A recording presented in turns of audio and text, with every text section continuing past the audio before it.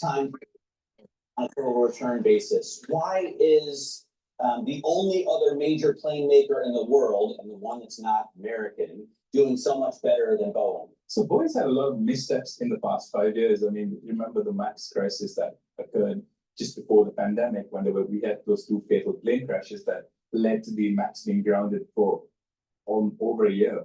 And in the run-up, in the sort of rebound since then, Boeing's had a lot of missteps. I mean, we had the Alaska Air blowout last year, which again led to scrutiny on Boeing. So Boeing's had a lot of issues, and they've sort of had to work their way back through that. And so Airbus has had a much easier ride in the past 5 years while Boeing's been struggling. All right, Sid, great to get your take on this. Sid covers airlines for us really globally. I'm looking at some headlines here from Mickey Bowman at the Fed saying that the Fed is at serious risk of being behind the curve, and it's going to need faster cuts if the job market continues to worsen.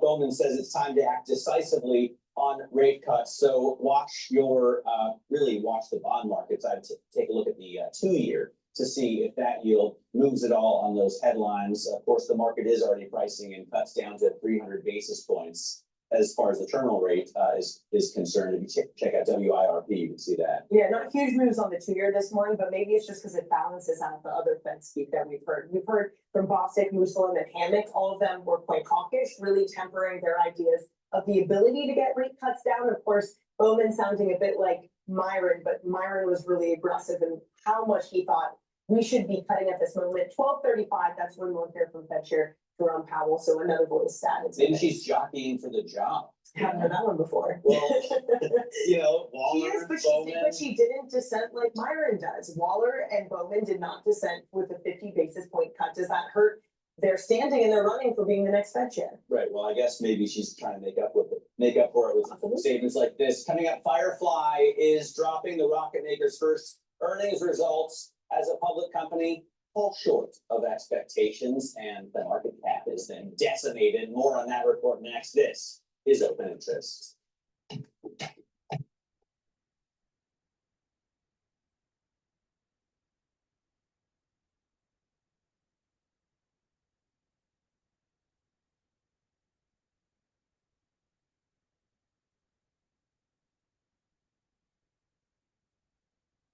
Hello, this is DrPaulCottrell. We are live streaming on my website, the-studio-reykjavik.com.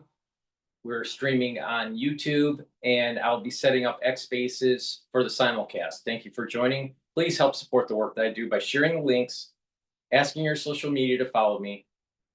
If you'd like the free content that I provide, you can be a paid member to my Patreon channel to help support the free content.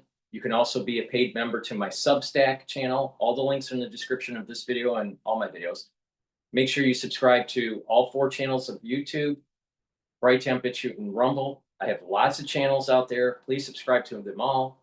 And you can follow me on X and on GETTR. So there's lots of ways to support and to watch the content. I also have archived audio of my podcast on my website under Broadcast Radio. And you can also watch live on my website under Broadcast Live. So there's lots of modalities so you can consume the content. I have also great products on my store. I have ebooks, supplements, and course material on immunology and pulmonology. Take a look at them. You get lots of PDFs, lots of videos to learn about pulmonology and the immunology system for only $50. So it's a great way to learn about the body and reduce the power imbalance between you and your physician. You can also donate on my website, the-studio-reykjavik.com. You can donate through Stripe, PayPal, or buy me a coffee to help support the work that I do. Thank you for joining. I greatly appreciate it. All right, today the big event is going to be Trump's speech at the UN. And we're going to be covering other news, especially breaking news. The market hasn't opened up yet for equities for New York. The futures market for the S&P 500 is at 6,750.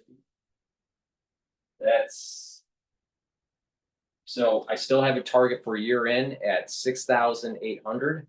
to about 7,000. Right now, we have a resistance level at about 6,700, and we have a support level at 6,500. All right, with that said, let's go back to Bloomberg.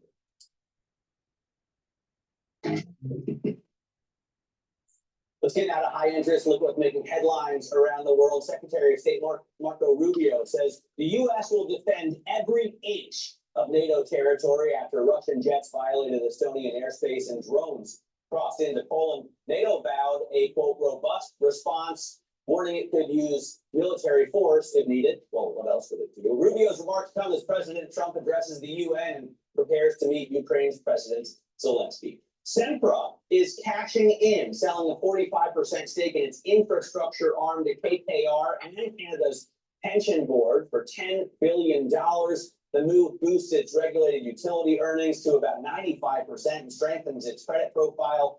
The deal, expected to close by the end of next year, by next year, makes the KKR-led group the majority owner, while Sempra keeps a 25% slice. And as world leaders gather for the UN General Assembly here in New York City, the Secret Service says it dismantled a SIM card network in the city that threatened senior U.S. officials. Agents seized over 300 servers and 100,000 SIM cards.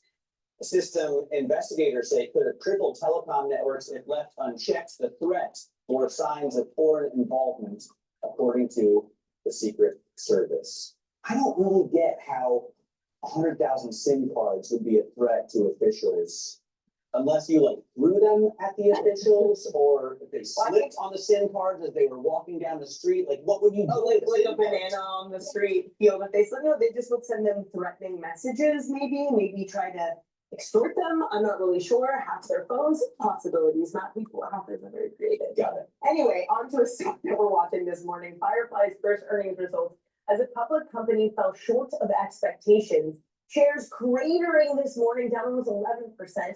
The rocket maker's revenue missed Wall Street expectations. For more, we're joined by Bloomberg's market correspondent, Nora Belinda. And Nora, now it's trading back below its IPO price to a company that had so much fanfare. What went wrong in these first earnings? So much fanfare that the company has seen, and we've been seeing so many IPOs just ripping as we have so much of Wall Street optimism really buoying them here. Let's look at Firefly Aerospace in particular here. So it is a $7.2 billion company based in Texas. They do a lot of rocket launches, as you mentioned here. This was their first report. So of course, we did know that they IPO'd just early last month here. So when you're thinking about a report here, when it's the first inaugural one here, people really have high expectations leading into it. We have Jefferies pointing out the fact that they spent a lot on R&D. Of course, as you called out earlier, they missed on revenue here. So expectations are high, especially if you think about a company that just debuted here. You really want to see some positive results. What does Firefly do? I recognize that they're space related since we continue to show rocket videos. And I know that that's been a popular theme for companies coming to market this year. So what do we know about this company? Absolutely. There's a lot of different companies that are now bubbling up in the space sector here. And so if you look at Firefly in particular, I mean, they do a lot of those rocket launches, maybe sending satellites into space, doing payload, just moving different things within space there. So that's what their bread and butter here is. And if you think about some of their major deals, they are kind of branching out into the commercial space. They are branching out to the government. I mean, they made history recently with the partnership they have with NASA. It landed the Blue Ghost, which is its robotic spacecraft, on the moon. And that was the first privately owned company that was actually able to land upright and intact on the moon. So a major accomplishment for them. And it seems as though they're going to be continuing to have some sort of relationship with NASA moving forward and just really broadening and expanding their presence there. Very cool. The Blue Ghost. The Blue Ghost. Nora Belinda covers, defense companies as well as space and real estate. And all markets. She covers all the She got markets it all. for us here on Bloomberg Television. Nora, great to have you with us. Coming up, Deutsche Bank says AI is likely to keep the U.S. from a recession. I mean, I think it was even more strongly worded than that, right? Like, Yeah. if it weren't for AI, We'd be in if it weren't for NVIDIA, we'd be in a recession. we're going to ask New York Life Investments economist Lauren Goodwin for her take. This is Bloomberg Open Interest. Please go to my store, the-studio-reykjavik.com, and get the structural nano silver soaps. You can get it in peppermint, lavender, charcoal tea tree, and also in lemongrass. Make sure you have the structural nano silver soaps at home. Use them every day, very high quality, and you're going to need them for the fall and the winter. All right, so just be prepared. Get a few bars for your household, very high quality. Use discount 5 and you get $5 off any order. And if you spend $100 or more, you get a free gift until supplies last. All right, let's listen into General Keane here about NATO.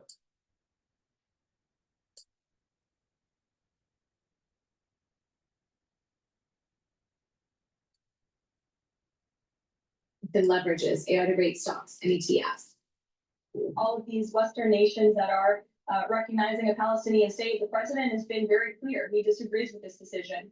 He spoke about that in the UK, standing right next to his friend, Prime Minister Starmer. And he feels this does not do anything to release the hostages, which is the primary goal right now in Gaza, does nothing to end this conflict and bring this war to a close.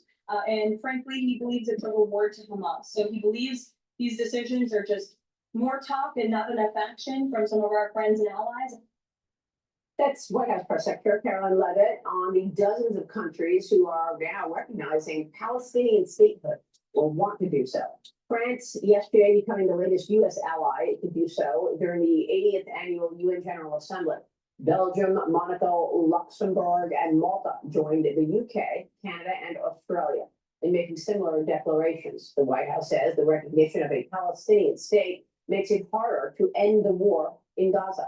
President Trump will address the UN this morning, and he will discuss the war and post-war governance plans with Arab and Muslim leaders from Saudi Arabia, Qatar, Egypt, Jordan, and Turkey. The president planning sideline meetings at that UNGA. Hamas, meanwhile, drafting a letter to President Trump asking for a 60-day ceasefire in return for the immediate release of half of the hostages left in Gaza. President Trump has repeatedly called for the release of all of the hostages. Joining me now is Fox News senior strategic analyst and chairman of the In Particular Study of War, General Jack Keane, back with me. General, great to see you. Thank you so much for being here. And I know you just returned from 9 days in Israel, meeting with key military leaders and diplomats there. Tell us what you've learned from your trip, and then I got to get your take on this letter being drafted by Hamas.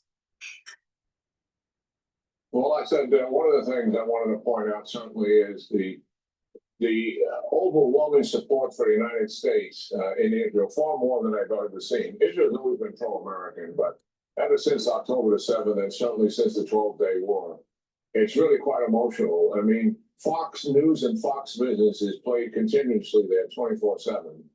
And we were recognized as a result of our exposure on your show and other Fox News shows. And they continuously, emotionally, were thanking us for this, what the United States has done to protect the Israeli people. And the gratitude specifically pointed toward President Trump. So that was just a major takeaway in itself, how grateful they are. I spent a lot of time with the senior leaders. Obviously, I can't discuss the content of those meetings because they are their meetings. But certainly, what we're about here in Gaza is I support 100% the Prime Minister's declaration here to finish the leadership off here. Either they surrender and leave, and he's willing to make certain that they do that and can survive, or he's going to take it away from them physically.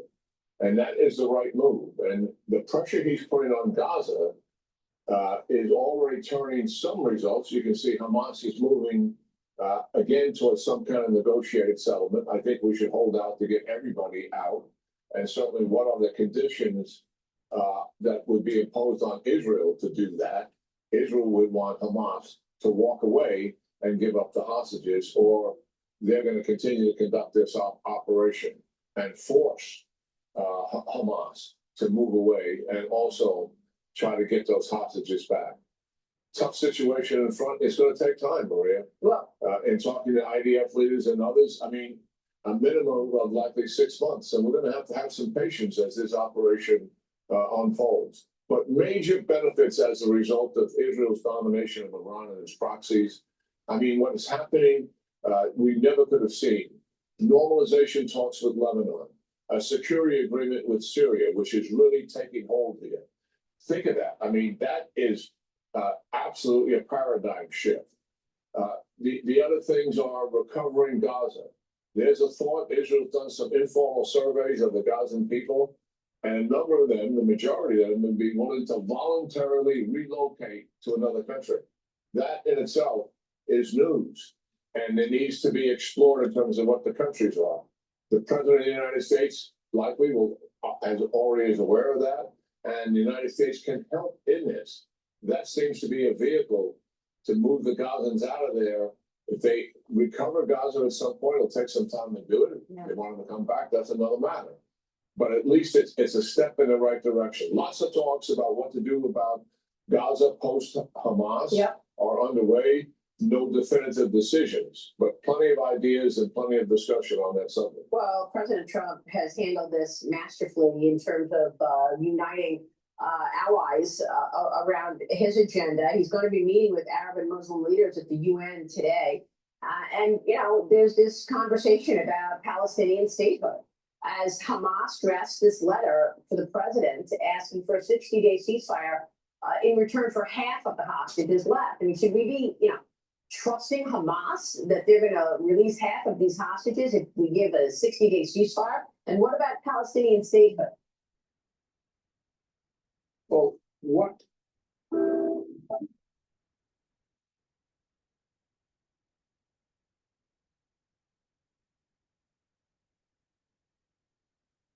what these countries are doing is not only misguided, Maria, it is absolute downright shameful.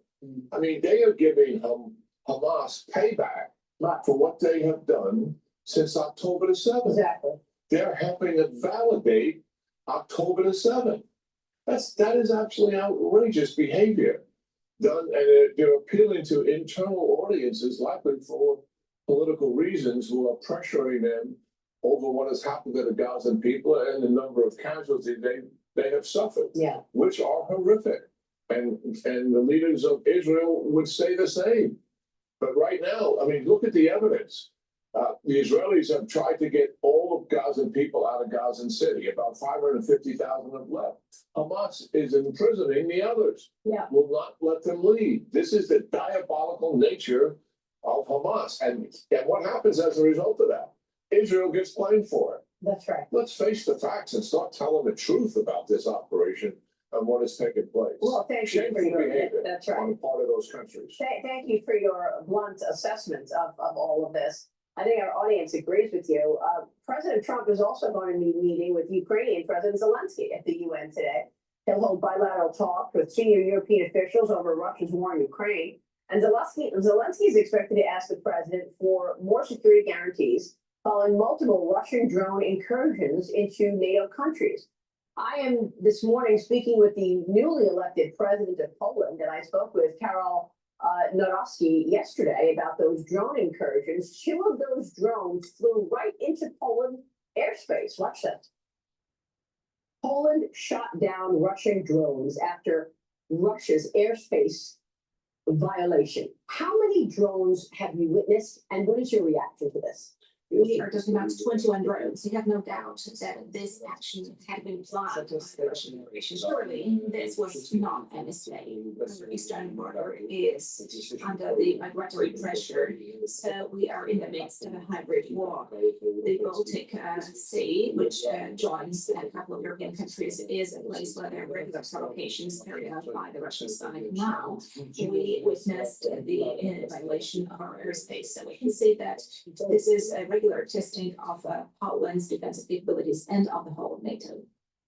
My full interview, my exclusive with President Nawrocki is coming at the top of the 8 a.m. hour, General, but you heard what he said there.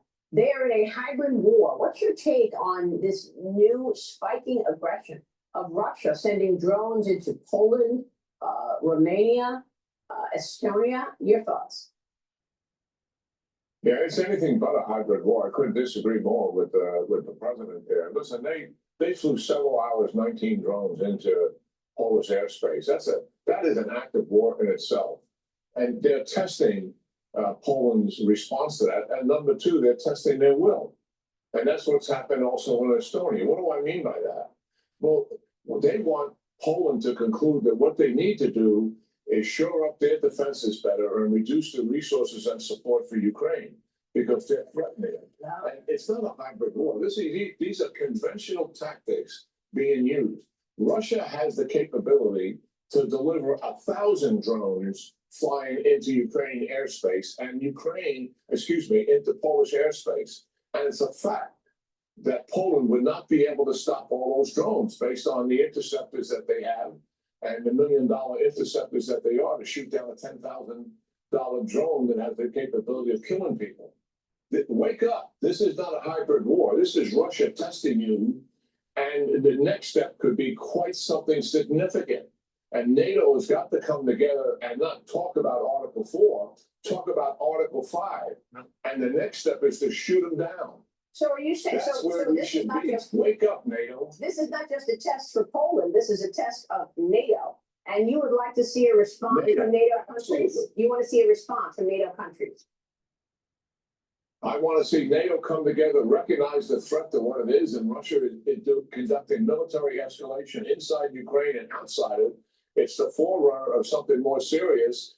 Tell Russia what's the next step. Yeah. If you do this again, we're going to start shooting it down. We're going to defend ourselves. We're not going to wring our hand. All right, the market is open. The S&P 500 is now trading at 6,693. VIX is at about 16. And the Japanese yen is trading at 147.75. Oil is trading at $63.13 a barrel. Natural gas is trading at 2.8. All right. Now, what I want to do is take a look at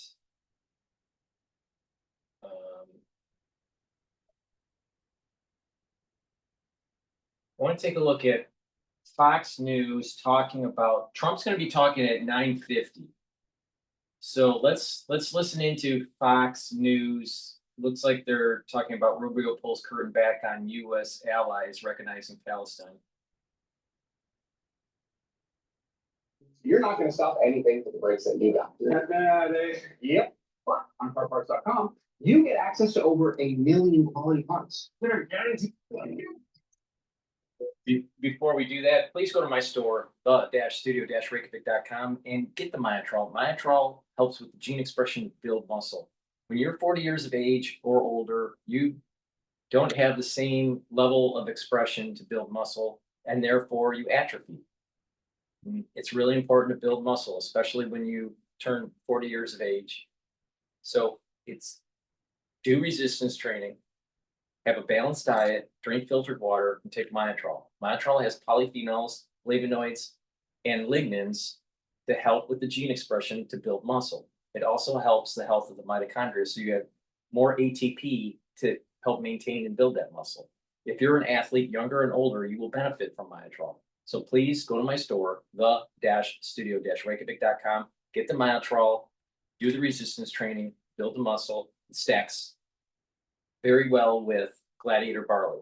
Please go to my store, the-studio-reykjavik.com. Use discount 5, you get $5 off any order. Spend $100 or more, you get a free gift until supplies last. Just hours from now, President Trump will return to the United Nations to deliver a wide-ranging address while also meeting with world leaders to discuss plans for a post-war Gaza. All right, this comes as top allies to the United States formally recognize the Palestinian state, drawing swift criticism from Israeli leadership. So what does this mean ahead of this week's high-stakes summit? Let's bring in the Secretary of State, Marco Rubio. Mr. Secretary, thanks so much for joining Fox and Friends this morning. Thank you. So, Mr. Secretary, we were hoping that you can give us a preview. Apparently, the president wants his famous message of peace through strength today at the UN. What do you anticipate him saying? Well, I think one of the things the president's going to have to address and is going to address is the UN itself. And that is, why do we still have a UN? I think it's tremendous potential. The UN is an organization that has the potential to do some great things around the world, but it's not doing it. If you look at Russia and Ukraine, you have a war going on there. It's the president that's been carrying the burden of trying to bring it to an end. The UN is playing no role. If you look at what's happening in Gaza with Hamas and everything that's happened there with Israel taking them on, What role is the UN playing? None. We're gonna try here, and even as close to home in the Western Hemisphere, in a place like Haiti, that's been overrun by gangs that control that country and has destabilized the region. The US is asking for the UN to step up and play a very important role. We have a lot of support, but it looks like China might stand in the way of this effort to bring that about. The UN will play no role if they do that. So I think what the president's going to do is challenge the UN to find its meaning and its purpose and its utility as an organization, because it doesn't seem to be doing the job, and it's pretty good at spending a lot of money. I think you can anticipate the president will point to his own history with the UN, going back to his time here as a developer, where he actually offered to fix the UN building, and instead they chose to go in another direction, wasted a bunch of money, and really didn't achieve on the building's perspective what needed to happen. And I think it's emblematic of how feckless the UN has become as an organization. It's just a place where once a year a bunch of people meet and give speeches and write out a bunch of letters and statements, but not a lot of good important action is happening. So again, the UN has a lot of potential, but it's not living up to it right now. So the Turkish leader Erdogan sat down with Brett Barry yesterday. We got two topics to talk to you about that. One of which was asked about the war in Russia. He's basically, he's indifferent, likes both guys, and in Gaza. But he seems to take a shot at President Trump. Listen. Ben sadece şunu söyledim. I can only say this. Mr. Trump you might remember he used a term, Ukraine savaşını ben bitirdim. He said, I will finish the Russia-Ukraine war. Şimdi, did end? Hala devam ediyor. It still goes on. Aynı şekilde, similarly, savaşını ben bitirdim. He said, I will finish the war in Gaza. Did it end? No. That means, demek ki, once we start analyzing the issue, there are prices to pay. And when we look at the hostage exchange, that was done. It goes on. So he says the president doesn't get it done. This is a NATO ally. Your thoughts? Well, look, I didn't hear the entirety of the interview. I can only tell you that on both of those issues, on the case of Russia, Ukraine, the only leader in the world that has any chance of bringing it to an end is President Trump, which is why he has put more time and energy into it than anybody else. All these other countries, including Turkey, by the way, are begging us to be involved. They want us to be involved. Look, these people go out and say what they want to say, but at the end of the day, when they want something done, they want to come to the White House. President Erdogan is coming to the White House this week to meet with the president. They all come to the White House. They all want to speak to President Trump. They all want President Trump to fix it. So they can say whatever they want to say. The truth of the matter is that we have meetings going on today that we have leaders begging to be a part of it. They are calling saying, can we be included? Can you bring us in? Can you get me 5 minutes to shake the president's hand? He is the indispensable leader in the world right now. He is the only one who has any chance of not just brokering a deal to end the war with Russia and Ukraine, but also bringing about the war that's going and getting all the hostages released in Gaza. And I think he's put more time and energy into peace proposals and peace initiatives than anybody else in the world. And he's had the most success of anybody else in the world. He doesn't get a lot of credit, but let's not forget the DRC and Rwanda had a war going on. It's the president that's brokered that. Azerbaijan and Armenia. It's the president that brought that about. Thailand and Cambodia. It's the president that brought that into that about. India and Pakistan. That's just four right off the top of my head in the last few months. And the president's the one that did that, not any other leader in the world, and not the UN. Mr. Secretary, Fox is exclusively reporting that Hamas wrote a letter directly to President Trump asking for a pause in fighting for 60 days in exchange for half of the hostages. Do you know if this letter has been delivered yet? And will the president entertain this idea? I don't know who they gave that letter to. If your pet goes from weird to weirder, drooly to droolier, slow. I don't know who they gave that letter to. It wouldn't have mattered though, because the president's been clear, and that is that we haven't seen the letter. We don't have that letter. And even if we did, it wouldn't matter. The president has already made clear he's not interested in 60 days, 10 people. He wants all the hostages out, all 48, including the 20 who are alive, 28 who are deceased. He wants them all. There should have never been any. Why are we even talking about hostages? Why do we still have to talk about hostages at this point? There shouldn't be any. They should all be released immediately, period. That's the president's position. So he would have rejected that offer had it come, but we haven't seen that letter. I think they gave it to the media or somebody, but they haven't given it to us. Mr. Secretary, the president said the final warning to Hamas. What does that mean? Well, I mean, you've got Israel is right at the doorstep of Gaza City. I mean, they've begun an operation to go in. And all the leaders of Hamas, all the main leaders inside of Gaza and Hamas are all concentrated in Gaza City. It may take a while, but they're not going to survive the Israeli push. Now, what we would hope to see is that it doesn't have to happen because Hamas surrenders, they lay down their arms, they release all the hostages, and then the important work of sort of rebuilding Gaza and providing a place where Palestinians can live prosperously and peacefully, that work can begin. But that work can't begin until the hostages are released and Hamas no longer exists. And so the sooner that happens, the sooner peace will begin. I want to make sure to get this in because I know your time is tight. You were brilliant, as in so many speakers, saluting the life of Charlie Kirk. Here's a little of the moments a lot of people are talking about. Watch. Because he took on that death, because he carried that cross, we were freed from the sin that separated us from him. And when he returns, there will be a new heaven and a new earth, and we will all be together. And we are going to have a great reunion there again with Charlie and all the people we love. It looks like that was coming from the heart, not the prompter. Can you bring us back to that moment? Well, Charlie, I think what makes this situation so unique is that Charlie Kirk wasn't just a figure involved in American politics and a political discourse. Charlie was a friend to a lot of people in the White House and a lot of people in this administration, like on a personal level. He's someone that I had just been interacting with just a few days before he died because he was in South Korea and was eager to come back home and tell me what he had seen while he was there. And a lot of other people, the vice president was very close to him personally, a lot of members of the staff. So I think it adds a new element to this. Obviously, this is a major story, a horrific tragedy, and before everyone in the age of social media, everyone saw it instantly. And so I think it impacted people across the country. But I think it had a particularly special impact in addition to all that because of the personal connection here. And I thought that on Sunday was a very unique opportunity for many of us, not just to pay tribute to the life that Charlie Kirk lived, but the way he lived it and the core of his message. And his faith was at the core of his message. I think Charlie, he was here to us, we're here to say that politics is important, what we do in government is important, these debates on issues are important, but the most important thing of all is our faith and our family, and Charlie lived that, and he believed it, and it was at the core of his message. He had an extraordinary amount of wisdom for a 31-year-old young man. He really did. I mean, it usually takes a lifetime to acquire the kind of wisdom that he had. And the president did a beautiful job speaking there, and so did his wife. The president, what is his reaction? What's the administration's reaction about our allies? We have France, we have the UK, we have Australia and Canada recognizing the Palestinian state. What does that say about our influence?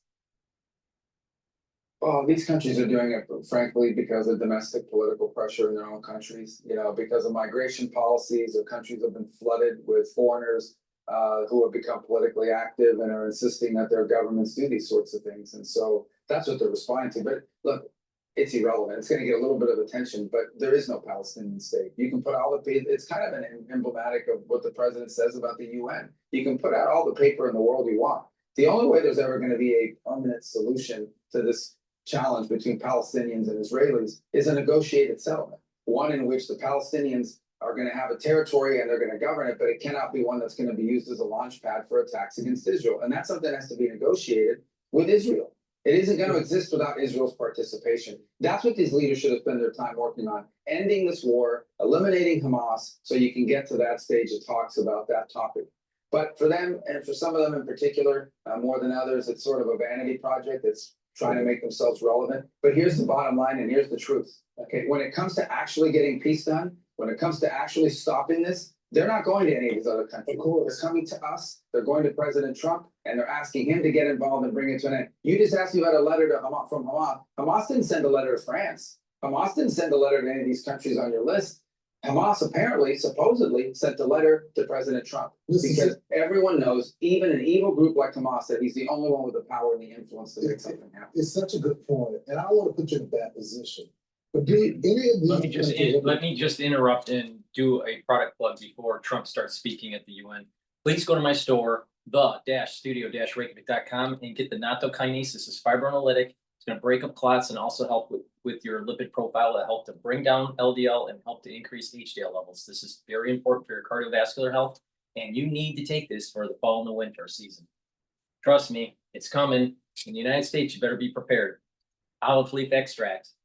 This is dual purpose. It's gonna help with your immune system and your cardiovascular system. Olive leaf extract brings down inflammation, and olive leaf extract helps to control your lipid profile.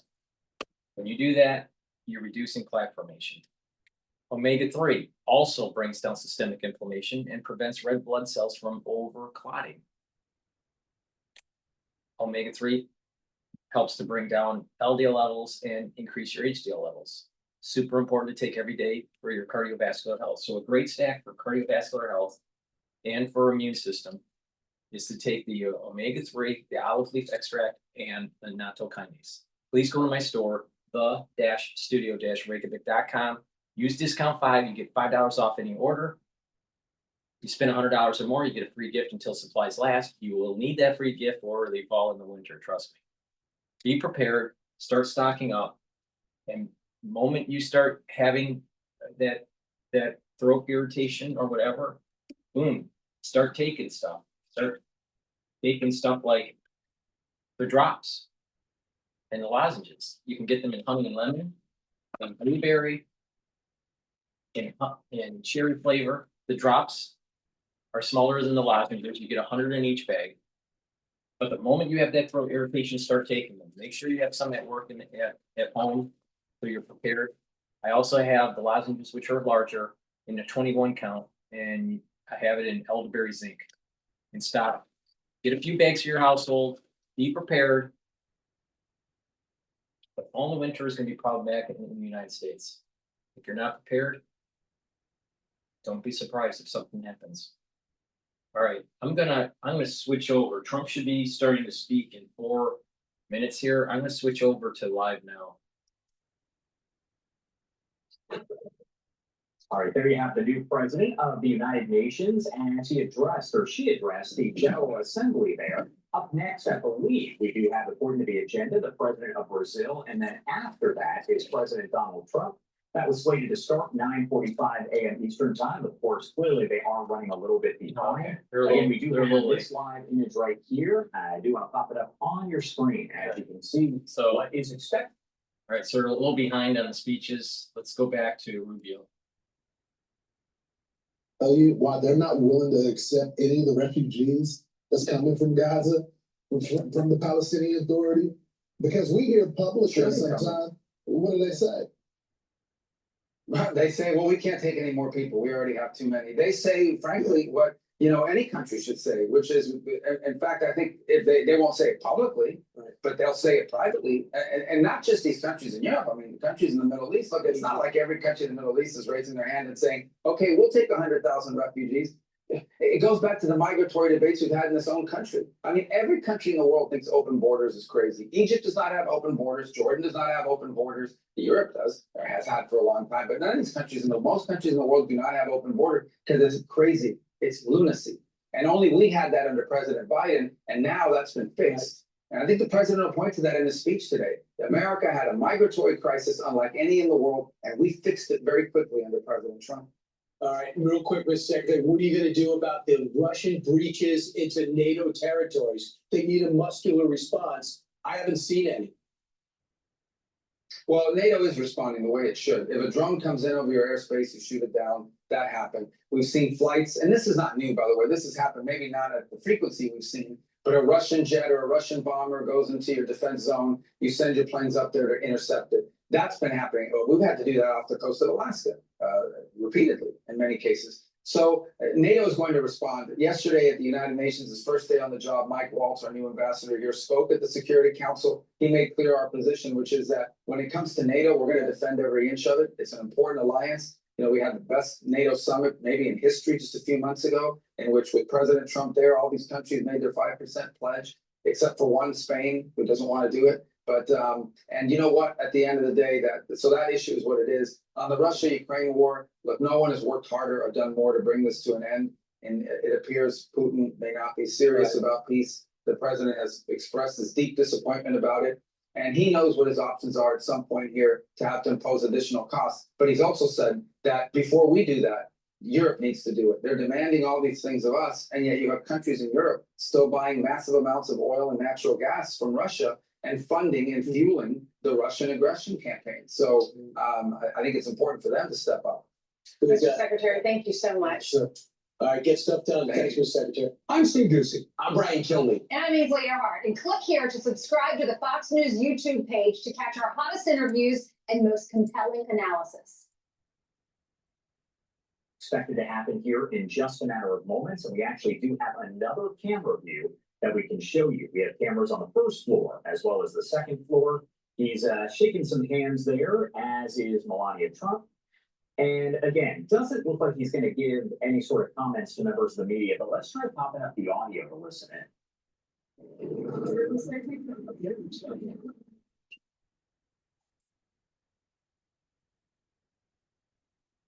All right, he is walking inside right now. Again, his speech is coming up next. It's not quite clear how long he is going to speak, but we do have the president of Brazil that is going to be up next. I do want to sneak in one final 2-minute commercial break of the hour, and then we'll head right back to the floor. But again, Please go to my store, the-studio-reykjavik.com. Get the vitamin C and magnesium. Vitamin C and magnesium will help with your skin, your immune system, and your brain function. Magnesium is super important for brain function.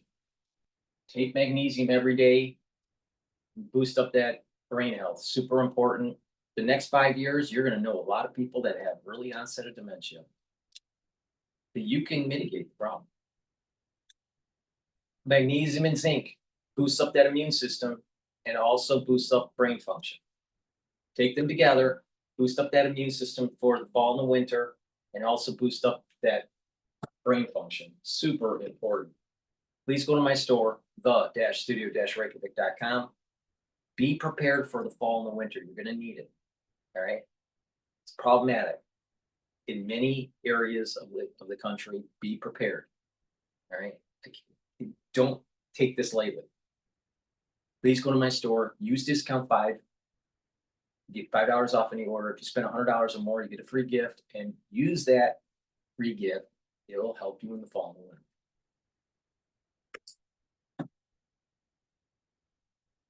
Peace cannot be achieved with impunity. A few days ago, and for the first time in 525 years of our history, a former head of state was convicted of attacking the democratic rule of law. He was investigated, indicted, tried, and held accountable for his actions in a meticulous process. He has the right to defend himself was secured, a prerogative that dictatorships deny to their victims before the eyes of the world. Brazil sent a... I really don't care about Brazil. Please go to my store, the-studio-reykjavik.com.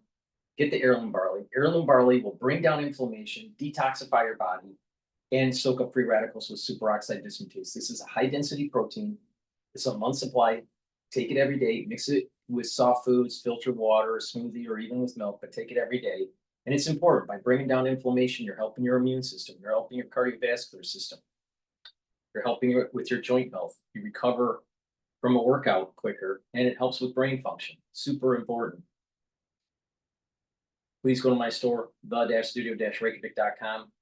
Heirloom barley is a great way to detoxify your body and bring down that inflammation.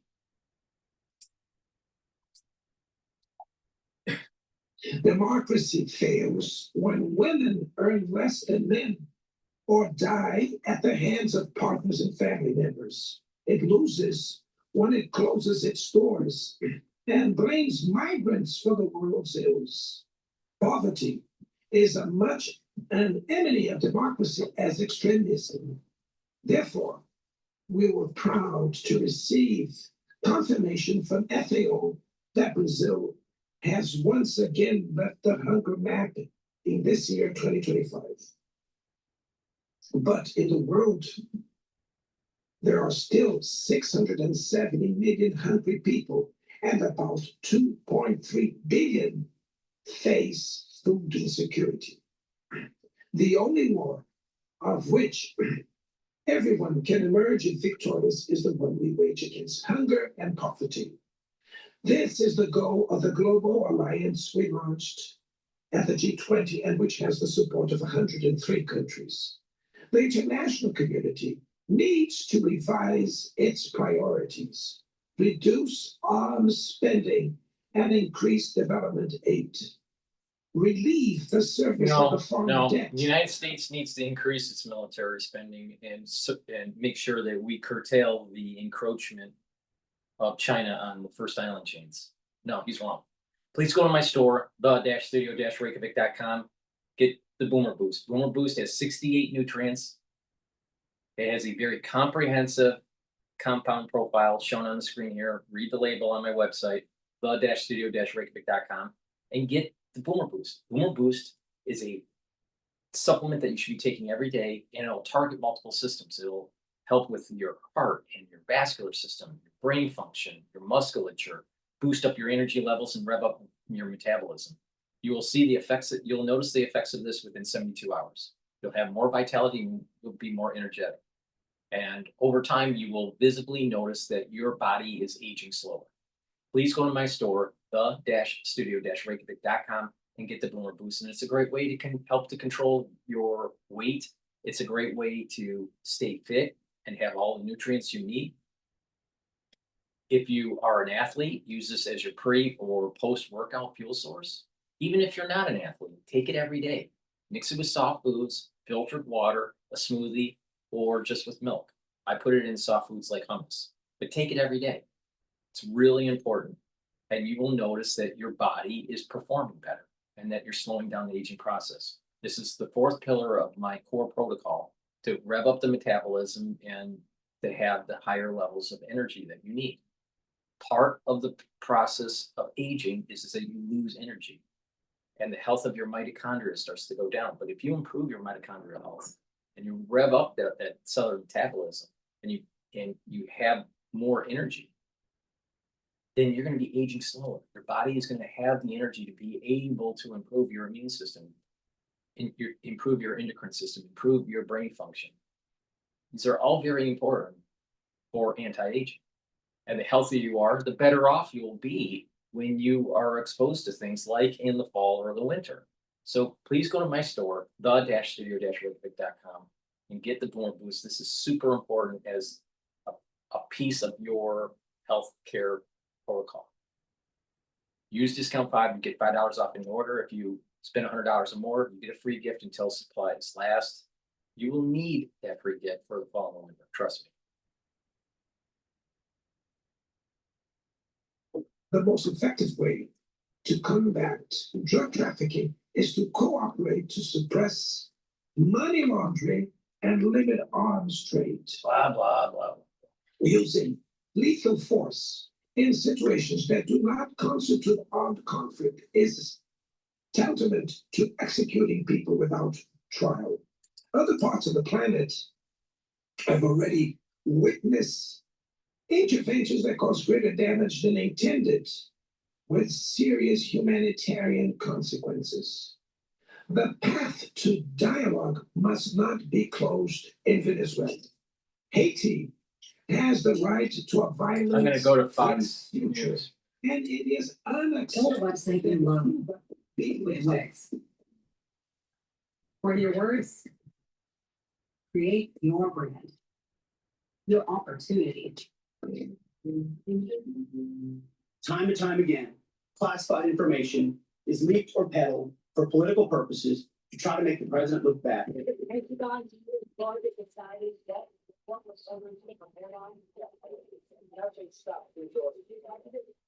Well, there is mounting backlash tonight over a new mandate that many journalists believe would sharply restrict reporting at the Pentagon. Let's talk about this tonight with George Washington University law professor Jonathan Turley. He is a Fox News contributor. Jonathan, thanks for being here. I want to read from one of these memos that's causing concern.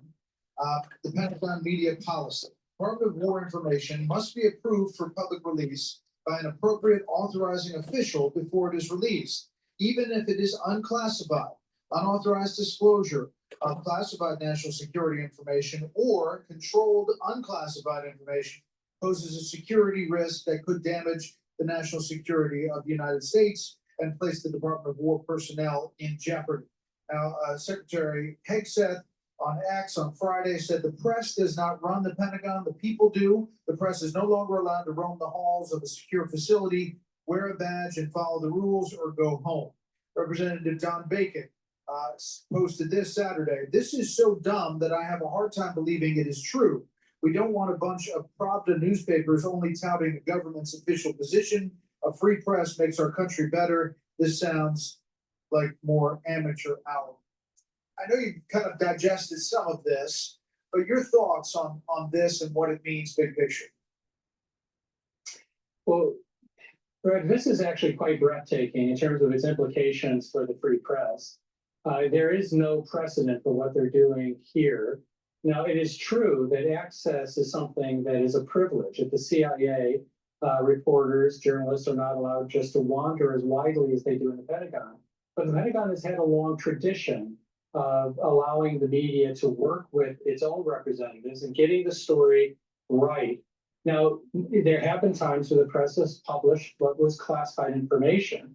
Some of those cases are the most significant in our country, like the Pentagon Papers, that produced great reforms that informed the public of things that they had to know about. This measure is simply a bridge too far. It really does raise core press protections, and it would devastate the press corps in the Pentagon. You know, I covered the Pentagon for 6.5 years, and I walked all over those 19.5 miles of corridor in the Pentagon, talking to all kinds of officials. If officials came to us and said there is a national security imperative here, that this story not come out, we would obviously talk to our supervisors, but for the most part, people who covered the Pentagon knew the security implications and the danger of possibly putting people's lives at risk if any sort of classified story or story that could put them in jeopardy happened. And it was dealt with. Officials year after year after year dealt with back and forth with the press. This is different. This is, you have to sign this paper or you have to leave the Pentagon. You say, I acknowledge that the PFAC may be denied, revoked, that's the pass, or not renewed if a person is reasonably determined to pose a security or safety risk to Department of War personnel or property. I acknowledge that such a determination may be based on the unauthorized access, attempted unauthorized access, or unauthorized disclosure of either classified or a controlled unclassified information. It goes a lot further. There is interpretation here, Jonathan, but it seems to go a lot further. Well, the problem is that it has endless possibilities of interpretation. What does it mean to be a risk? The inclusion of what's called CUI information really bowled many of us over. I mean, that is unclassified information. And so what they're basically saying is if you publish anything that's not in the press release, is not the official statement of the Pentagon, you could be held responsible under this policy. That is going to create a stranglehold on the free press. And the cost is too great. As you say, Brady, I've worked, as you have, I've worked for 3 different networks. This has come up at many of those networks. They tend to deal with this informally. The Pentagon, if informed of a story, will say, hey, look, that's some classified material that could put lives at risk. The networks tend to, and newspapers tend to try to work with the Pentagon, not to kill the story, but to safeguard lives and interests that are raised to them. This is really limitless in terms of the level of control that would be exercised by people given access to this to the Pentagon.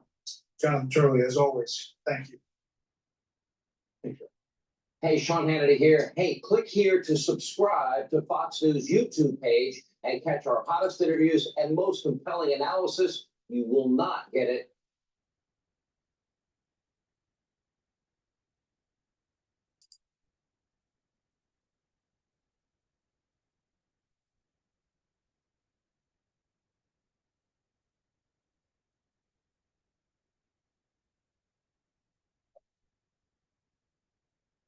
Welcome back. President Trump agreed to meet with Senate Minority Leader Chuck Schumer and House Minority Leader Hakeem Jeffries this upcoming Thursday. Lawmakers are facing a September 30th deadline to prevent a government shutdown. That's next Tuesday. Both Democrats sent a letter Saturday urging the president to work with them and address what they claim is a Republican health care crisis. On Friday, the Senate rejected both the House's short-term government funding bill and the Democrats' counteroffer. Jim now is New York Congressman Mike Lawler, a member of the House Financial Services Committee. Congressman, good to see you. Thanks so much for being here this morning. Where's this going? Give us an update. You know, Maria, Republicans passed a clean CR, which is something that both Chuck Schumer and Hakeem Jeffries continually lectured America about during Joe Biden's administration. They said that we could not shut the government down, that it would have devastating impact on Americans, that it would cut off Social Security and veterans benefits. And yet now, today, they are willing to shut the government down unless they get what they want, which is hundreds of billions of dollars in increased federal spending. And they show no sign of recognizing that shutting down the government would have a negative impact on the economy and Americans, which they lectured us about just a few years ago. So we'll see how this meeting goes. Chuck Schumer, of course, will try to grandstand and try to, hold up the president for increased spending. But the bottom line is we need to keep the government open. And it's why I voted when Joe Biden was president and when Donald Trump was president to keep the government funded. This is a short-term CR. We're talking about roughly 2 months so that we can finalize appropriations negotiations. What Democrats should be doing is keeping the government open so that we can finish our work on the appropriations for fiscal year 26. So what specifically are they fighting about? Because I know that there are the expiring affordable care, Obamacare subsidies for 22 million Americans, $30 billion a year. Is that the political fight here over putting those subsidies that you all released during COVID back in? Well, of course, they tried to message this about healthcare and the fact that these Obamacare subsidies are about to expire. But these were put in place during COVID, understandably, to help Americans through a very difficult time. They are slated to expire at the end of this year. I and a number of my colleagues have signed on to legislation to extend them for 1 year so that we can appropriately phase them out and Americans don't face sticker shock on increased premiums.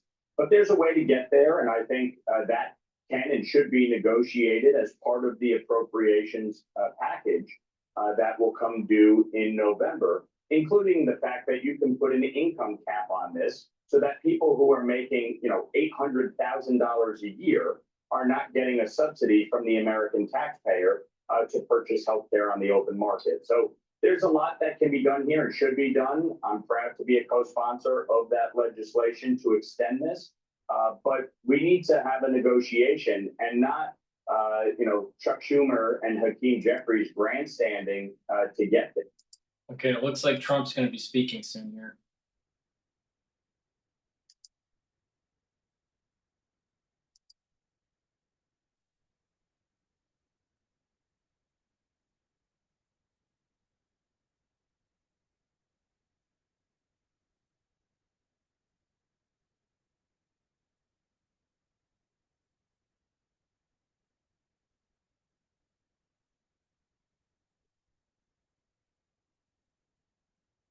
Come on, let's go.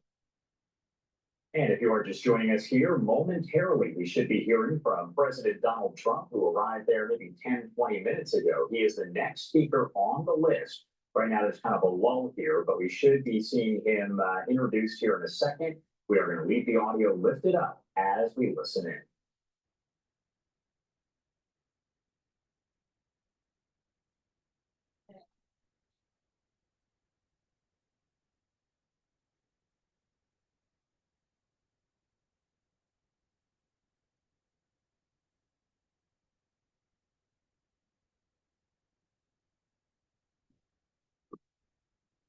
The Assembly will hear an address by His Excellency Donald Trump, President of the United States of America. I request protocol to escort His Excellency and invite him to address the Assembly.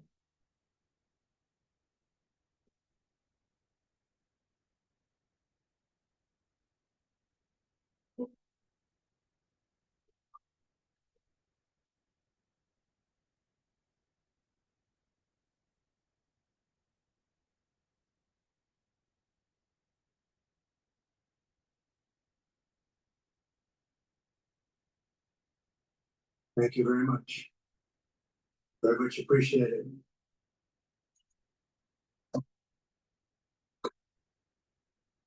And I don't mind making the speech without a teleprompter, because the teleprompter is not working. I feel very happy to be up here with you nevertheless. And that way you speak more from the heart. I can only say that whoever's operating this teleprompter is in big trouble.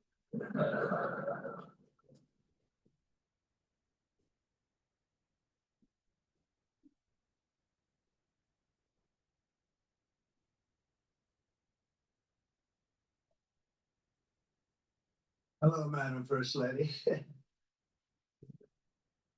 Thank you very much for being here. Madam President, Mr. Secretary General, First Lady of the United States, distinguished delegates, ambassadors, and world leaders.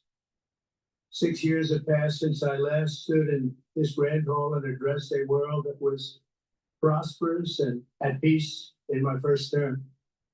Since that day, the guns of war have shattered the peace I forged on 2 continents. An era of calm and stability gave way to one of the great crises of our time. And here in the United States, 4 years of weakness, lawlessness, and radicalism under the last administration delivered our nation into a repeated set of disasters. 1 year ago, our country was in deep trouble, but today, just 8 months into my administration, we're the hottest country anywhere in the world, and there is no other country even close. America is blessed with the strongest economy, the strongest borders, the strongest military, the strongest friendships, and the strongest spirit of any nation on the face of the earth. This is indeed the golden age of America.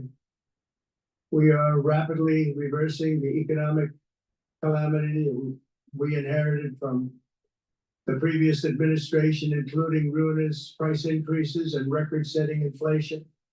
Inflation like we've never had before. Under my leadership, energy costs are down, gasoline prices are down, grocery prices are down, mortgage rates are down, and inflation has been defeated. The only thing that's up is the stock market, which just hit a record high. In fact, hit a record high 48 times in the last short period of time. Growth is surging, manufacturing is booming. The stock market, as I said, is doing better than it's ever done. And all of you in this room benefit by that, almost everybody. And importantly, workers' wages are rising at the fastest pace in more than 60 years. And that's what it's all about, isn't it? In 4 years of President Biden, we had less than $1 trillion of new investment into the United States. In just 8 months since I took office, we have secured commitments and money already paid for $17 trillion. Think of it, 4 years, less than $1 trillion, 8 months, much more than $17 trillion is being invested in the United States. And it's now pouring in from all parts of the world. We've implemented the largest tax cuts in American history and the largest regulation cuts in American history, making this once and again the best country on earth to do business. And many of the people in this room are investing in America, and it's turned out to be an awfully good investment during this 8-month period. In my first term, I built the greatest economy in the history of the world. We had the best economy ever, history of the world. And I'm doing the same thing again, but this time it's actually much bigger and even better. The numbers far surpass my record-setting first term.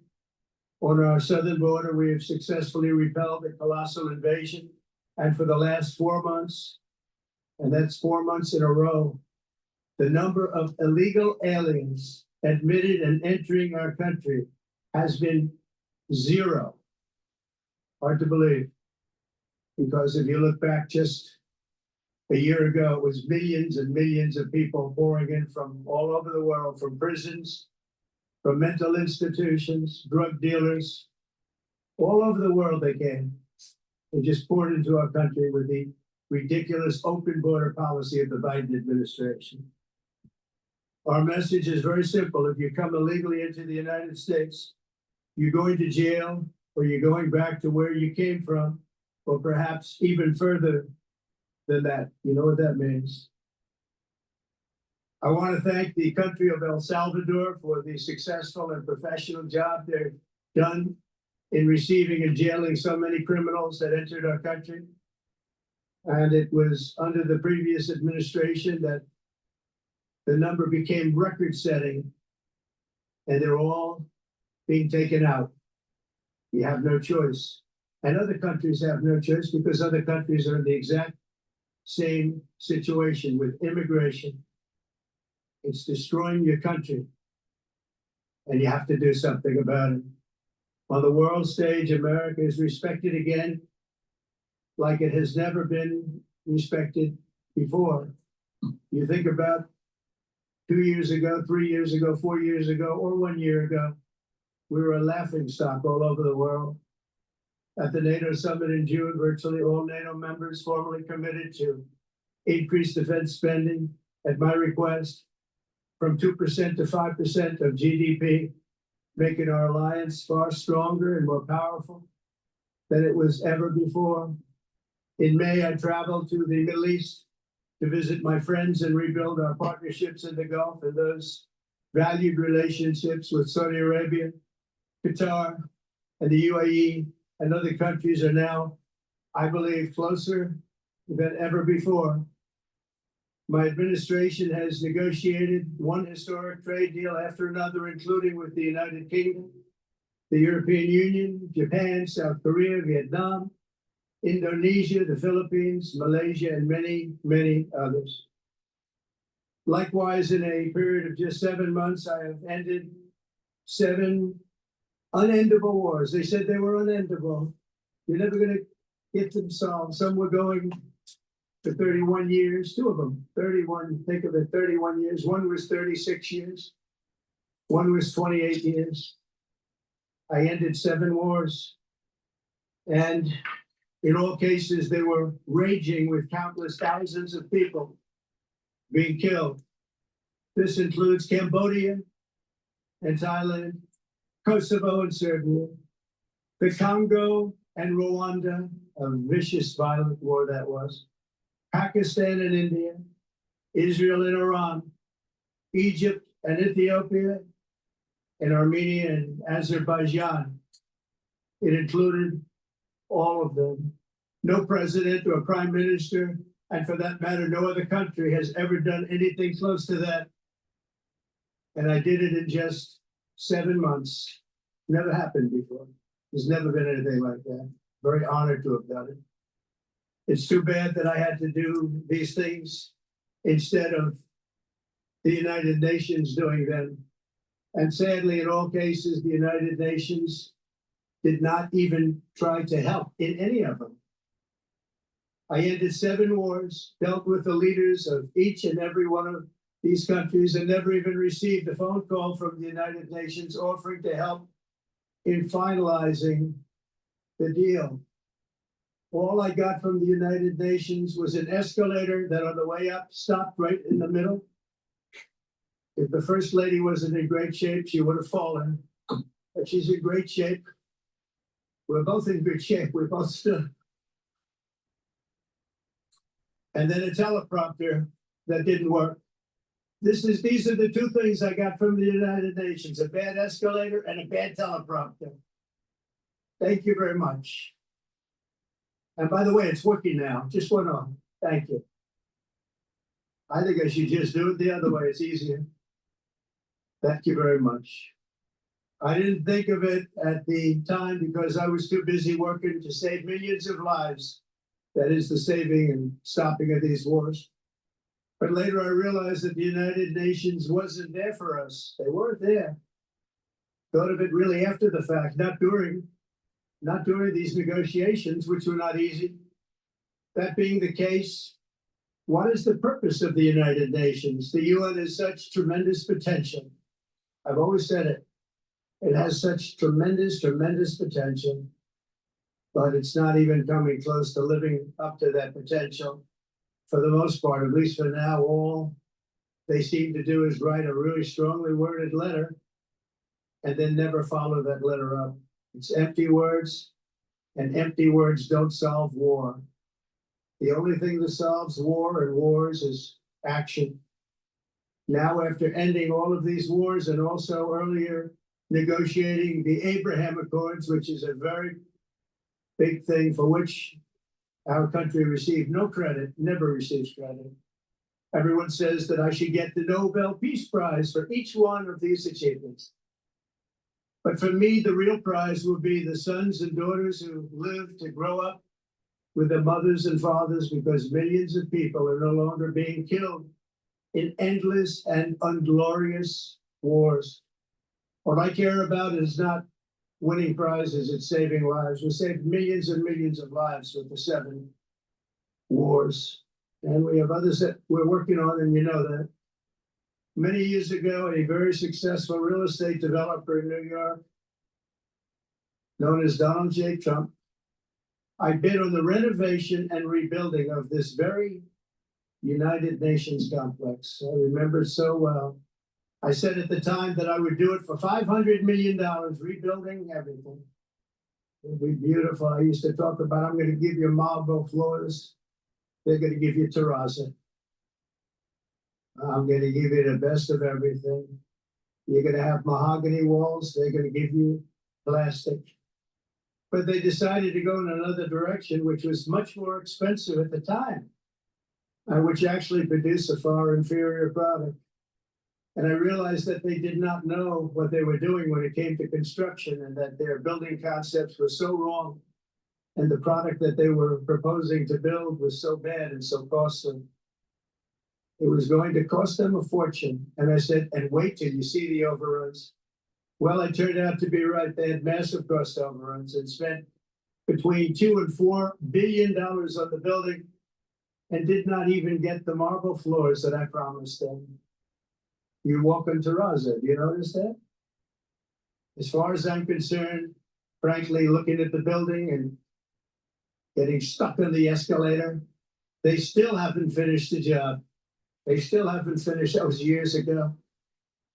The project was so corrupt that Congress actually asked me to testify before them on the tremendous waste of money, because it turned out that they had no idea what it was, but they knew it was anywhere between $2 and $4 billion, as opposed to $500 million with a guarantee. But they had no idea, and I said it cost much more than $5 billion.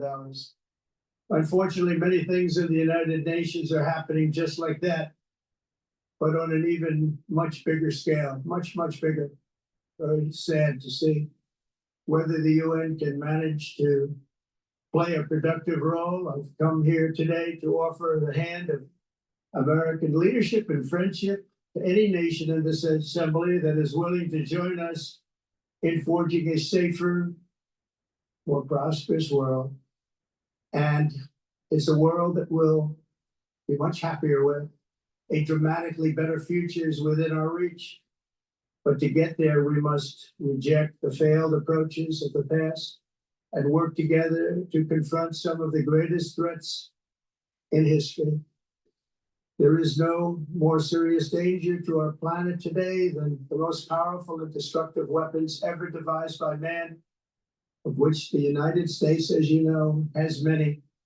Just as I did in my first term, I've made containing these threats a top priority, starting with the nation of Iran.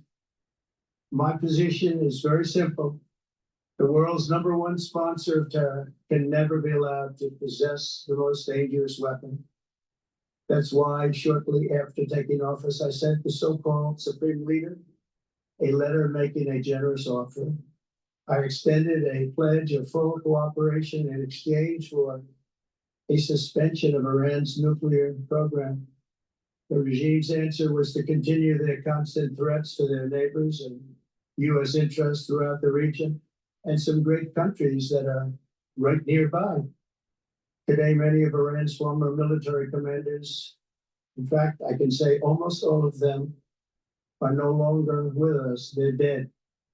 And 3 months ago, in Operation Midnight Hammer, 7 American B-2 bombers dropped the 14 30,000-pound each bombs on Iran's key nuclear facility, totally obliterating everything. No other country on earth could have done what we did. No other country has the equipment to do what we did. We have the greatest weapons on earth. We hate to use them. But we did something that for 22 years people wanted to do. With Iran's nuclear enrichment capacity demolished, I immediately brokered an end to the 12-day war, as it's called, between Israel and Iran, with both sides agreeing to fight no longer. As everyone knows, I have also been deeply engaged in seeking a ceasefire in Gaza. Have to get that done. Have to get it done.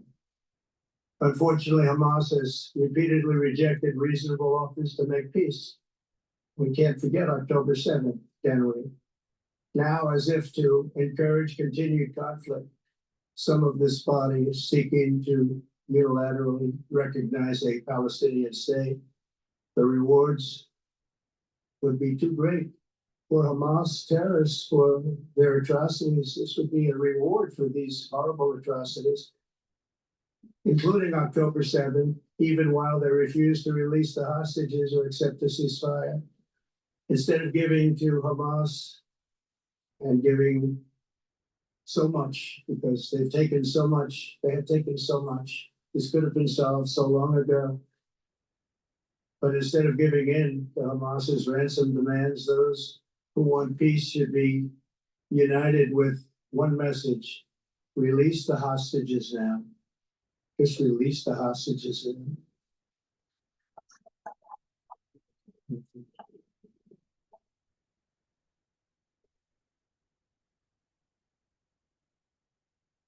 Thank you. As we have got to come together, and we will come together to get it done, we have to stop the war in Gaza immediately. We have to stop it. We have to get it done. We have to negotiate. Immediately have to negotiate peace. We got to get the hostages back. We want all 20 back. We don't want 2 and 4. As you know, I got, along with Steve Witkoff and others that helped us, Marco Rubio, we got most of them back. We were involved in all of them.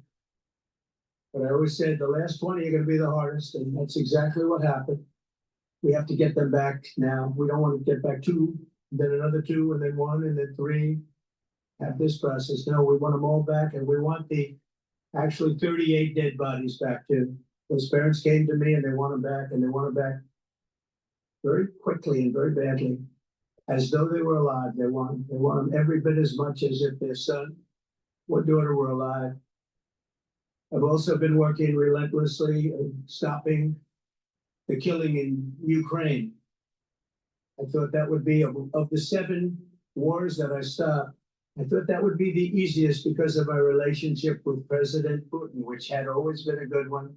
I thought that was going to be the easiest one. But you know, in war, you never know what's going to happen. There are always lots of surprises, both good and bad.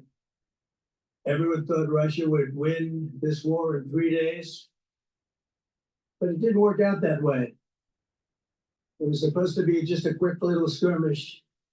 It's not making Russia look good. It's making them look bad. No matter what happens from here on out, this was something that should have taken a matter of days, certainly less than a week. And they've been fighting for 3.5 years and killing anywhere from 5,000 to 7,000 young soldiers, mostly soldiers, on both sides, every single week, from 5,000 to 7,000 dead young people, and some in cities, much smaller numbers, where rockets are shot, where drones are dropped. This war would never have started if I were president. This was a war that should have never happened. It shows you what leadership is, what bad leadership can do to a country. Look what happened to the United States, and look where we are right now in just a short period of time. The only question now is how many more lives will be needlessly lost on both sides. China and India are the primary funders of the ongoing war by continuing to purchase Russian oil. But inexcusably, even NATO countries have not cut off much Russian energy and Russian energy products, which, as you know, I found out about 2 weeks ago, and I wasn't happy. Think of it. They're funding the war against themselves. Who the hell ever heard of that one? In the event that Russia is not ready to make a deal to end the war, then the United States is fully prepared to impose a very strong round of powerful tariffs, which would stop the bloodshed, I believe, very quickly. But for those tariffs to be effective, European nations, all of you are gathered here right now, would have to join us in adopting the exact same measures. I mean, you're much closer to this. We have an ocean in between. You're right there. And Europe has to step it up.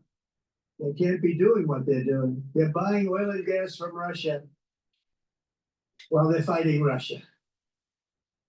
It's embarrassing to them. And it was very embarrassing to them when I found out about it, I can tell you that. They have to immediately cease all energy purchases from Russia. Otherwise, we're all wasting a lot of time.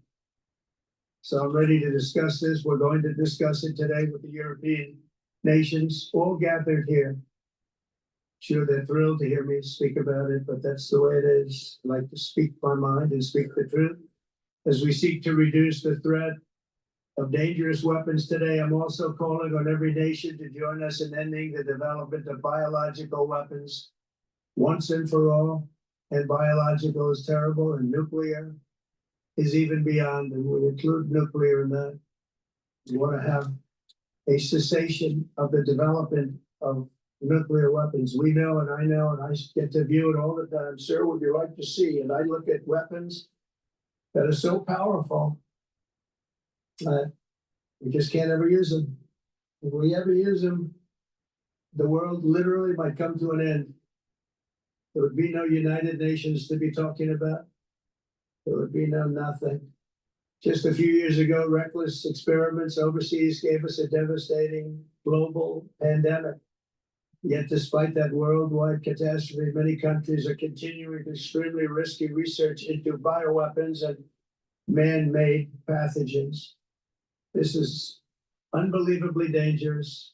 To prevent potential disasters, I'm announcing today that my administration will lead an international effort to enforce biological weapons convention, which is going to be meeting with the top leaders of the world by pioneering an AI verification system that everyone can trust. Hopefully the UN can play a constructive role, and it will also be one of the early projects under AI. Let's see how good it is, because a lot of people are saying it could be one of the great things ever, but it also can be dangerous, but it could be put to tremendous use and tremendous good, and this would be an example of that. Not only is the UN not solving the problems it should, too often, it's actually creating new problems for us to solve. The best example is the #1 political issue of our time, the crisis of uncontrolled migration. It's uncontrolled. Your countries are being ruined. The United Nations is funding an assault on Western countries and their borders. In 2024, the UN budgeted $372 million in cash assistance to support an estimated 624,000 migrants journeying into the United States. Think of that. The UN is supporting people that are illegally coming into the United States, and then we have to get them out. The UN also provided food, shelter, transportation, and debit cards to illegal aliens. Can you believe that? On the way to infiltrate our southern border. Millions of people came through that southern border. Just a year ago, millions and millions of people were pouring in, 25 million altogether over the 4 years of the incompetent Biden administration. And now we have it stopped, totally stopped. In fact, they're not even coming anymore because they know they can't get through. But what took place is totally unacceptable. The UN is supposed to stop invasions, not create them and not finance them. In the United States, we reject the idea that mass numbers of people from foreign lands could be permitted to travel halfway around the world, trample our borders, violate our sovereignty, cause unmitigated crime, and deplete our social safety net. We have reasserted that America belongs to the American people, and I encourage all countries to take their own stand in defense of their citizens as well. You have to do that because I see it. I'm not mentioning names, I see it, and I can call every single one of them out. You're destroying your countries, they're being destroyed. Europe is in serious trouble. They've been invaded by a force of illegal aliens like nobody's ever seen before. Illegal aliens are pouring into Europe. Nobody is ever, and nobody's doing anything to change it, to get them out. It's not sustainable. And because they choose to be politically correct, they're doing just absolutely nothing about it. And I have to say, I look at London where you have a terrible mayor, terrible mayor. And it's been so changed. Now they want to go to Sharia law. But you're in a different country. You can't do that. Both the immigration and their suicidal energy ideas will be the death of Western Europe if something is not done immediately. This cannot be sustained. What makes the world so beautiful is that each country is unique.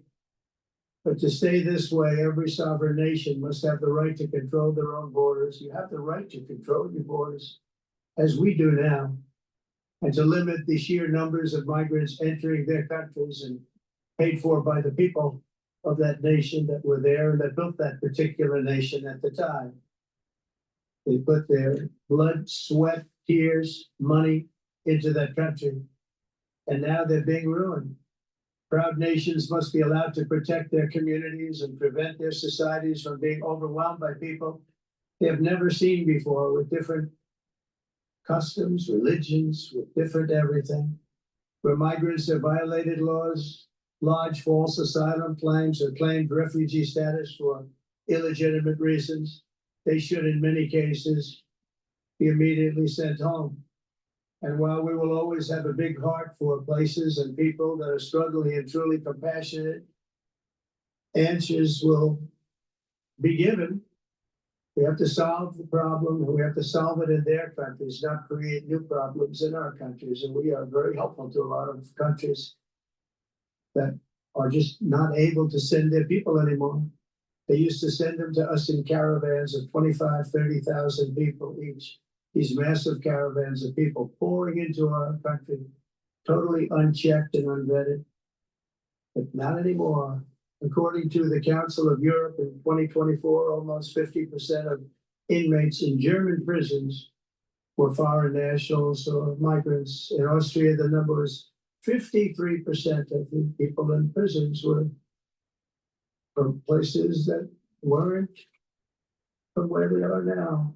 In Greece, the number was 54%, and in Switzerland, beautiful Switzerland, 72% of the people in prisons are from outside of Switzerland. When your prisons are filled with so-called asylum seekers who repaid kindness, and that's what they did, they repaid kindness with crime. It's time to end the failed experiment of open borders. You have to end it now. See, I can tell you. I'm really good at this stuff. Your countries are going to hell. In America, we've taken bold action to swiftly shut down uncontrolled migration. Once we started detaining and deporting everyone who crossed the border and removing illegal aliens from the United States, they simply stopped coming. They're not coming anymore. We're getting a lot of credit, but they're not coming anymore.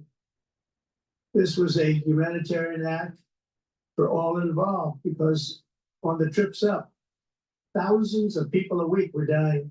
Women were being raped. Nobody's ever seen anything like it.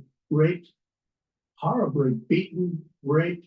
On the trip up, the journey up, it was a long walk. It was a long, arduous journey, indeed.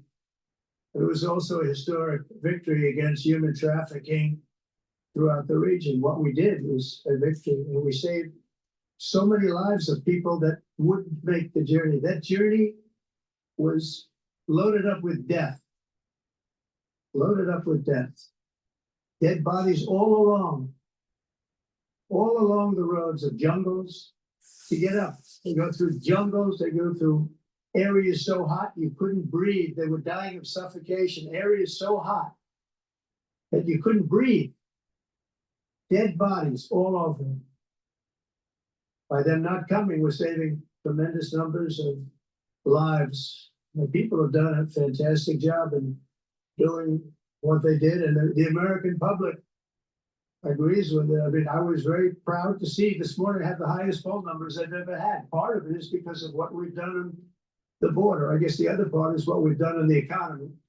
Joe Biden's policies empowered murderous gangs, human smugglers, child traffickers, drug cartels, and prisoners from all over the world. The previous administration also lost nearly 300,000 children. Think of that. They lost more than 300,000 children, little children, who were trafficked into the United States on the Biden watch, many of whom have been raped, exploited, and abused, and sold. So nobody talks about that. The fake news doesn't write about it. With many others, young children who are missing or dead. We found a lot of these children and we're sending them back. And we've been sending them back to their parents. They said, nobody knows who they are. They said, where do you come from? And they'll give us a country and we'll find out and we'll figure it out and we'll bring them back to their homes. And the mother and father rush to the door and their tears in their eyes. They can't believe that they're seeing their son or daughter, their little son or daughter again. We've done almost 30,000 of them so far. Any system that results in the mass trafficking of children is inherently evil. Yet that is exactly what the globalist migration agenda has done, and it's what it's all about. In America, those days, as you know, are over. The Trump administration is working, and we are continuing to work to track down the villains that are causing this problem. And also, as I said, to get back the 30,000 we've already returned. Now I think we're going to have another. We're going to find a lot. We're not going to find all of them. 300, more than 300,000. They're lost or they're dead. They're lost or they're dead because of the animals that did this. To protect our citizens, I've also designated multiple savage drug cartels as far as you see this, and you see it happening right before your eyes. Let's put it this way, people don't like taking big loads of drugs in boats anymore. There aren't too many boats that are traveling on the seas by Venezuela. They tend not to want to travel very quickly anymore. And we've virtually stopped drugs coming into our country by sea. We call them the water drugs. They kill hundreds of thousands of people. I've also designated multiple savage drug cartels as far as foreign terrorist organizations, along with two bloodthirsty transnational gangs, probably the worst gangs anywhere in the world, MS-13 and Tren de Aragua. Tren de Aragua is from Venezuela, by the way. Such organizations torture, maim, mutilate, and murder with impunity. They're the enemies of all humanity. For this reason, we've recently begun using the supreme power of the United States military to destroy Venezuela terrorists and trafficking networks led by Nicolas Maduro. To every terrorist thug smuggling poisonous drugs into the United States of America, please be warned that we will blow you out of existence. That's what we're doing. We have no choice. Can't let it happen. They're destroying. I believe we lost 300,000 people last year to drugs, 300,000. Fentanyl and other drugs. Each boat that we sink carries drugs that would kill more than 25,000 Americans. We will not let that happen. Energy is another area where the United States is now thriving like never before. We're getting rid of the falsely named renewables. By the way, they're a joke. They don't work. They're too expensive. They're not strong enough to fire up the plants that you need to make your country great. The wind doesn't blow. Those big windmills are so pathetic and so bad, so expensive to operate. And they have to be rebuilt all the time. And they start to rust and rot. most expensive energy ever conceived, and it's actually energy. You're supposed to make money with energy, not lose money. You lose money, the governments have to subsidize. You can't put them out without massive subsidies. And most of them are built in China, and I give China a lot of credit. They build them, but they very few wind farms. So why is it that they build them and they send them all over the world, but they barely use them? You know what they use? Coal, they use gas, they use almost anything, but they don't like wind. But they sure as hell like selling the windmills. Europe, on the other hand, has a long way to go, with many countries being on the brink of destruction because of the green energy agenda. And I give a lot of credit to Germany. Germany was being led down a very sick path, both on immigration, by the way, and on energy. They were going green and they were going bankrupt. And the new leadership came in and they went back to where they were with fossil fuel and with nuclear, which is good. It's now safe. You can do it properly. But they went back to where they were. They opened up a lot of different plants, energy producing plants, and they're doing well. I give Germany a lot of credit for that. They've said this is a disaster, what's happening. They were going all green. All green is all bankrupt. That's what it represents. And it's not politically correct. I'll be very badly criticized for saying it, but I'm here to tell the truth. I don't care. It doesn't matter to me. I'm in New York City. I'm feeling a lot safer. Crime, we're getting crime down. And by the way, speaking of crime, Washington, D.C. Washington, D.C. was the crime capital of America. Now it's a totally, after 12 days, it's a totally safe city. Everyone's going out to dinner. They're going out to restaurants. Your wife can walk down the middle of the street with or without you. Nothing's going to happen.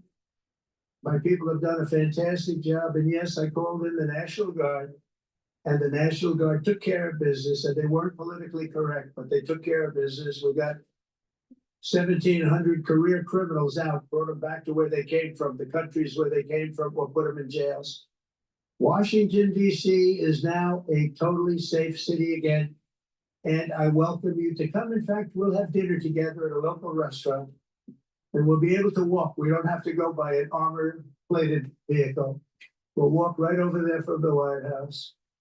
They've given up their powerful edge, a lot of the countries that we're talking about in oil and gas, such as essentially closing the great North Sea oil. Oh, the North Sea, I know it so well. Aberdeen was the oil capital of Europe, and there's tremendous oil that hasn't been found in the North Sea. Tremendous oil. And I was with the Prime Minister I respect and like a lot, and I said, you're sitting with the greatest asset. They essentially closed it by making it so highly taxed that no developer, no oil company can go there. They have tremendous oil left, and more importantly, they have tremendous oil that hasn't even been found yet. And what a tremendous asset for the United Kingdom. And I hope the Prime Minister is listening, because I told it to him 3 days in a row. That's all he heard. North Sea oil, North Sea, because I want to see them do well. I want to stop seeing them ruining that beautiful Scottish and English countryside with windmills and massive solar panels that go 7 miles by 7 miles, taking away farmland. But we're not letting this happen in America. In 1982, the executive director of the United Nations Environmental Program predicted that by the year 2000, climate change would cause a global catastrophe. He said that it will be irreversible, as any nuclear holocaust would be. This is what they said at the United Nations. What happened? Here we are. Another UN official stated in 1989 that within a decade, entire nations could be wiped off the map by global warming. Not happening. You know, it used to be global cooling. If you look back years ago in the 1920s and the 1930s, they said, global cooling will kill the world. We have to do something. Then they said global warming will kill the world, but then it started getting cooler. So now they could just call it climate change, because that way they can't miss. It's climate change. Because if it goes higher or lower, whatever the hell happens, this climate change. It's the greatest con job ever perpetrated on the world, in my opinion. Climate change, no matter what happens, you're involved in that. No more global warming, no more global cooling. All of these predictions made by the United Nations and many others, often for bad reasons, were wrong. They were made by stupid people that have cost their countries fortunes and given those same countries no chance for success. If you don't get away from this green scam, your country is going to fail. And I'm really good at predicting things, you know? Like I actually said during the campaign, they had a hat, the best-selling hat. Trump was right about everything. And I don't say that in a braggadocious way, but it's true. I've been right about everything. And I'm telling you that if you don't get away from the green energy scam, your country is going to fail. And if you don't stop people that you've never seen before, that you have nothing in common with, your country is going to fail. I'm the president of the United States, but I worry about Europe. I love Europe. I love the people of Europe. And I hate to see it being devastated by energy and immigration. This double-tailed monster destroys everything in its wake, and they cannot let that happen any longer. You're doing it because you want to be nice. You want to be politically correct, and you're destroying your heritage. They must take control strongly and immediately of the unmitigated immigration disaster and the fake energy catastrophe before it's too late. The carbon footprint is a hoax made up by people with evil intentions, and they're heading down a path of total destruction. You know, the carbon footprint was a big, big thing a few years ago. I remember hearing about the carbon footprint, and then President Obama would get into Air Force One, a massive Boeing 747, and not a new one, an old one with old engines that spew everything into the atmosphere. He talked about the carbon footprint, we must do something. Then he'd get in and he'd fly from Washington to Hawaii to play a round of golf. And then he'd get back onto that big, beautiful plane and he'd fly back and he'd talk about, again, global warming and the carbon footprint. It's a con job. At extreme cost and expense, Europe reduced its own carbon footprint by 37%. Think of that. Congratulations, Europe. Great job. Cost yourself a lot of jobs, a lot of factories closed, but you reduced the carbon footprint by 37%. However, for all of that sacrifice and much more, it's been totally wiped out and then some by a global increase of 54%. Much of it coming from China and other countries that are thriving around China, which now produces more CO2 than all the other developed nations in the world. So all of these countries are working so hard on the carbon footprint, which is nonsense, by the way. It's nonsense. You know, it's interesting.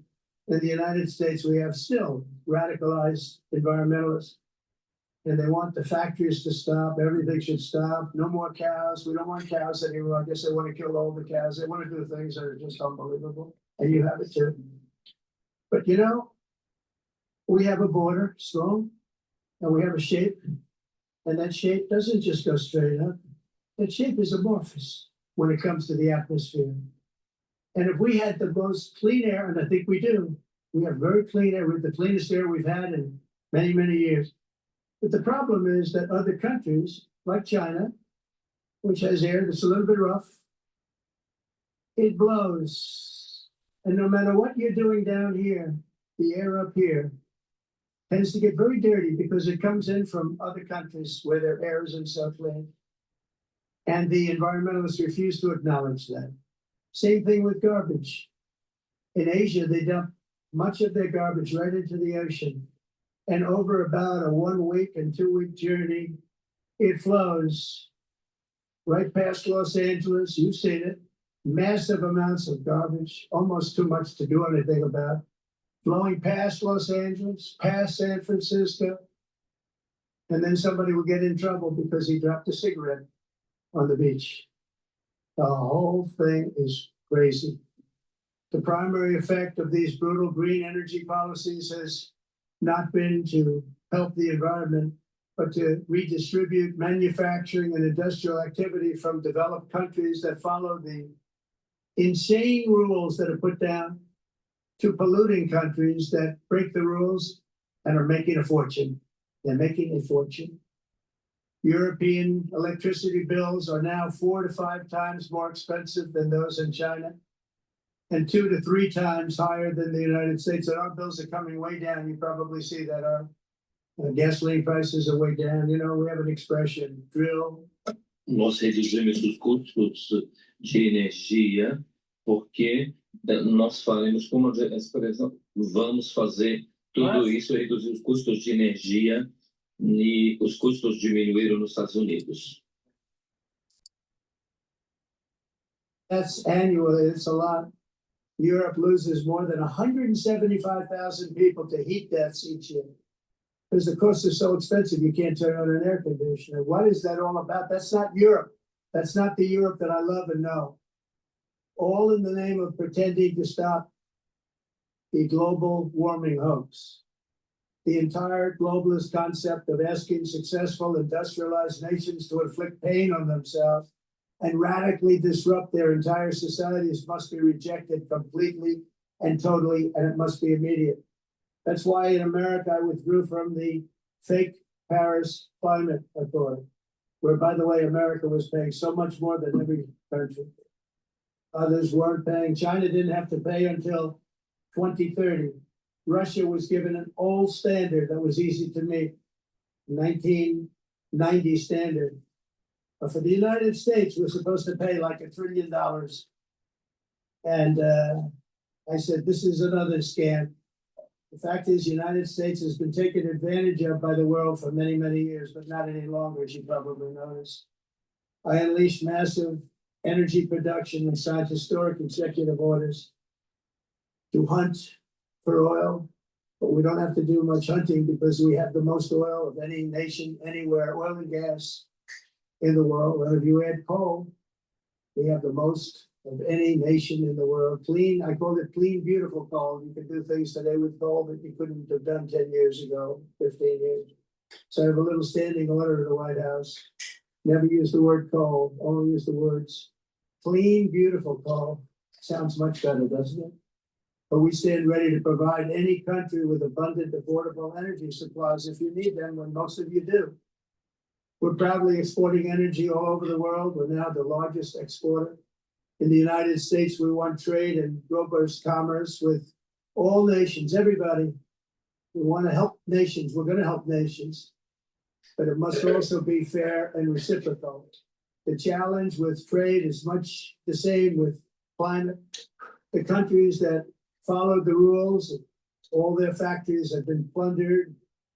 It's really sad to watch. They've been broken. They've been broken by countries that broke the rules.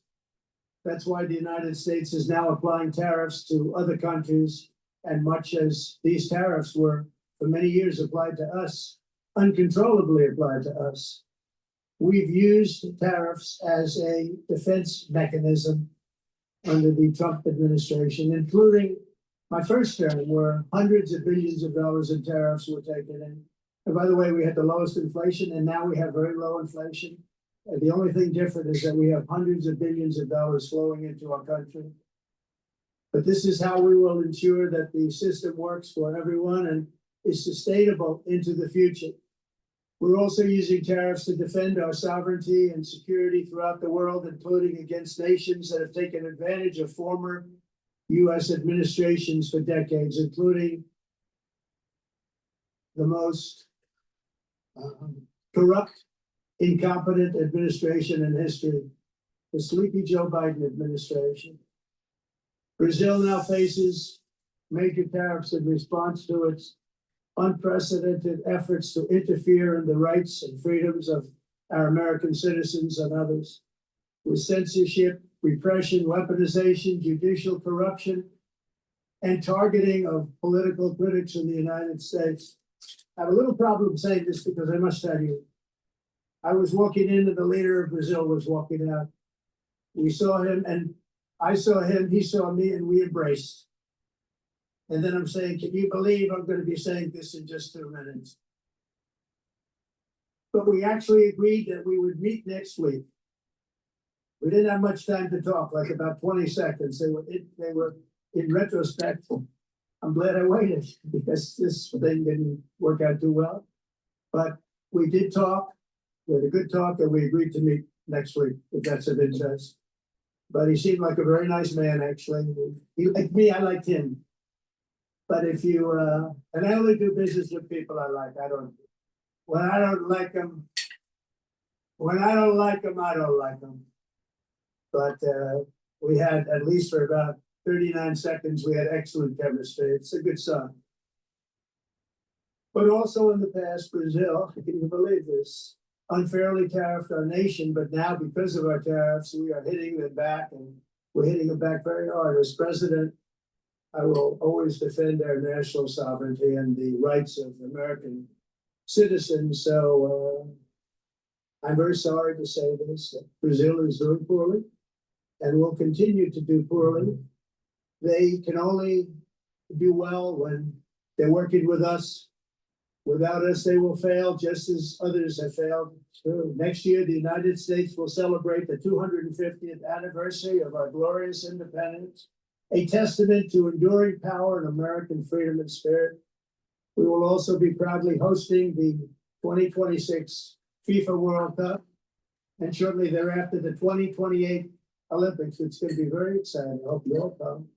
I hope that countless people from all over the globe will take part of these will be great celebrations of liberty and human achievement, and that together we all can rejoice in the miracles of history that began in July 4th, 1776, when we founded the light to all nations. And it's something really that an amazing thing came out of that date. It's called the United States of America. In honor of this momentous anniversary, I hope that all countries who find inspiration in our example will join us in renewing our commitment, values, and those values really that we hold so dear together. Let us defend free speech and free expression. Let us protect religious liberty, including for the most persecuted religion on the planet today. It's called Christianity. And let us safeguard our sovereignty and cherish qualities that have made each of our nations so special, incredible, and extraordinary. In closing, I just want to repeat that immigration and the high cost of so-called green renewable energy is destroying a large part of the free world and a large part of our planet. Countries that cherish freedom are fading fast because of their policies on these two subjects. You need strong borders and traditional energy sources if you are going to be great again. Whether you have come from north or south, east or west, near or far, every leader in this beautiful hall today represents a rich culture, a noble history, and a proud heritage that makes each nation majestic and unique, unlike anything else in human history or any other place on the face of the earth. From London to Lima, from Rome to Athens, from Paris to Seoul, from Cairo to Tokyo, and Amsterdam to right here in New York City, we stand on the shoulders of the leaders and legends, generals and giants, heroes and titans who won and built our beloved nations, all of our nations, with their own courage, strength, spirit, and skill. Our ancestors climbed the mountains, conquered oceans, crossed deserts, and trekked over wide open plains. They charged into thunderous battles, plunged into grave dangers, and they were soldiers and farmers and workers and warriors and explorers and patriots. They built towns into cities, tribes into kingdoms, ideas into industries, and small islands into mighty empires. You're a part of all of that. They were champions for their people who never gave up and who never, ever gave in. Their values defined our national identities. Their visions forged our magnificent destiny. Everybody in this room is a part of it in your own way.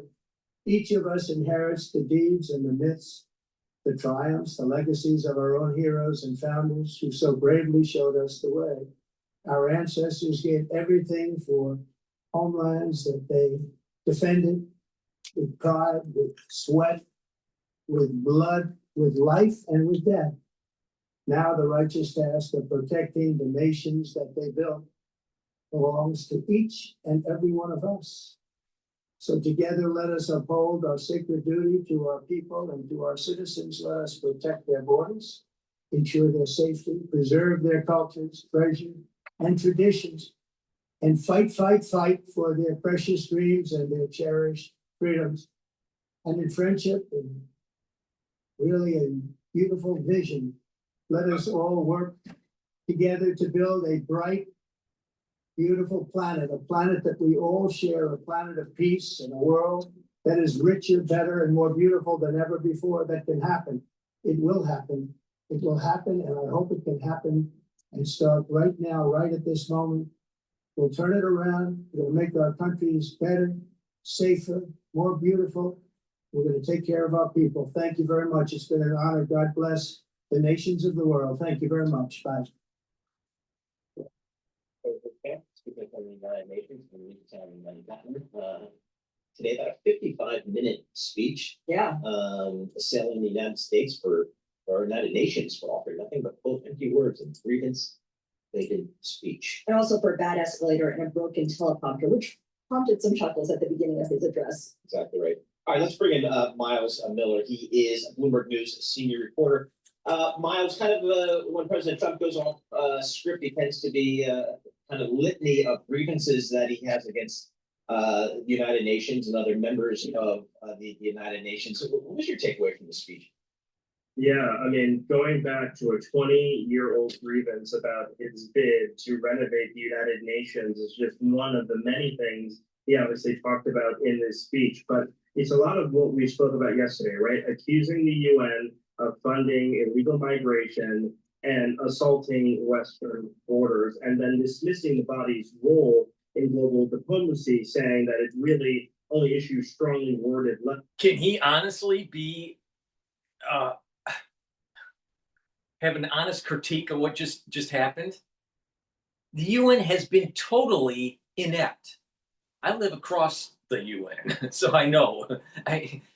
Two, they waste too much of American taxpayer dollars. They push these social programs at the global scene. They're integrated with the World Economic Forum, trying to change the whole energy structure of the whole world, not for the benefit of the individuals, but a benefit for a very few that have certain positions in ESG.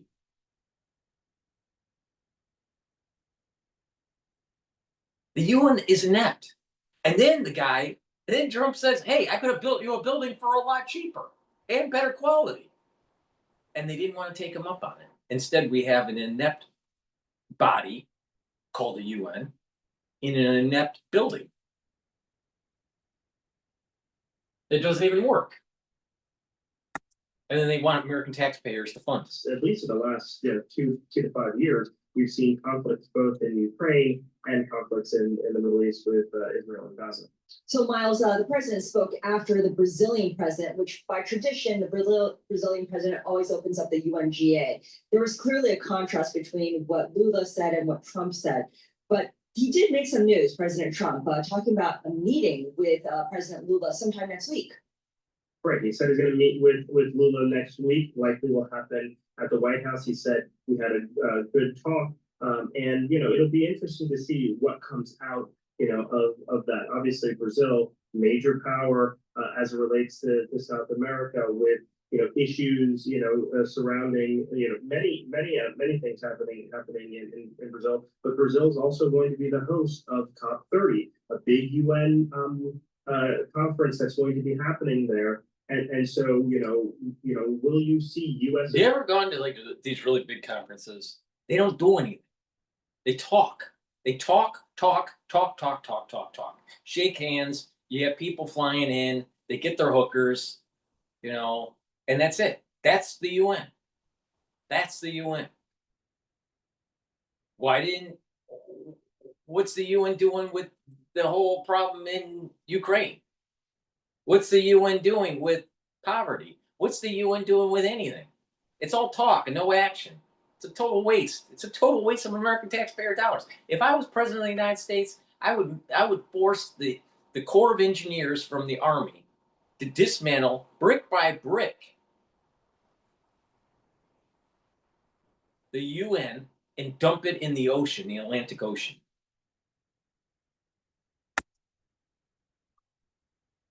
It seems like President Trump really does not want anything to do with the United Nations and some of its mandates and goals. Right, we have to see what the sort of the engagement will be at Mike Waltz now, as the UN ambassador. How will he engage with his partners on the world stage? Marco Rubio speaking, today, had his emissaries out in New York, of course, speaking about meetings that he's having.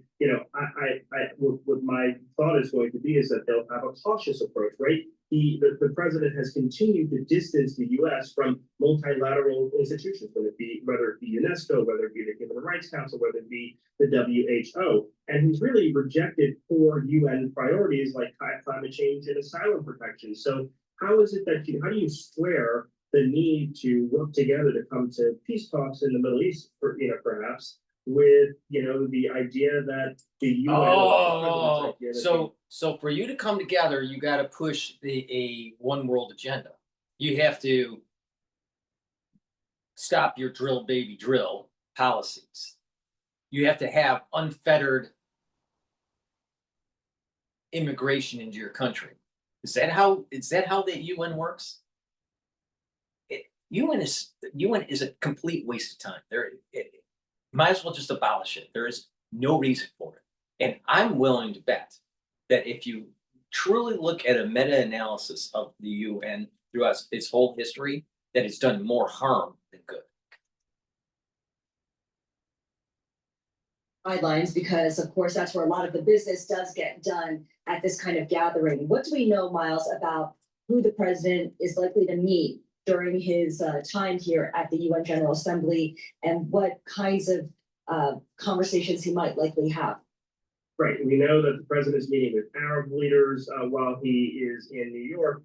We know that the president is expected to meet with folks, on the sidelines, in the General Assembly Hall as well. The meeting with Arab leaders is going to be very crucial, right? When you see, a strike, happening in Qatar, how do you, and Israel saying that they had no responsibility, how do you square that with the deals that are being made in the Middle East, right? So the president's going to have to sort of walk that tight line with having a great relationship with some of these Middle East partners, but then, the big U.S. partner being Israel, how do you walk that fine line? One thing that happened yesterday was that we learned from the State Department that the Iranian diplomats that are here in New York will be confined to basically the UN, and that's it. So they'll go to the UN meetings, they'll have their sideline meetings at hotels. They can't shop here, right? So there are sort of very specific restrictions that are being put on countries that are being announced by the State Department. All of that is in an effort to show, or from the White House and from the State Department, to show the U.S. is in charge when you come to the UN General Assembly. They are going to be controlling the message. And it'll be interesting to see what the readouts are from any of those meetings that the president's having. All right, Miles, thank you so much. We appreciate that. Miles Miller. And the reality of the situation is that the UN is a form, a mutation of the League of Nations. But the UN really crystallized under FDR's wife. All right. And I'll tell you, she was a socialist. The whole concept of the UN is a socialist endeavor.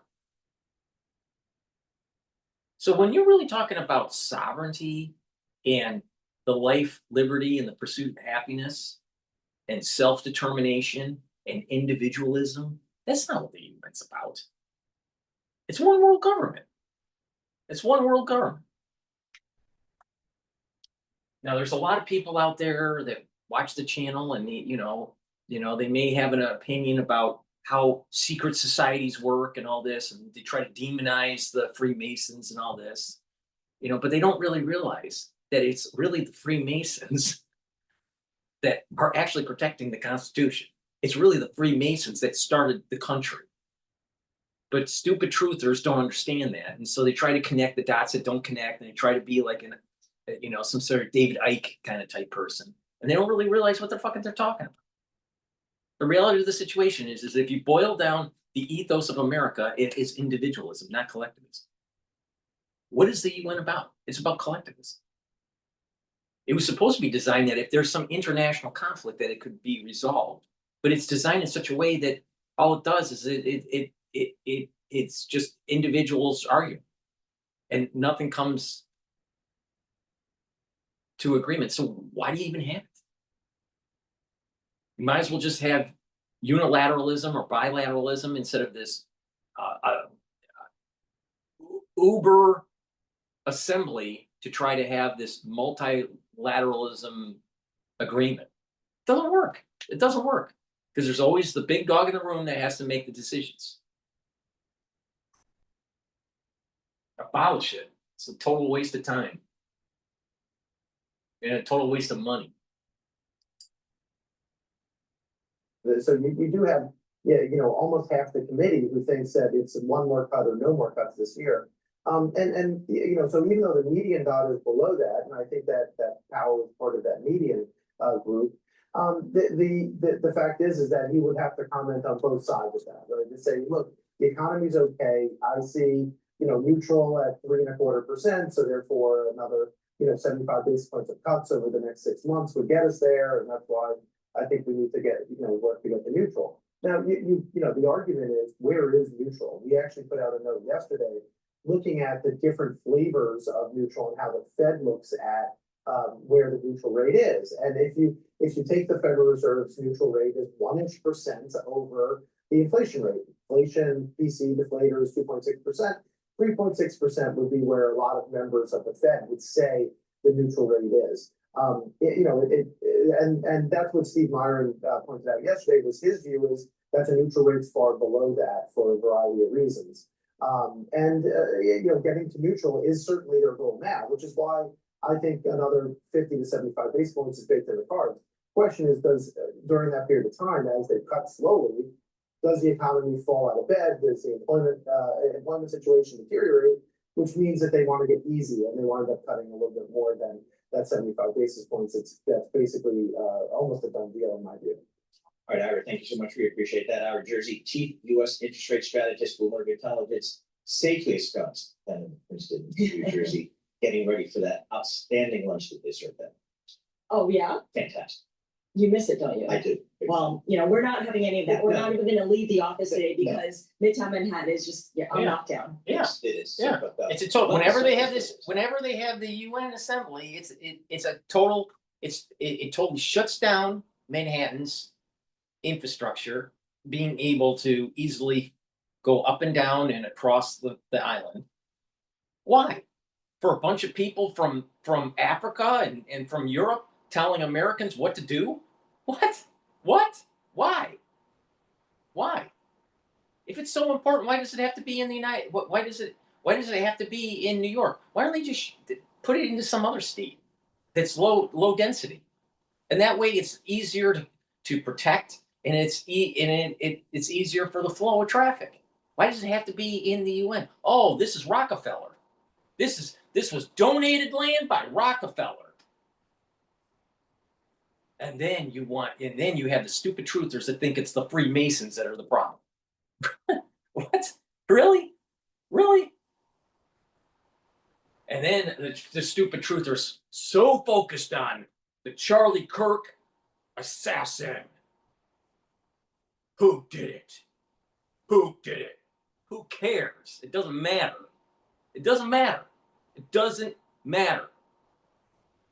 Your life will not change if you know more about the truth about what happened to Charlie Kirk. It will not change. How the Federal Reserve changes its interest rates, that will affect your life. I guarantee you that. But what's going on with Charlie Kirk and who did it doesn't matter. It will not affect your life one iota. But what will happen is that people build channels and try to accrete followers and monetize on stuff you don't need to know. But the Federal Reserve going another quarter point lower, maybe in October or sometime later this year, it's going to affect you. Federal Reserve and what Chairman Powell is going to do is far more important than what happened to Charlie Kirk in terms of your particular life. We don't have our the point I'm making is we don't have our priorities straight. We'll spend all this time on Charlie Kirk and who did it, which doesn't mean anything. Doesn't mean a hill of beans. But we still have bioweapon development. Which one do you think is more important in terms of your life? The continuation of gain-of-function research that could be used in a bioweapon context, or the whodunit for Charlie Kirk?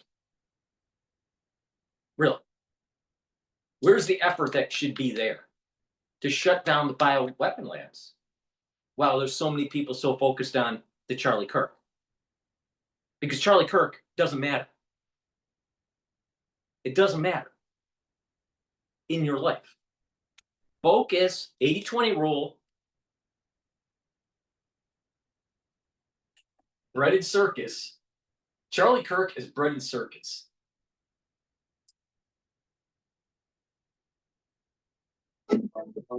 Stay in a state of connection.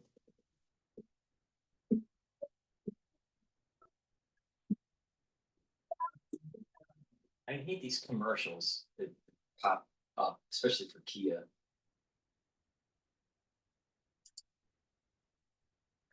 David Cody, also former CEO at Honeywell and executive chairman at CompoSecure, which is why you're in the building. Good to have you. Yeah, thank you. Nice to be here. It's always fun. We rang the bell today for CompoSecure. We put our listing on the New York Stock Exchange.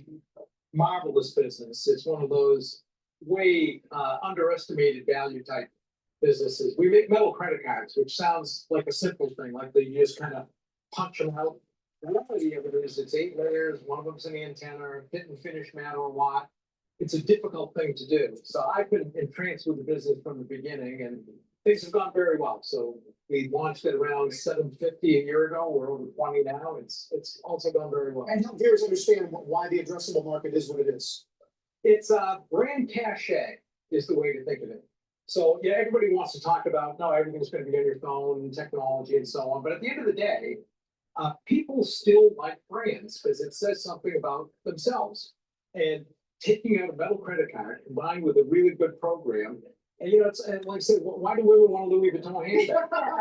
For $100, you can get something that looks just as good, does the job, you can throw it away and not worry about it. But Louis Vuitton matters. The same thing with metal credit cards. It even matters like when you drop it. I was gonna say the sound. Yes, exactly right. I mean, it's really funny to see what that does for people. And they all say, well, you're young, you're going to go to tech. And you say, no, actually, they're the ones most concerned about being able to say, I'm somebody. They're the one buying the vinyl records now. That's right. It's the same kind of a deal. Just take it out when you go through TSA. Yeah, it's really kind of, so I'm quite entranced with the business. So we're growing very well, and you've seen the quarters, it's done very well. That's right. So we talk about you all the time through the Verted lens. And we did get this announcement from NVIDIA and OpenAI. Can you help viewers understand what the financing aspect means for the growth of the business?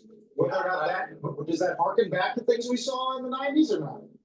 No, I do think, I suppose you could say some of it is the same, but overall, here's the way I would look at it. And it's why I like Verted from the beginning in terms of an investment.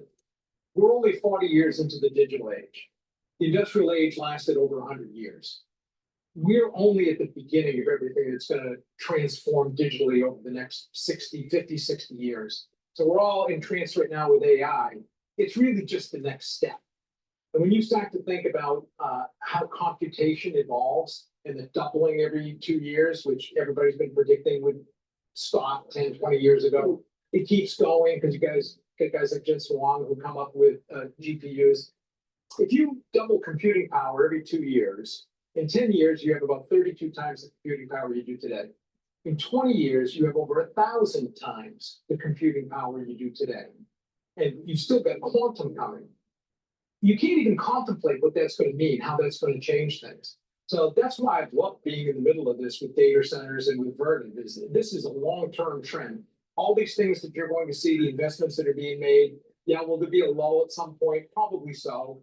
When that comes, tough to know, but I know that trend is there. There's no alternative to a data center for storing information, even for quantum computing. Yeah, the lack of alternative, I guess, is where it comes back to. I ask this question, and I admit that it's a naive question every single time this comes up, which is, if power supply and capacity is the main constraint, why aren't the smartest people in the world trying to figure out a way where you might be able to navigate around it or reduce the power needs of that computation?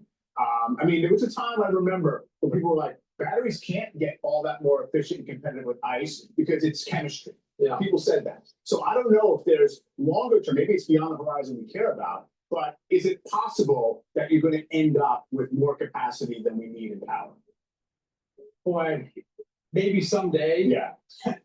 For the next 10 years, I have a tough time. Oh, that's the answer. And, my view of it is some people will say data center growth is going to be restricted because you can't get power. I think it's the other way around. With the kind of money involved, the power will show up. Now, it may be gas turbines that are burning energy, there may be more solar, wind, nuclear, whatever. The power will get there. There's just too much money involved. There's too big a trend with the data storage. This has to keep going. So, yeah, it's a problem. Everybody has to work on it, but they will sort it out and they will find the power. There's just too much demand. I'd love to get your take on the H-1B visas and the new price of that, sort of the price of entry to work here. For some of the best and brightest, I'm sure your companies need to use these to get the best talent. What's your take on it? Yeah, any economy to thrive needs the best brain power and that best brain power empowered to try to become billionaires if they want to. Because that's what appeals to human nature, the human psyche, to want to just create, to innovate, to turn yourself or your company or whatever into something. So the countries that do the best job of attracting brain power and giving them the ability to turn into somebody, something, whatever it is they want to do, that's a huge competitive advantage. We ought to be looking at immigration in a way that says, how do we enhance all that brain power in the US? The far majority of the people that are H-1B visa holders come in usually as students, and then they find a job and they have a company to sponsor them. But sometimes they come in from a different country and they were educated outside the United States. But most of them don't start businesses. Most of them are just trying to get in, work in an American company, and then eventually end up staying in the United States under some sort of green card or a naturalized citizen. That's how it normally works. And the far majority of them don't start up companies. So let's stop pretending that this H-1B visa holder are for individuals that are starting up companies. Because the far majority of them are not. Second of all, the far majority of them don't have any skill sets any different than what we have in the United States. Now, there are some that maybe are very unique in terms of maybe graduate studies that are very specific to a certain industry that few people know, but the far majority aren't. So let's stop playing games here. What it is that H-1B visa holders, especially in engineering, allow for these companies to hire more people at a lower price versus hiring someone from the United States. It's that simple. If you look at economics as a zero-sum game, you want to be restricted. If you look at it and say, no, economics builds on itself, which is a lesson since Adam Smith that we keep learning, it seems, and every year a new group has to learn it, and maybe doesn't. But we ought to be trying to get as much brain power in the country as we can. So I'd like to see policies that facilitate brain power wherever it comes from in the world. Are you supposed to, charity starts at home? Remember that phrase? Charity starts at home. Make sure that the people that have skills in the United States, when they get out of their schooling, that there's jobs for them instead of it going to a foreigner. And until you make sure that that happens, you should not have an H-1B visa program for that industry. But that's not what they're doing. They're looking for the cheapo. And they know that if they lock in an H-1B visa holder, that they're probably going to be a longer term employee because they're sponsored. Versus the American that may decide to go to a competitor a year later or 2 years later. So is the H-1B visa holder a slave? Or really a skilled worker that's so needed? No, it's a slave program. No, it is a slave program. Let's stop pretending. Some show, here's who I am, here's what I can do, here's what I'm made of. Those are the folks we want. Hey, congratulations on accomplishing. Thanks for sitting down. Yeah, thanks, man. Wish Jimmy Davis were here, but we'll see you Thank next you. time. Nice to see you guys. Nice to see you. Okay, if there's one AI site builder you need to meet, this is dope tech. All right. Please go to my store, the-studio-reykjavik.com. Get the NAD Plus. This is a supplement that will boost up your NAD Plus levels. NAD Plus increases energy, helps to repair your DNA damage, and protects your neurons. Super important. And guess what? You're going to know a lot of people that are 40 years of age or older within the next 5 years have an early onset of dementia. Better start protecting your neurons.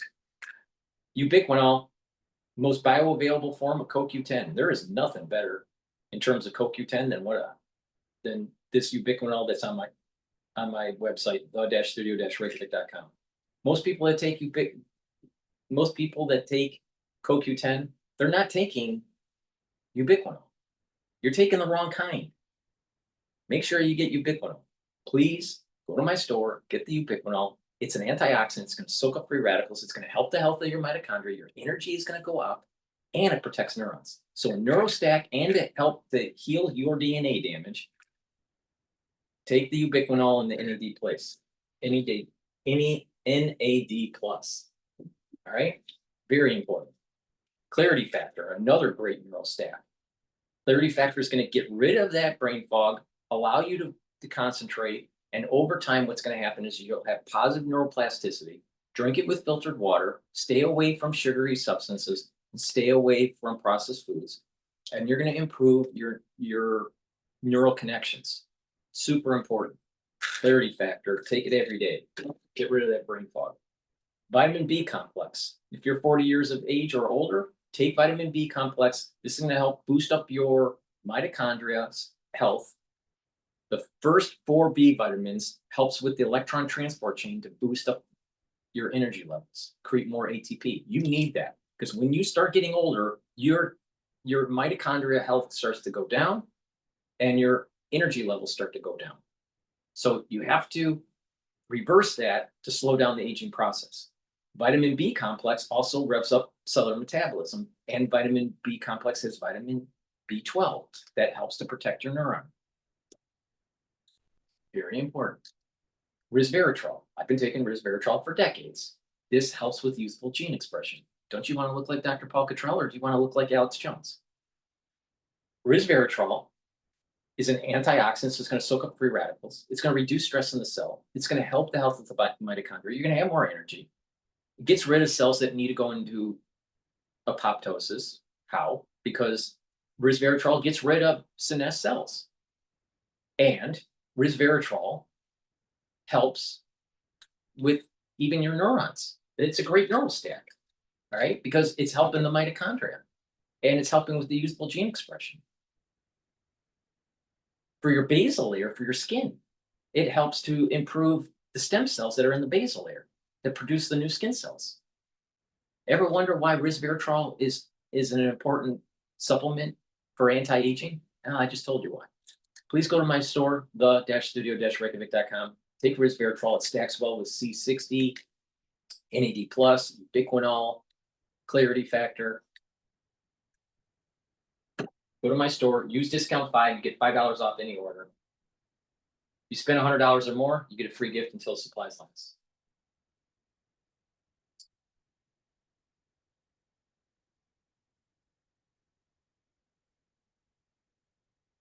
All right. Let's listen into Fox Business.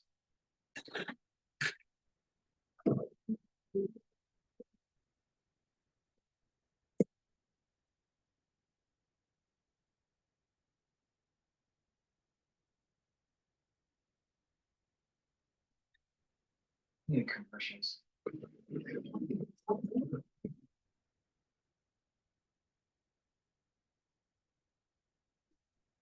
Meanwhile, even prominent Democrats are reportedly befuddled by Harris's new book detailing her whirlwind presidential campaign.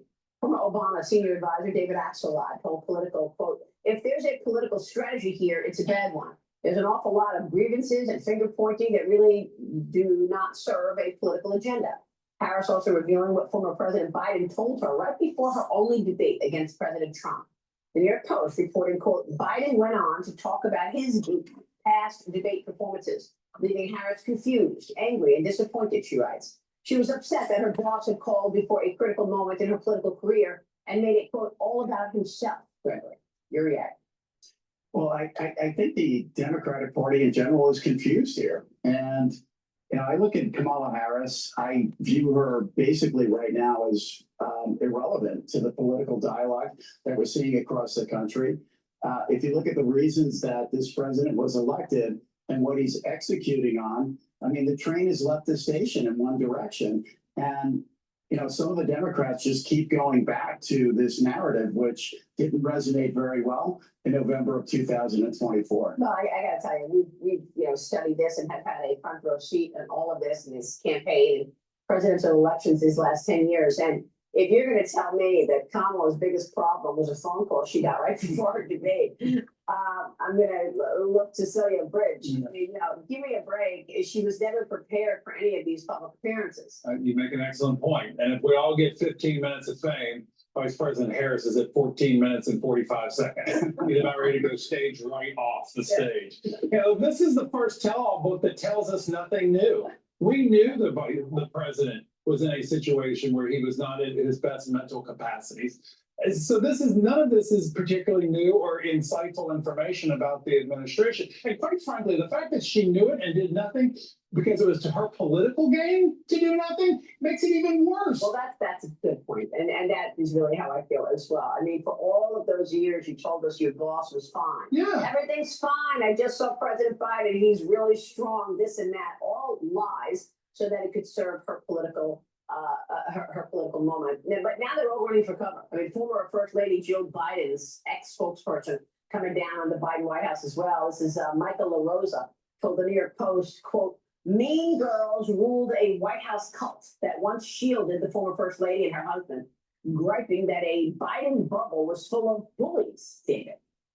I don't know where this, clearly there's an HR issue here. Remember, LaRosa was fired from the administration, so they had their HR issues with staff. It seems like maybe they needed more bringing people together, more team building exercises in the Biden administration, which they didn't have. But again, none of this is particularly insightful. We know they had messaging problems in the White House. And I'm one of those. And Biden's administration was full of DEI, diversity, equity, and inclusion. You're supposed to have a better organization when you have DEI.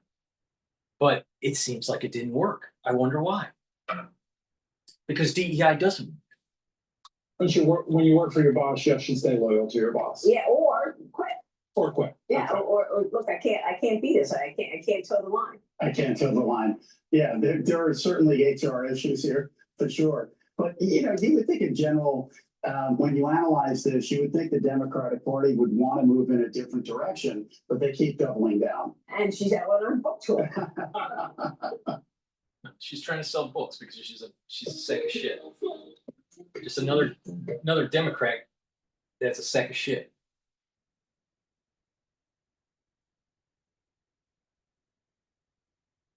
All right, let's look at The Hill analyzing Don Lemon's criticism of the funeral for Charlie Kirk. But again, The whodunit doesn't matter. It really doesn't matter. All right.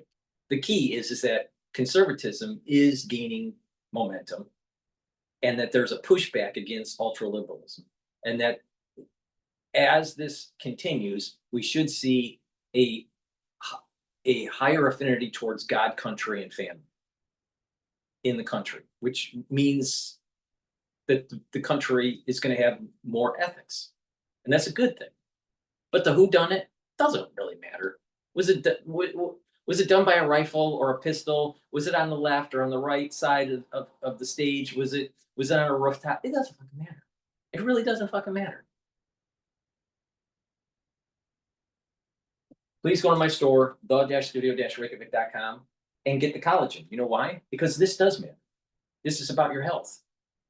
By doing weight training, resistance training, and using the collagen, you're going to help with your musculature and your bone density. Super important. Also, your joint health and your cartilage. Taking collagen is going to help with your skin, your nails, and your hair. So it's dual purpose. This is a month's supply, very high quality collagen. Take it every day. Let's listen to Don Lemon.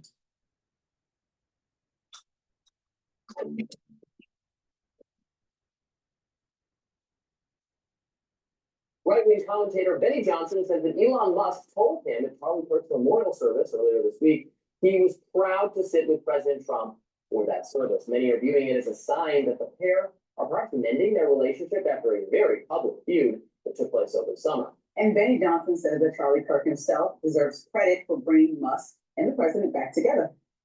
Charlie said in this chair right here, he hoped that it happened. There's a clip that went viral yesterday.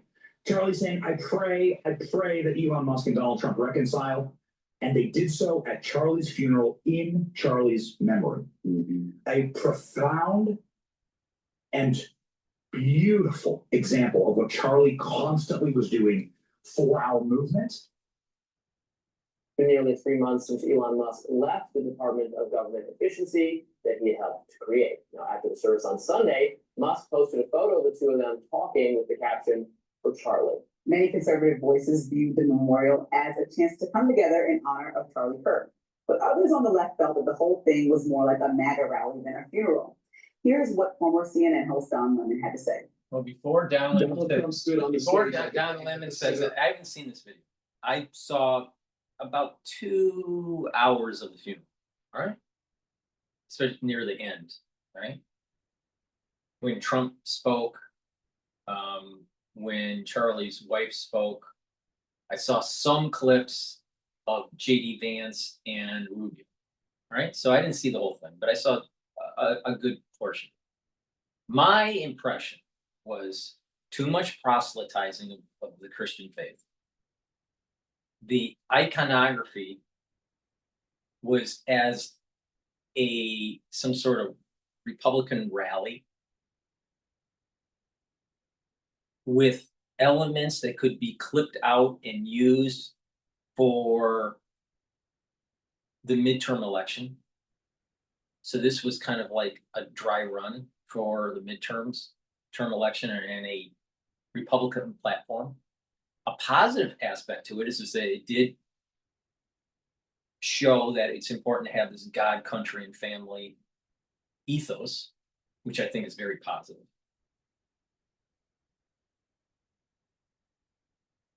And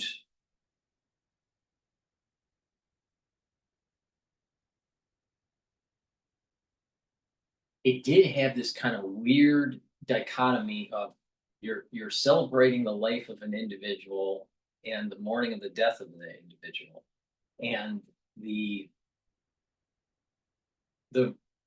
rising up of positivism for a better future for the country, especially in the rubric of republicanism. That's the take I got from it. All right. I think the proselytizing aspect of it, I think, should have been a little toned down, because you got to remember, our First Amendment, the freedom of religion, but it's also freedom from religion. And this is where individuals that proselytize, you have to wonder, this country used to be a very God-fearing country, and I think it still is, but it used to be a practicing God-fearing country. It's no longer a practicing God-fearing country. All right? There's still seeds of it in the society, but it's no longer as practicing of their different religions, respective religions, as it was 50 years ago or 100 years ago. Now, why is that? Why is that? And I'm willing to bet that a big part of it was the proselytizing of a religion. When it's more of a personal journey, more of a personal affinity towards the divine, no matter what the religion is, it will stick more than when it is proselytized. And I think that event was a little bit too much on the proselytizing of the religion. Remember, our freedom of religion also implicitly states freedom from.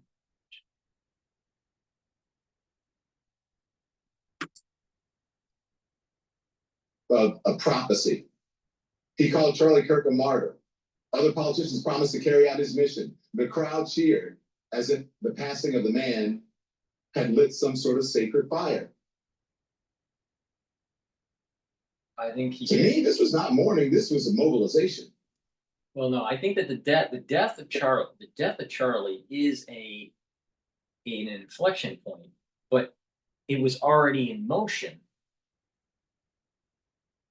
where conservatism was starting to gain hold and ultra-liberalism was starting to lose. And this pendulum started around 2023, where the ultra-libs uncloaked and they became, belligerent and start taking over the campuses and the cities, pushing certain types of agenda. All right. But as that pendulum, if you look at a pendulum, how it swings, if you have this pendulum where it's conservatism and ultra liberalism, and that pendulum was at ultra liberalism at its apex, right? And it starts to move, right? The velocity of at any given time frame of that pendulum, as it's getting closer and closer to the center, it's gaining speed.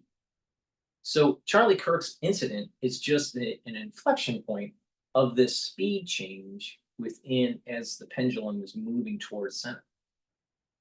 All right, but there is an acceleration. There is an acceleration of a movement away from ultra-liberalism towards conservatism. Now, how much of that will stick?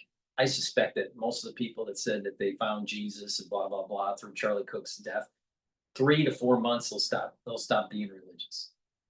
And the far majority. And then, another half will probably drop off after 2 or 3 years. So I think it's going to be short-lived. It's the same thing with the patriotism right after 9/11. There was huge patriotism for 9/11. About 2.5 months later, people were at each other's throats, especially politically. So the whole come together after 9/11 only lasted for about 2.5 months. The same thing's going to happen with this, because that's the way people are. People are hardwired.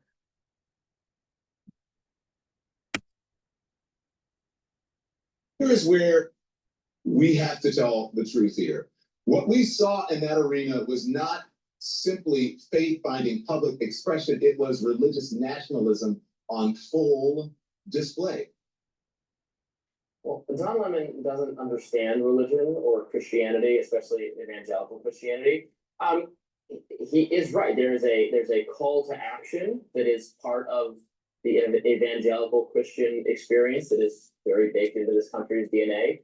Now it's not my background. I come from a Catholic background, so I don't know what you're Catholic. Oh, you had a Catholic background as well. So maybe you felt the same way I did, where I think it was moving in many ways. I think Erica Trump was very moving. It felt unusual to me because I've never participated in large evangelical things where you pack a stadium and there's, cheering and it has a rally type nature. The Catholic funeral type things there's loud organ music playing, everybody's in veils, there's flowers. It's a totally different cultural experience. I'm not saying there's anything wrong with it. I'm saying it's just different from what I'm used to. And that's fine. There's millions of people in the country who are like that. And I think people of all faiths should be able to appreciate it. Robbie's right. There is differences within different faiths during a funeral. All right. But this had a political aspect to it too. There was a political aspect. So, and is it right or wrong? Well, it's not right or wrong, but my personal take on it is that I think it was too proselytizing. Because you got to remember, the Constitution is more important than Charlie Kirk. The Constitution is more important than you. The Constitution is more important than DrPaulCottrell. The Constitution is more important than anybody in the United States of America. All right. So proselytizing for one's religion, saying it to try to supersede the actual freedom from religion, right, is a big no-no, especially at the national stage, because now you're blending that whole church and state, which is against the Constitution. So I just think that they could have toned it down on the evangelical stuff. Recognize and mourn Charlie. He was not a Catholic, but a Christian, evangelical, some kind of evangelical Christian figure. So it was appropriate to his circumstance. Moving on or backward to Elon and Trump. You saw the photo of them hanging out. Best buds together. I was glad to see it. I think you've been very much they really thought about their have affection for each other. I think they really like each other. If Trump didn't like Elon would not have lasted as long as he did. He clearly enjoyed having Elon around. I don't know. I think they're such idiosyncratic individuals who are of such historic importance. It might be a little, I don't know, lonely at the top to interact with someone who understands what, someone who is at this level of fame and power, endures psychologically, or just we can't even imagine what that's like. Well, that's me, diagnosing, putting on my little fake psychology hat that I don't have. And I think you might be over exaggerating the thought process that's going into the connection. Mm-hmm. For me, it's pretty simple. President Trump doesn't want Elon Musk as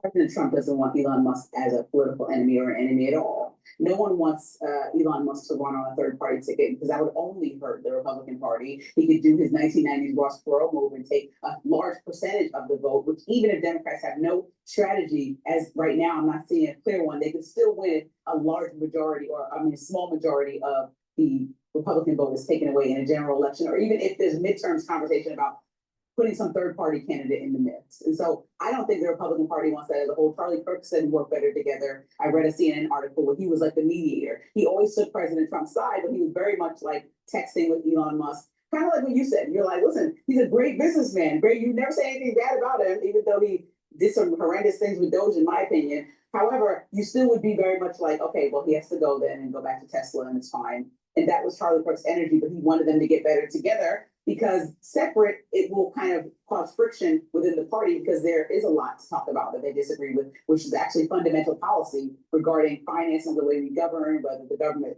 is running properly, they're not overspending our deficit, a lot that they disagreed about, which is actually important, but it's better if you talk about that like in the house with the door closed. Yeah.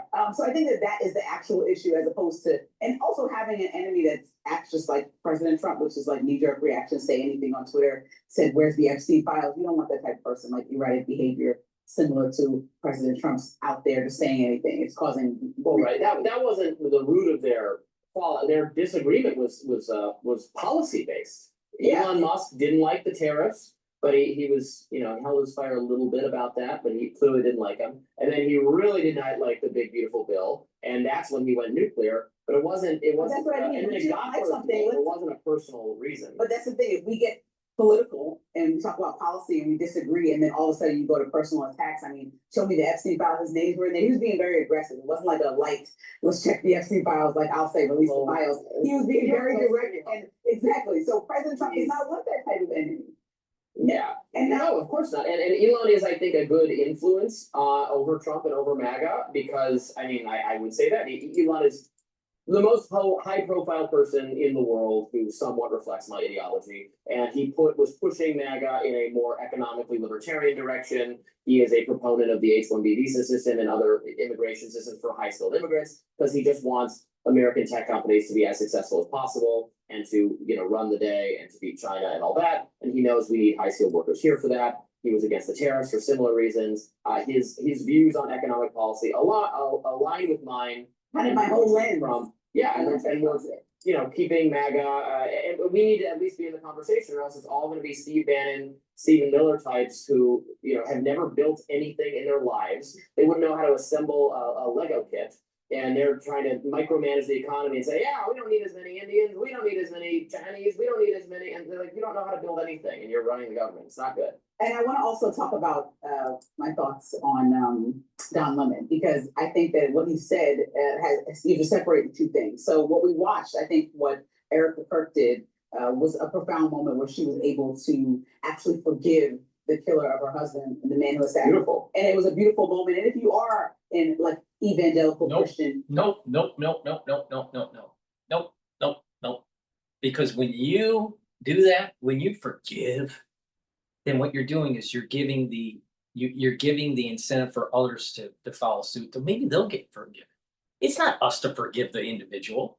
It's for them to have retribution on the other side. All right. We have laws. And they broke the law. This person or persons killed Charlie Kirk. In a court of law, if they're found guilty, and if they're in a state that has capital punishment, they should be executed. That's how they serve their sentence. Life in prison, or a certain amount of years in prison, or death penalty, whatever it is, depends on the state and what the issue is. But in this case, the death penalty. Now, the surviving family members can internally decide forgive them or not to forgive them, but it doesn't really matter.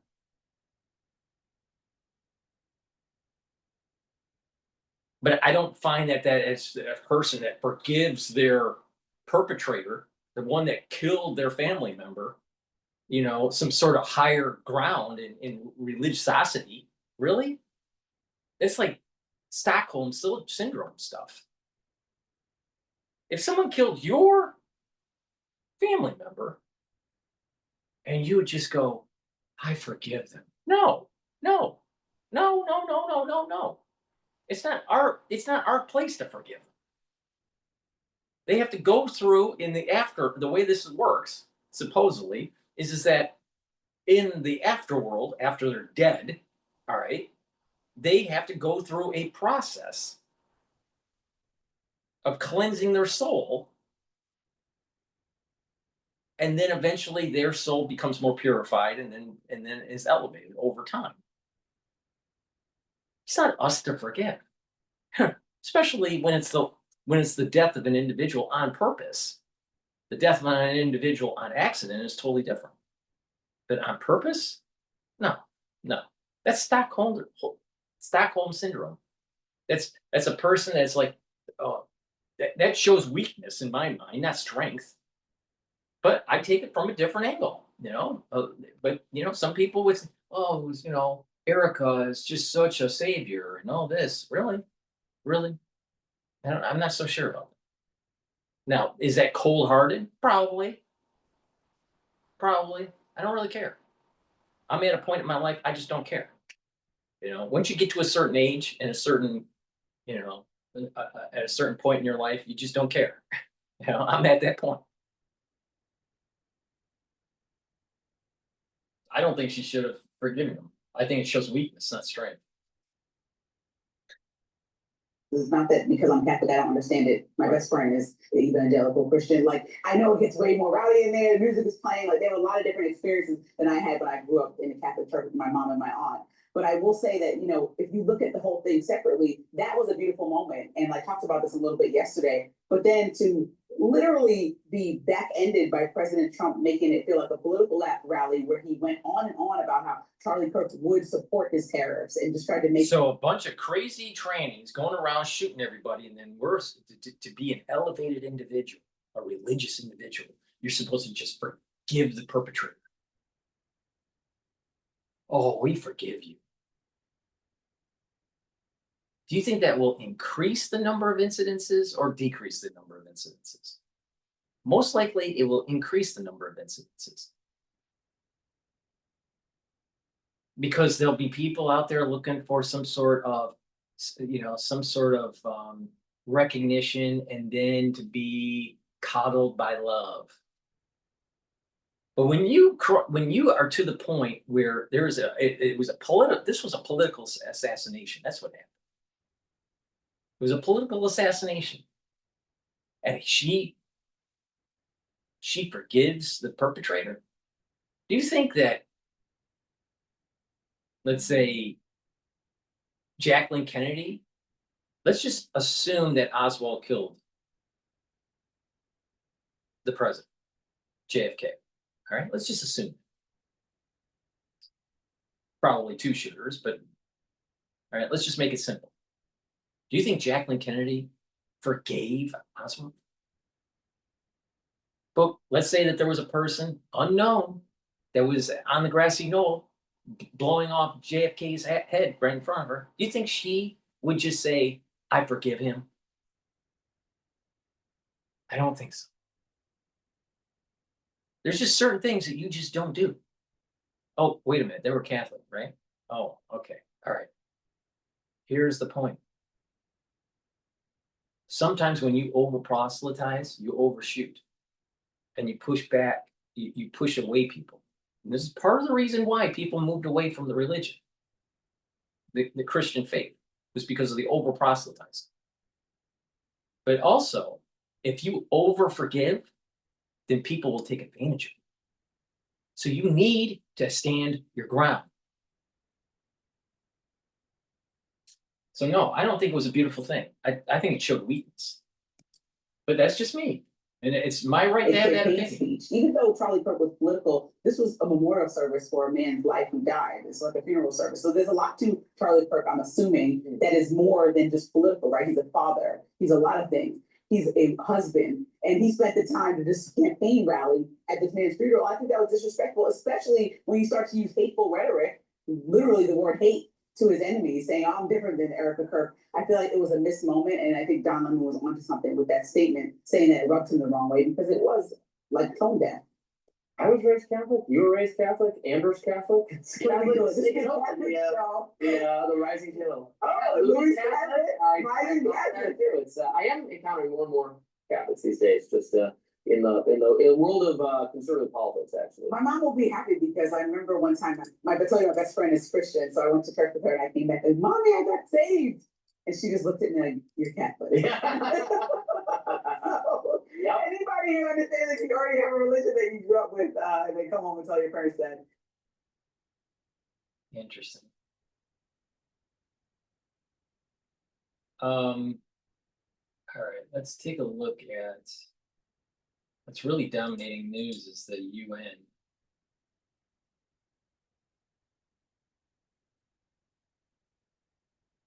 All right, we're going to go to Fox about they were interviewing the ICE director. Please go to my store, the-studio-reykjavik.com, and get the complete multivitamin. The complete multivitamin is part of the foundation for the health protocol that I have to slow down the aging process. So, complete multivitamin has the multivitamins as cofactors for enzymatic activity, so your cell performs properly. Super important. Take the complete multivitamin, drink filtered water, take it every day. And I have 2 probiotics as part of the foundation. You can get it in the veggie cap version or in the powdered version. I take the powdered version because I mix a lot of different powders together. It's just easier for me to do this. But both are very high quality, and it'll improve your gut biome, improve your metabolism, your ability to absorb nutrients. It improves the communication between your gut and your liver, your gut and your brain. It helps increase the mucosal layer in your gut and increase the concentration of IgAs. And those are antibodies that help with the gut biome and help with your immune system. Super important. But that better communication with your gut and your liver, you're going to be able to sleep better. You're going to get rid of brain fog. You're going to be able to concentrate. And when you are sleeping better, you are detoxifying your central nervous system. You're consolidating memory, and you're going to be well rested. So these are all very important for brain health. So probiotics help with the gut, help with your metabolism, but also help with brain function and skin health. So please go to my store, the-studio-reykjavik.com, get the powdered probiotic or the veggie cap, and take it with the multivitamin. That's the foundation for the anti-aging protocol. All right. Please use discount 5 and you get $5 off any order. All right. I want to listen into this one here. When you pay your rent with the bills, you earn valuable points every month to redeem for flights with world-class airlines, stays across all major hotel programs. According to Homeland Security, over 500 arrests have been made in the first 2 weeks of their operation in Chicago. Acting ICE Director Todd Lyons joins me here in New York today. How many of these arrests, 500 people, how many were violent criminals? Honestly, hundreds. So out of, as of this morning, we're over 550 arrests. And what ICE is doing in Operation Midway Blitz is we are focusing on those criminal aliens that have been released from sanctuary jurisdictions. And those are the worst of the worst that we're out there looking for. So the people that you arrested, 550 in Chicago, they were criminals. They were criminals. They're criminals not just because they crossed the border illegally, but because they committed crimes. No, more than 70% of the people we arrest are criminal aliens. Now, not only do they have criminal records here, some of these individuals have criminal records in their own countries that we know of, but yet jurisdictions like Chicago, like Illinois, just release them back to the streets to reoffend. That's what ICE is focused on. That's ridiculous. Why would any jurisdiction in America, sanctuary city or otherwise, protect known violent criminals? Why do they do that? That's what's frustrating for us is, I'll give you a prime example. Within the past 24 hours, we arrested an individual that did 9 years in prison, state prison, for multiple counts of strangulation, domestic violence, criminal mischief, violating protective orders. But yet those are the people they want to protect, right? Those are the ones that they want to oppose ICE and don't want us to take into custody. For me and the men and women of ICE, it's mind-boggling, because why would you shield those criminal aliens, the ones that are out there causing mayhem and causing harm? I mean, Operation Midway Blitz, we're doing that in honor of Katie Abraham. Young, beautiful girl that lost her life to a DUI crash by someone that shouldn't have been in our country. That's what we're focused on. And we really wish that elected officials would stand with us to go after those criminal aliens. In sanctuary cities, they're not doing that, are they? No. They're opposing it. 100%. If you look at some of the protests, whether it be Portland or now in Chicago, you have activists that are being driven into locations who show up with gas masks, but their own batons. They're throwing their own CS gas. They have shields. If you're coming to exercise your First Amendment right, we're all for that. But if you're coming to battle it out with law enforcement, that's a huge issue. And then you have elected officials and those who want to run for office that are out there in the mayhem as well. What's that say to your constituents that you value the livelihood of these criminal aliens over your citizens? California Governor Gavin Newsom I think he's passed a law in California saying ICE agents cannot wear masks. Is he in a position to dictate to federal employees? He's a state employee. Is he in a position to dictate that to feds? No, he's not. Unfortunately, that whole bill was just political theater. We would much rather have the governors say, hey, look, we're going to unmask these doctors that are doxing agents and their families. We're going to unmask these protesters that are violently protesting and assaulting law enforcement officers. Yet he's pitting state and local law enforcement against federal law enforcement. It's just not right.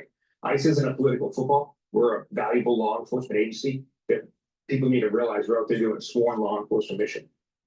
Can you see the point coming where at some point in the future, you carve out industries saying, look, these illegals, they're really helping this industry, farming, for example. Can you see a point coming where we carve out?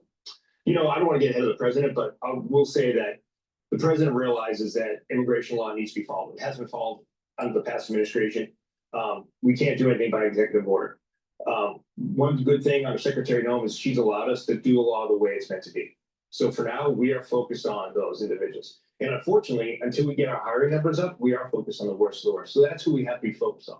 We really can't worry about, who's here just illegally in the country. While all aliens are on the table, we have to focus on these ones that sanctuary jurisdictions are being let go. We hear that recruitment for Homeland Security is going through the roof. It is. It is? It is. Help, no doubt, by a $50,000 signing bonus. It's definitely, that definitely helps. Our tuition reimbursement definitely helps. But I really think there are a lot of Americans that just want to be in law enforcement. That they understand this is a law enforcement mission. They want to serve their country. They want to do what they voted for, right? Is to make America safe again. It's a great agency to work for. I'm proud to have been there more than 20 years and then women are some of the bravest law enforcement officers out there. And I think people really want to be a part of that mission. Got it. Director Lyons, thanks for joining us. Thank you so much. I appreciate it. I'll shake that hand. Okay, we're going to go to a video about President Xi's weakness. But before we do, please go to my store, the-studio-reykjavik.com, and get the Max 35 or Cleanse. Cleanse is 30 parts per million. Max 35 is 35 parts per million. You take a teaspoon a day, swish it in your mouth, gargle about 20-30 seconds, and then swallow it. What that will do is improve your oral cavity and your oral pharynx and help with the epithelial lining, improve the health of your mucosal barrier, and that will help to improve your immune system. Take it every day. I've been doing this for over 5 years. If you're not feeling well or someone around you is not feeling well, take a tablespoon or two a day, do the same thing. Swish in your mouth, gargle 20-30 seconds, and swallow it. And then when everything's better, then go back to your maintenance dose. But it's important to do it every day to maintain your immune system, boost that up. It's the first pillar of the anti-aging protocol that I call the core. So you have the foundation, the probiotics, and the multivitamin. And the first pillar is the Max 35 or the Cleanse. The second pillar, C60, that's an antioxidant, it's a very strong antioxidant. The third pillar, turmeric, ashwagandha, and lignans, boost up that immune system, and Boomer Boost to boost up your energy levels and rev up your metabolism. And when you do that, you're slowing down the aging process because you're targeting all those different vector points that are part of the aging process. When someone is aging, their energy levels are going down, their mitochondria is going down, they're building up lots of free radicals, they have a weakening of the immune system, they have more inflammation, they start having problems with the cardiovascular health, they're starting to have problems with their brain function. But when you do that protocol, you're actually bringing down that inflammation, you're bringing down those free radicals, you're boosting up the energy levels, you're helping the health of these different systems. And that's the reason why you slow down the aging process. Now, it's a holistic approach. You got to do proper diet and exercise and drink filtered water, stay away from processed foods, have some spirituality or mindfulness, learn new things, stretch, balance, do resistance training, do some cardio. When you approach this holistically with the proper supplementation and stacking, you're slowing down the aging process. So please go to my store and get the Max 35 and the cleanse. Getting the structural nano silver toothpaste is really important, especially for the fall and winter season. You know, when the fall and winter season's coming, you should be preparing. You're gonna need this stuff. So this has no fluoride, and this structural nano silver toothpaste will help whiten your teeth, freshen your breath, reduce the inflammation at your gum line, and help the health of your gum line. Super important to have good oral hygiene. So go to my store, the-studio-reykjavik.com. Get this toothpaste, get a few tubes of it for your household. Be prepared. You're gonna need this for the fall and the winter. But if you're not prepared and you don't listen, don't be surprised that something happens.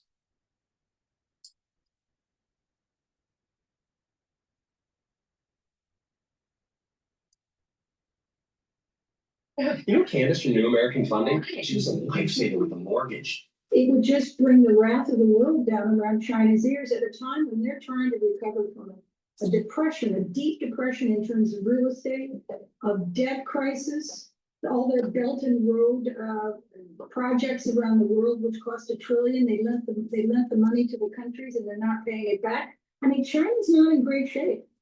And then, of course, the tariffs by the Americans has also slowed down its economy. And so, you know, I don't see China wanting to grab a chess piece off the board that would be that expensive. I think it would bankrupt them and it would absolutely ruin their trade. Hello and welcome to Tense Radio. I'm Audrey Kishwani-Ham, and today we're speaking to Diane Francis. She's a journalist, an author, a broadcaster, and a non-resident senior fellow at the Atlantic Council's Eurasia Centre. She's also the editor-at-large of the National Post. Diane, thank you so much for coming on today. Happy to be here.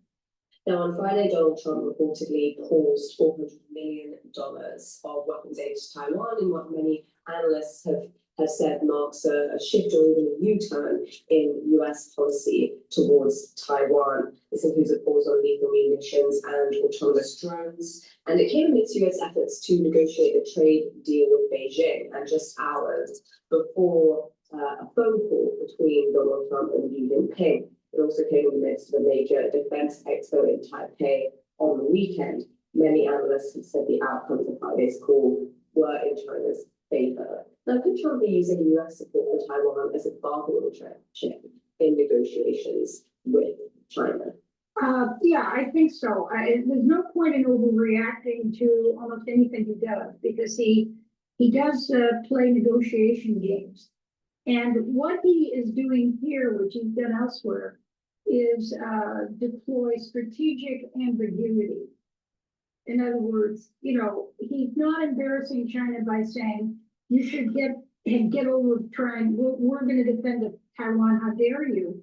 When in fact, Xi uses Taiwan as a nationalistic narrative for himself in internal politics, because he's had to deliver some tough medicine to the Chinese people. And I don't think, neither do I think that he's, you know, quietly abandoning Taiwan either, which would really break with the past. Yes, the negotiations with Taiwan and with China are parallel, but not connected, except that he plays one off against the other. So let me examine, for instance, dropping the military aid to Taiwan is a long-held ambition of his team, the Republican team under Trump. But it's not because they want to abandon Taiwan, it's because they want more military effort to concentrate it in terms of Ukraine and Europe.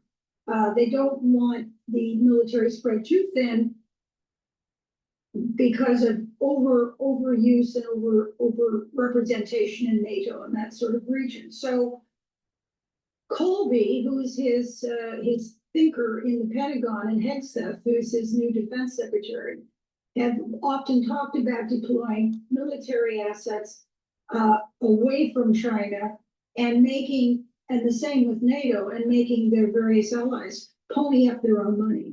Now, Taiwan is an enormously wealthy place.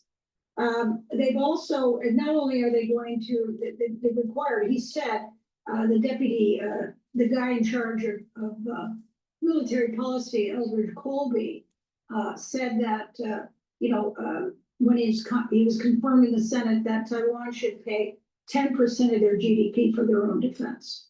And they can afford it. It's a very rich place. This was the same sort of refrain that they pushed on to the NATO members, okay? You're now 5% for them. So it's a cost-cutting exercise. At the same time, they're trying to organize this trade deal with China, and they don't want to get China, take too much advantage of China and vice versa. So this is very much taking the Taiwanese piece out of their tariff and trade talks, putting it to the side. And at the same time, Taiwan is being pressured too by the Americans. They have a gigantic company. One of the 10 biggest tech companies in the world is Taiwanese. It's Taiwan Semiconductor. They make more semiconductors than any other company in the world. Enormously wealthy.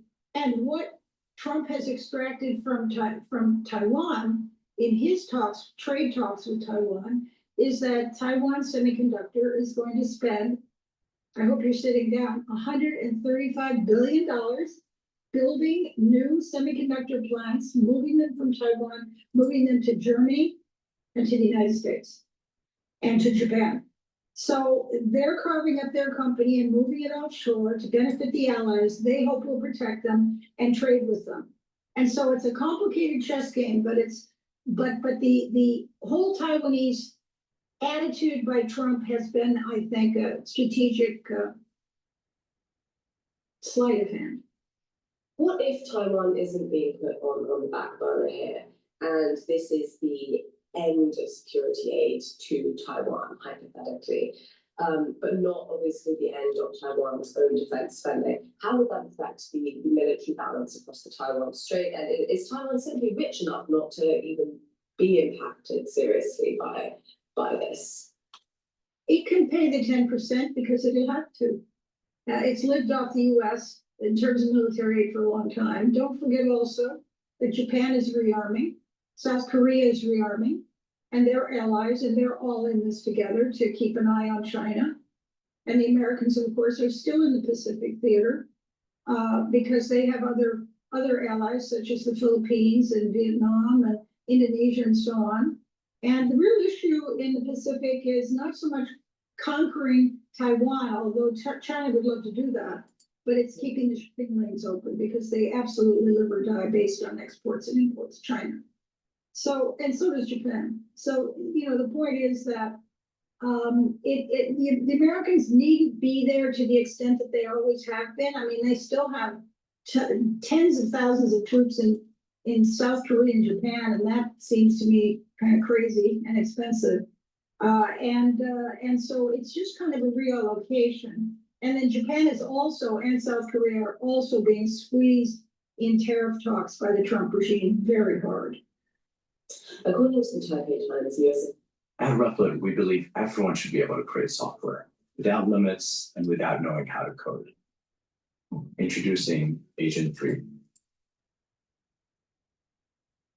According to the Taipei Times, US officials recently told a Taiwanese delegation that although Trump was attempting to normalize or stabilize relations with China, its Taiwan policy still remains unchanged, i.e. the US will continue to offer Taiwan support. Now, Trump's pausing of weapons aid on Friday does seem to contradict that earlier statement given to the Taiwanese delegation by US officials.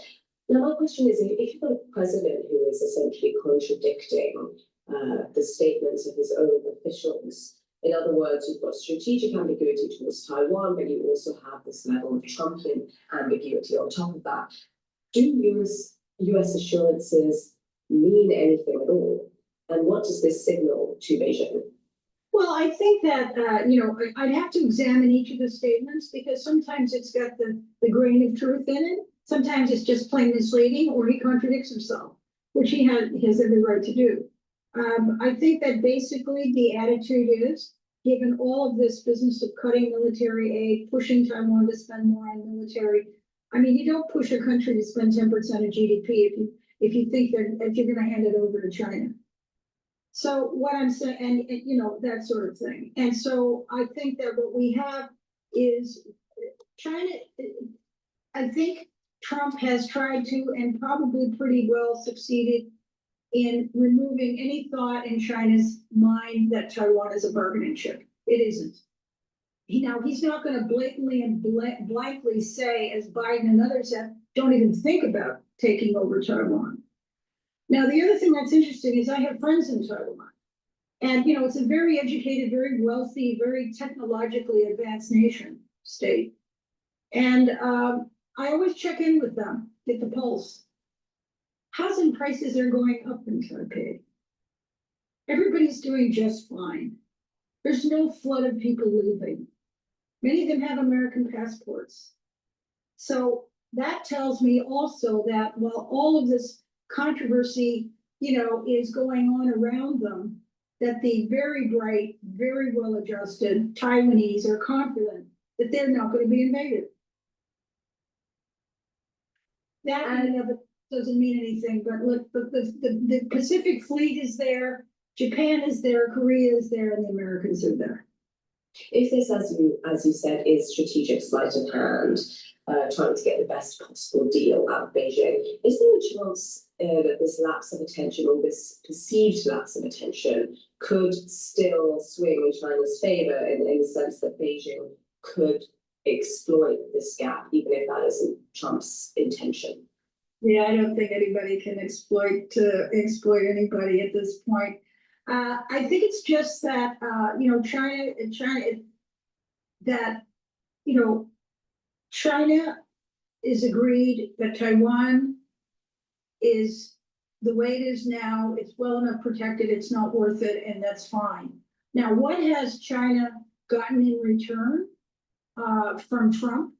They've gotten some rollback on tariffs. They fought back too and retaliated, so they didn't just take it lying down. But they've also got, you know, I mean, Trump was able to grab TikTok, their most valuable tech giant, and give it to his friends to run it on. I mean, they're going to be paid, but you know, I mean, so he's getting something for this, and so is China. China is not.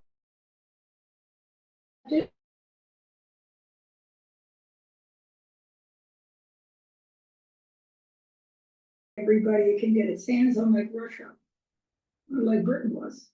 Let's face it. Now Taiwan, they're Chinese people. That's different. Hong Kong, they're Chinese people. That's different. But you know, if China was a conquering nation, there would be no Southeast Asia. China is a competing nation, not an enemy nation, in my opinion. And so, as long as it's done business on a business basis, and China doesn't feel threatened, it's not going to act out and take any chess pieces off the board tomorrow. And it's surrounded by nuclear powers as well. I mean, Japan is going to get a nuclear bomb, and so is South Korea, which terrifies the Chinese. So you know, I think that it's kind of at a pretty good balance right now, unless somebody does something foolish. But I've never thought of China as an enemy, but as a competitor. Now, Colby and Vance and Hegseth think that China is the devil incarnate and that sort of thing, which is interesting because they've always said that, and yet they're in favor of pulling money out of Taiwan. And that's because Taiwan is probably okay. Bloomberg estimates that the businesses everywhere are turning to Gusto for payroll, benefits, and more. Save time. Save money. It's no wonder. Bloomberg estimates that the cost of an invasion of Taiwan would be somewhere around $10 trillion, or 10% of the world's GDP. Given this would inadvertently affect China as well, is this enough to deter a military takeover of Taiwan in the absence of Washington support? I just don't think it's in the cards. Yes, it would be expensive. It would be very terrible. And, maybe they would like it, but I just don't see them doing it. It would just bring the wrath of the world down around China's ears at a time when they're trying to recover from a depression, a deep depression in terms of real estate, of debt crisis, all their Belt and Road projects around the world, which cost $1 trillion. They lent the money to the countries and they're not paying it back. I mean, China's not in great shape. And then, of course, the tariffs by the Americans has also slowed down its economy. And so, I don't see a China wanting to grab a chess piece off the board that would be that expensive. I think it would bankrupt them and it would absolutely ruin their trade. And that sort of thing is, they're just too practical. They're not, they're not homicidal, genocidal regime. They're not a homicidal, genocidal regime like Putin. And coming out of this phone call between Xi and Trump on Friday, how do you see more broadly Chinese and US bilateral relations going forward and calibrating into the future, into a continuing Trump term? Well, I see, Trump being able to do more business with China, but also he's very interested in, and China's very interested in getting China to put pressure on Putin to stop selling stuff to his war machine. The purchase of cheap oil is a problem. Maybe he wants to make a big oil deal. America produces more oil, almost as much oil as Russia, and it can be put in tankers and shipped across the Pacific. So can LNG. So I think that there'll be all kinds of, business talky talk by Trump to Xi. Xi will have to back off any retaliatory tariffs. And I think that, he just kind of needs his diplomatic help. Xi also needs to, through any talks or public pronouncements that are coming out of a Trump summit, he also has to make it very clear to his other customers, the Europeans, that he isn't, and that he's trying to stop the Russian war in Ukraine.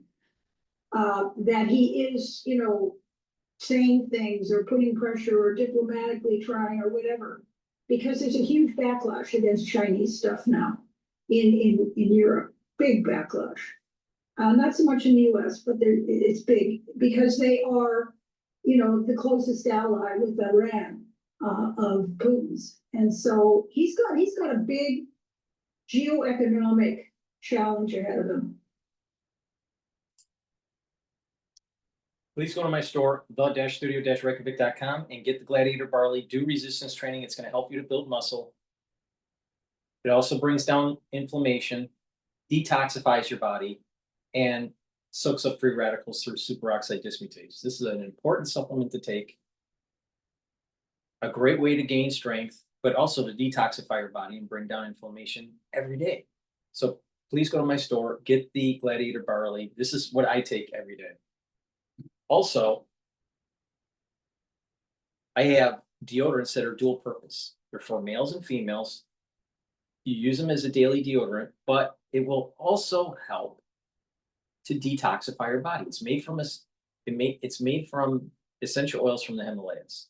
Very high quality ingredients. Has no aluminum, no baking soda, all natural.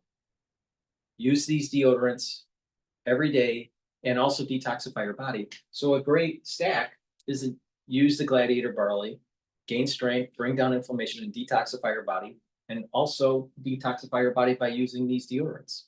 Now, you can get it in citrus or in peppermint, lavender, and tea tree. They're for males and females. Get the deodorants, very high quality.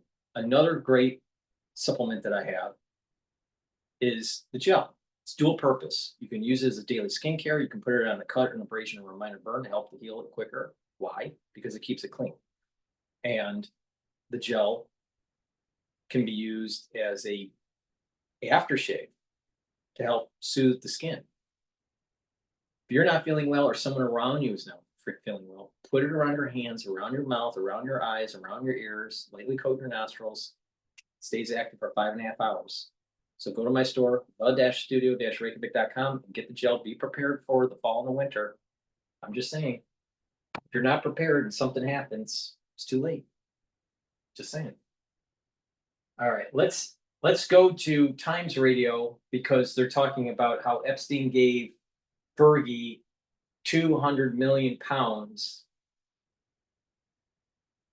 And you need to know this.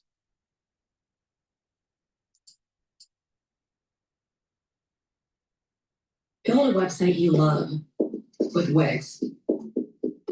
Instantly set a tone that speaks in your voice to you. The witnesses who have shown her that she was staying at these properties for years after she claimed to cut off links, including the doorman there. The doorman would all get dressed up when Fergie was staying. But yes, there's plenty of evidence that £15,000 was nothing to Epstein, and to be honest, it's nothing for her.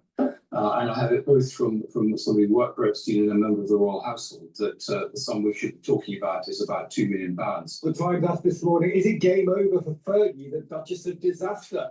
In the last 24 hours, 7 charities, including the British Heart Foundation and the Teenage Cancer Trust, have cut ties with Sarah Ferguson over an email she sent to Epstein describing him as a supreme friend. She wrote it after Epstein's conviction for procuring a child for prostitution. Of course, the Duchess of York's ex-husband Prince Andrew's own time as a working royal was ended after his links to Epstein became clear. How much further can the Yorks fall? The one man who knows the royal couple better than most is Andrew Lanning, author of the book The Rise and Fall of the House of York, which came out earlier this year. We can speak to Nat. Andrew, good morning to you. Good morning. She stands charged really effectively of being a massive hypocrite, is that right? Yes, and it doesn't surprise me. I found that in the course of my 4 years of research, I had to question everything she said in public. You couldn't believe a word she said.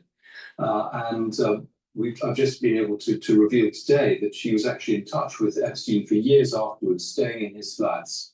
So, this apology was, I have to say, not entirely genuine. And what she said, she said in public, I want nothing more to do with him. And then she wrote to him afterwards saying, I'm sorry I had to do that. I think you're a good person, really. Exactly. And I think it makes her position both as a children's author and as someone who is a proponent of children's charities pretty untenable. And is that what's happened? Do you think she's now been effectively cancelled, particularly from the charitable world? Well, we've seen, I think, 7 or 8 charities cut links with her. In fact, she was never really particularly useful to many of these charities. She was seen as pretty toxic. I mean, this isn't the first scandal that she's weathered in the last 30 years. So I was surprised in some ways that she has survived as long as she has, both in terms of her endorsements and commercial appeal and in terms of the work she does with charities. Does she get, do you think in your experience, does she get sort of bowled over by rich people? Is there sort of a desire to be associated with money? Yes, I mean, I think that's something that's true of both of the couple, and it goes right back to their childhoods. But they've been surrounded by all sorts of pretty dodgy people. Certainly the sum of £15,000 that she seems to have sort of squandered a reputation on, I think is a lot larger than that. And the figures I would have been given is more like £2 million that Epstein gave her.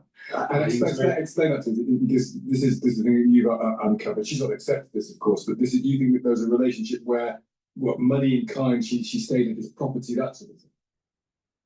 Yes, I mean, the witnesses who have shown that she was staying at these properties for years after she claimed to cut off links, including the doorman there. The doorman would all get dressed up when Fergie was staying.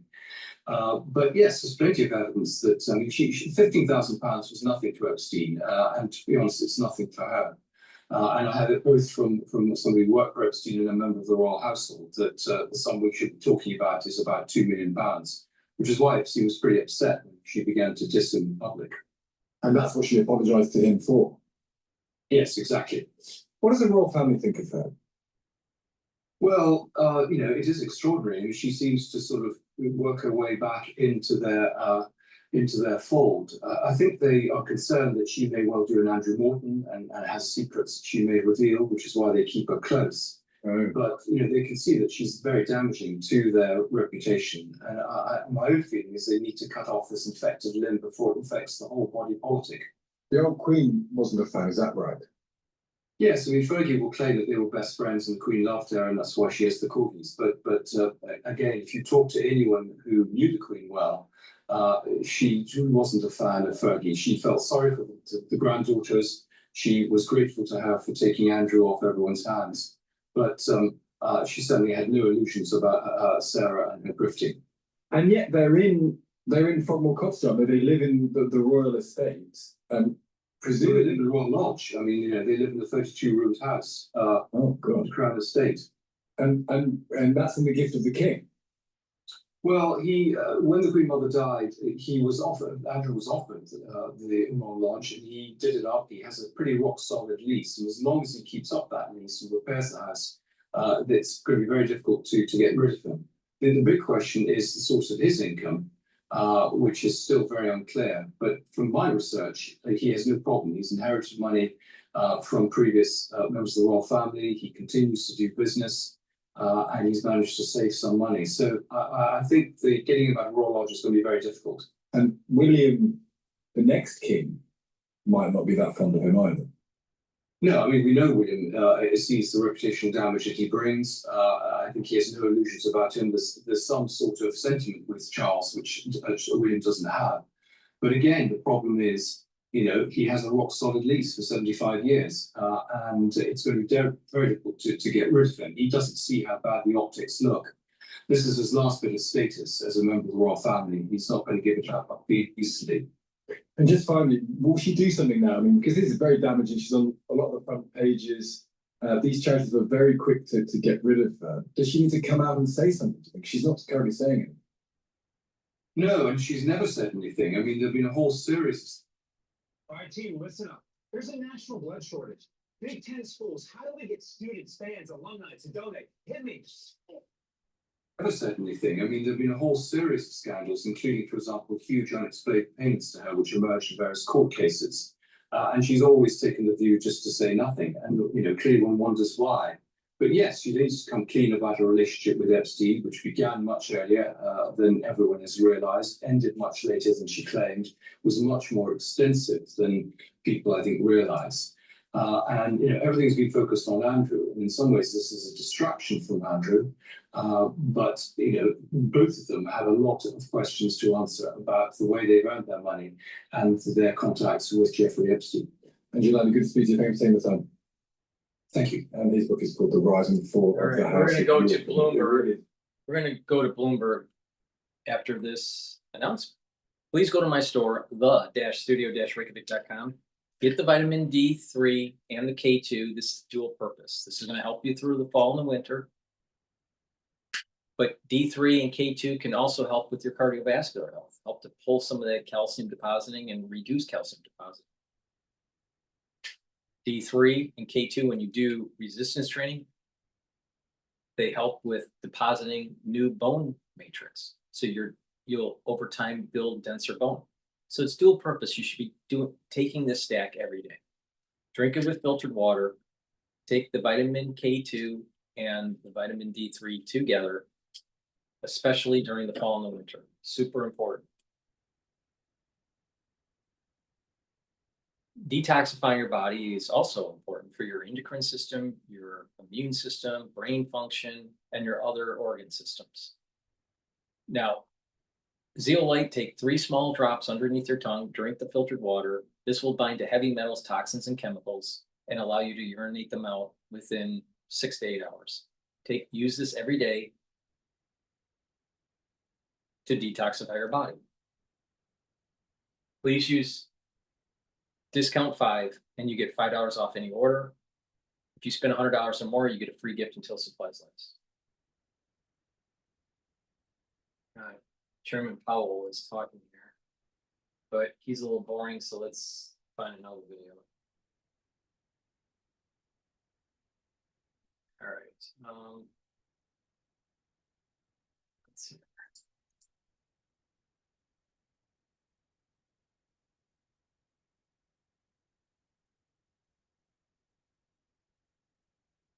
See what the Philippines. I guess we'll listen into Bloomberg while I look for another. The first half of this year, down from 2.5% last year. The moderation in growth largely reflects a slowdown in consumer spending.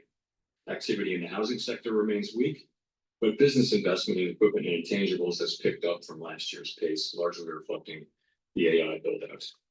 As noted in the September Beige Book, which I bet you wonder what it is. The September Beige Book, that's a report that gathers qualitative information from across the Federal Reserve System. We'll talk about later. Businesses continue to say that uncertainty is weighing on their outlook. Measures of consumer and business sentiment declined sharply in the spring. It was an They've astonishing since moved up, just but on the remain low. level, but perhaps on liberalism. We're gonna go to GB News here. Errol. When he had the same go at NATO, it was about making NATO cough up money, pay their way, and he moved on. What does he want the UN to do? I think he wants the UN to either come back under the umbrella of common sense or to be sort of not taken apart, but reduced in its importance. If it's going to continue counteracting the interests of the United States of America and our values and the values of our allies and the people in those countries, then the UN potentially is something that the US doesn't have as much of an interest as they had in NATO keeping alive. But I think fundamentally what we want is them to come back to the common sense situation. You can't be funding the invasion of the United States of America. You can't be enabling terrorist groups to have the moral or ethical cover that the UN agencies have done. And on top of all of this, the UN is a hotbed for international intelligence agencies to manipulate as well. So you oftentimes have votes that are completely asinine, countries that are not even remotely related to the issue. I'm not going to put any country on blast. Every country is a valid country, but you have coalition building to create votes that affect all of our lives. And I think the manipulation goes back. I mean, Reagan talked about it quite a bit. And I think it's built to a point now where Trump is sick and tired of it. The American people don't need the UN needs us. We fund a lot of the humanitarian projects around the world. We have been, along with the UK, as Trump said at the state dinner, the single two greatest countries for the human race, for what we've contributed globally. And I think it comes down to respect. The UN doesn't respect Donald Trump. He doesn't respect the United States of America. It doesn't. And if that's going to be the way it goes forward, I think Trump wouldn't have a problem pulling back in a way he was never going to do with NATO. NATO was always a commitment, just trying to make sure that everybody took that seriously. The UN is much more wishy-washy, and again, they don't have the card, and they need us very much. If they want to go become a Chinese Russian organization, they can do that, but they might find that we found another organization. So they would be wise to come and work with us. We're not asking for too much. And Coach, I wonder if that's the point. So what is the purpose of the United Nations? They have such potential, but at best now they just write a strongly worded letter. I wonder if they don't get their act together. In his eyes, would he defund them altogether? What a time we live in. Thank you very much, Errol Coach. Pleasure to have you on the show as ever. Thank you. Now I can search some holidays on this year. Here's the forecast of some of the top European destinations. Dinner under the stars tonight? That reminds me about travel insurance. You mean all clear skies? All Clear Travel Insurance sponsors GB News Travel Destinations forecast. Parts of Europe could see some heavy rain and some thundery downpours as we head our way into Wednesday. Mostly dry and settled across Greece, plenty of sunshine through. Moving into a new place? Carrot makes it easy to feel at home. When you clear a space, list it in seconds. Neighbors share more than things here. We build. Watch it from the beginning. It is very brief, but I wanted to play those remarks for you right now. This wrapping up just moments ago. Let's play that from the beginning. You get it. You get it. Well,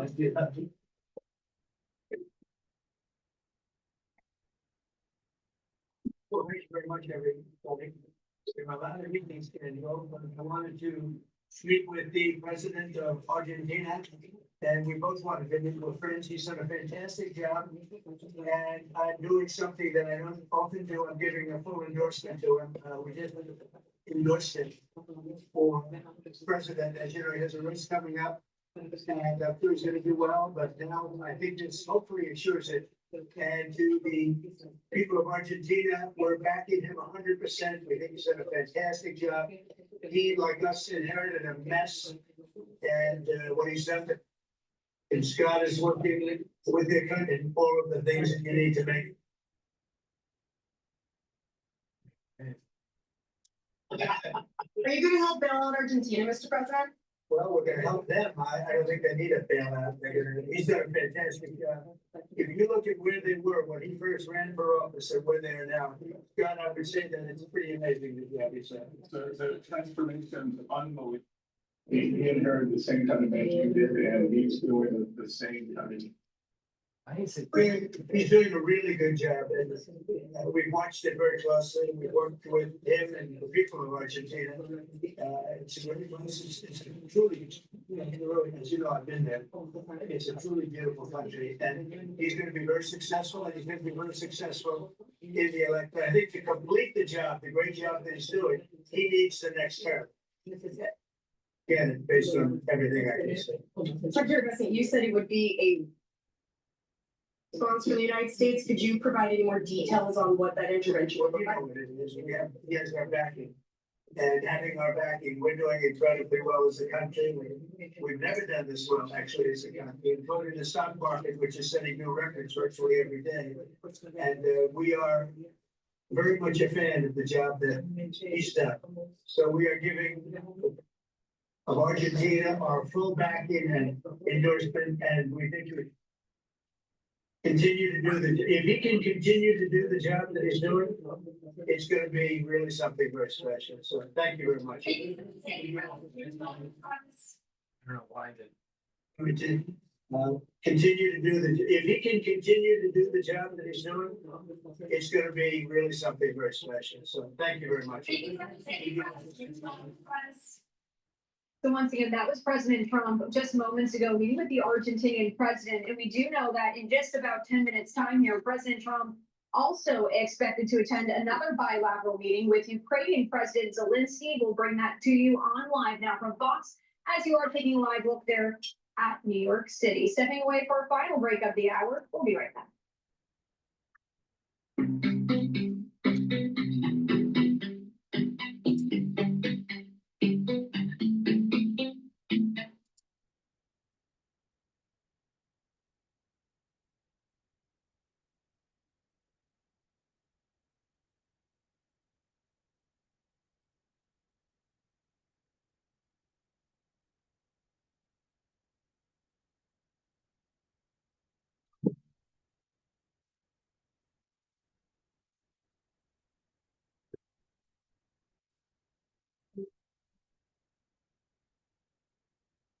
Good morning, welcome to Rising. We've got another great show for you today. It is a marvelous Tuesday morning in the District of Columbia, and I think red is your best color. Oh, thank you. I was gonna say we look like an American flag right now. We do. Look at us, so patriotic.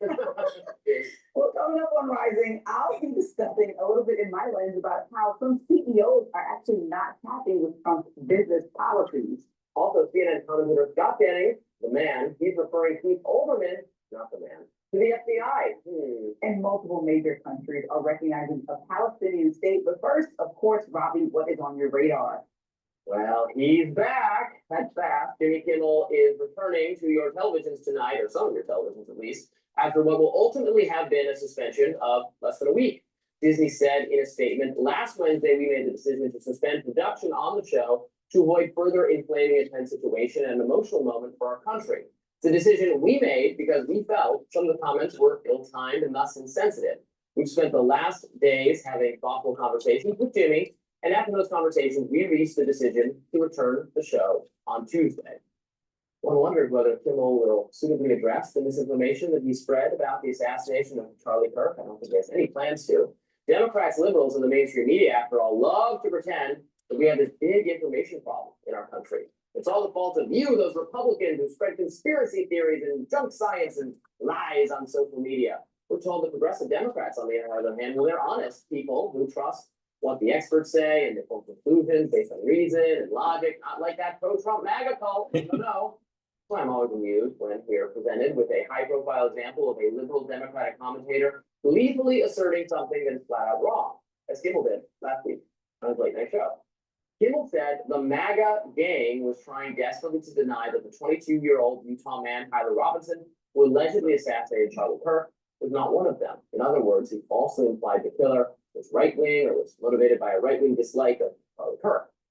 We know now that that's not true. The suspect's family and friends described him as increasingly left-leaning, particularly on issues of gender. Robinson was living with and reportedly dating a male roommate who was transitioning to a woman. Robinson himself, said of Kirk, I've had enough of this hatred. If you think Charlie Kirk, one of the best-known conservative speakers in the country, was too hateful and thus deserved to die, you are left-leaning almost by definition. But we already know this. Here's what I wanted to mention today. It's not just Kimmel who misinformed his audience by promoting this falsehood about the shooter. A huge chunk, self-identified Democrats, also believe the lie. That's according to polling from YouGov, which found that Democrats were more likely to believe that right-wing views had motivated the shooter than left-wing views, 10%. The Democratic respondents thought the killer was left-wing. 33% thought he was right-wing, 20% thought he was motivated by something other than politics, and 37% said they weren't sure. But to be fair, not sure is, I guess, a perfectly valid response, and something other than politics is probably incorrect, but I guess not explicitly disproven.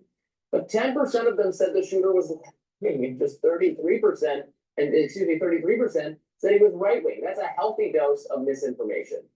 Hat tip to my friend Ben Dominich, who noticed this poll and called it to my attention. Now, I don't think it's some catastrophic crisis when a large chunk of the populace is misinformed about something.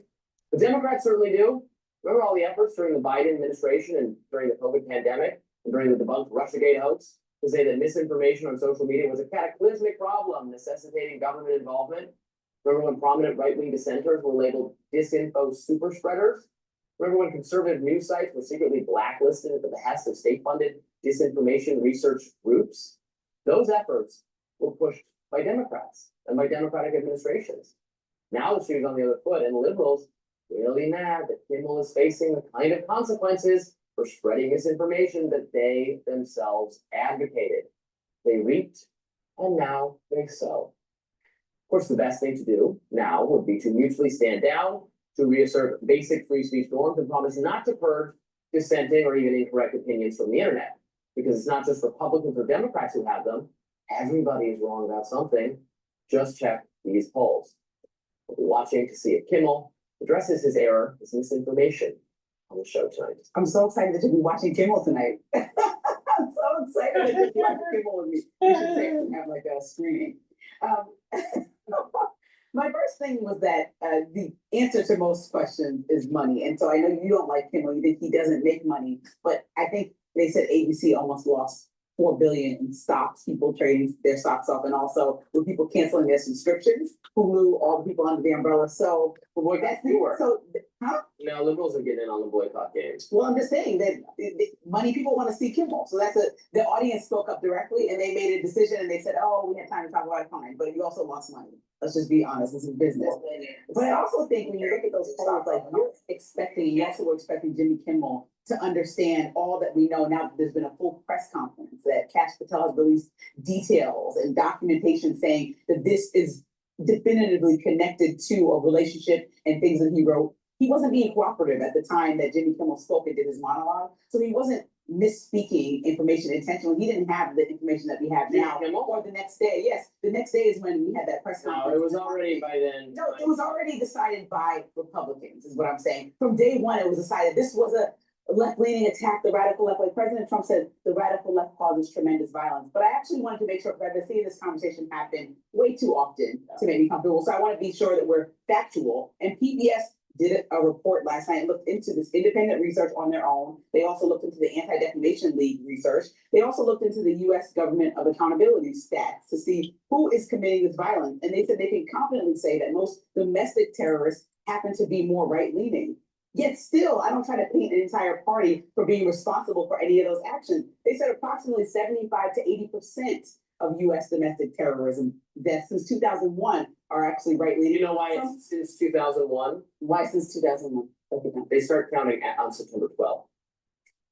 Okay, but why is that a left-leaning? Well, why would September 11th? We're not counting, that doesn't count as left or right. Okay. It's a separate category of Islamic terrorism, which dwarfs the other two if you're counting 9/11. If you're not counting it, there is more, but what they do with these statistics, so most of the extremist violence, the people they're labeling extremists are white supremacist prison gangs, and most of these violent incidents are them shanking someone else, for lack of a better word, or murdering a spouse or a loved one who they think is informing on them. It is not the actual violence is not politically connected. It is being perpetrated by extremely violent, nasty, awful people who should. As much as you say that the entire Democratic Party must be the party of transgender, whatever that means for you. It's like saying, as much as the Republican Party, no, I'm saying this, like people saying that it's left-leaning violence because he was defending the honor of his transgender loved one. Why does that have to do with left-leaning? He's defending the honor of his transgender loved one. People are trying to connect those dots. So then let's also connect the dots of white supremacy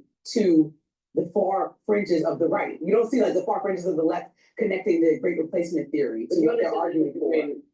I didn't mean that insultingly. I'm sure you do understand the difference between like white supremacists or people who join white supremacist gangs when they're in prison. These are violent people, and violence being committed for reasons that align with that ideology. But there's also, You know what I'm saying? but even we go past, like, let's say 2001, in 1995, Timothy McVeigh in the Oklahoma That was bombing politically was right motivated by wing. violence. All right, so like, let's That just, is the everyone wants to purest case. pretend, like, No, I'm not forgetting that is. That's clearer That than is the this, definition. that is clearer than this instance where you're saying that he was protecting the honor of his loved one and killed Charlie Kirk and he was wrong and a criminal.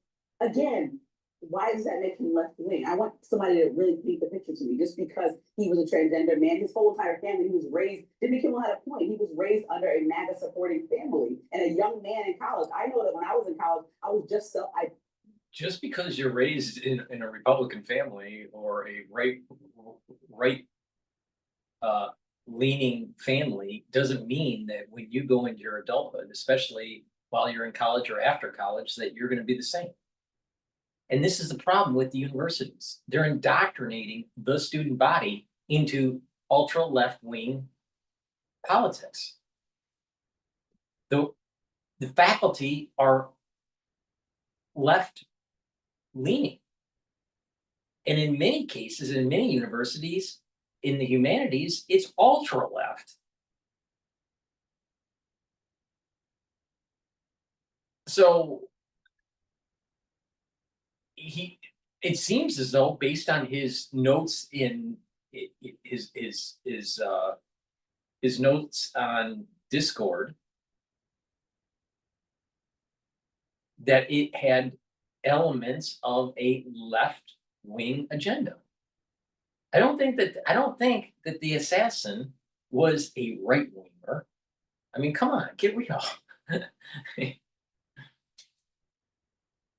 But it's not so much, well, was it a Republican or was it a Democrat? Was he an independent? Was he, ultra left wing or an ultra right wing? Does it really matter? Not really. Not really. Someone died. It was a political assassination. Someone was silenced because he was exercising his freedom of speech. And there seems to be a plethora of incidences of killings, especially with individuals that are on these psychotropic drugs and or in some sort of trans aspect in their life. It's a problem in the United States, but this is a left-wing issue. The ultra left has created this kind of environment. Did you have these problems in the 1970s? Did you have these problems in the 1960s or the 1950s or the 1940s or the 1930s? Or what about the 1920s or the 1910s? What about 1900s? What about 1890? Did we have any of these problems? No. No. It's a modern phenomenon.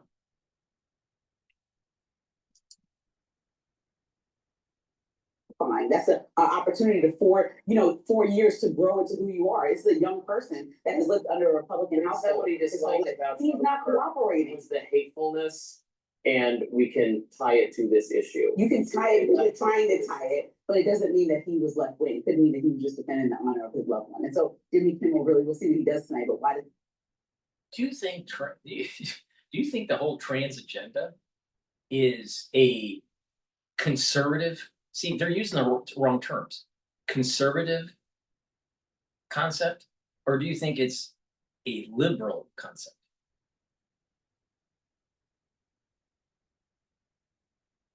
Do you think that the whole aspect of the hate speech of Charlie Kirk from the perspective of the assassin, Tyler, all right, is a is a conservative concept? Or do you think that's a liberal concept? His perception of Charlie Kirk. The perception is of a left-wing indoctrination. And not only that, his family was saying it, how anti-Trump and anti-Charlie Kirk, and how he was radically different when they went to dinner together, and that he was too left-leaning compared to the way he was raised. Even the parents have mentioned it. No, he must be a Republican. That's it. She's supporting the Don Lemon, thesis, and the Charlie Kimmel's thesis. To explain himself for thinking what the rest of the country was thinking. If most of these crimes are generally right wing, I'm thinking this is the same thing. The only thing I agree with you is that a lot of the rest of the country was thinking that, but it's incorrect, as I think. Up next, the Trump administration is announcing that the FDA believes a mother using Tylenol during pregnancy could actually lead to risk of. All right, so now what we're going to do is pivot over to CNN. Please go to my store, the-studio-reykjavik.com. Take this stack. This stack's going to help you with your immune system, your cardiovascular system, and super important to take during the fall and the winter. All right? Lignans helps with the endocrine system and the immune system, brings down inflammation and soaks up free radicals because it's an antioxidant. Ashwagandha root controls your cortisol levels and your blood glucose levels, brings down inflammation. Turmeric brings down pro-inflammatory cytokines and soaks up free radicals, helps the immune system and the cardiovascular system. When you stack these together, you're boosting up your immune system and helping the health of your vascular system, reducing the chance of plaque formation. And if you remember back in 2020, you've heard about all of this new announcement in the Oval Office by Trump and RFK Jr. about a certain substance that may exacerbate issues after inoculation. I have to be careful with my words, so there's not censorship. Well, I kept on saying in 2020 that if you had to take an inoculation because work was forcing you or whatever, that you had to bring down the pro-inflammatory response. I said that like 1,000 times. And I kept on saying, take high doses of turmeric. And I kept on saying, take ashwagandha. And I kept on saying, take lignans. You know why?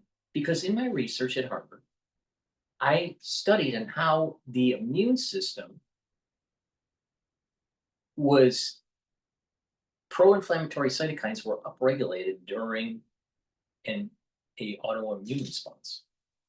So there was a trick that if you take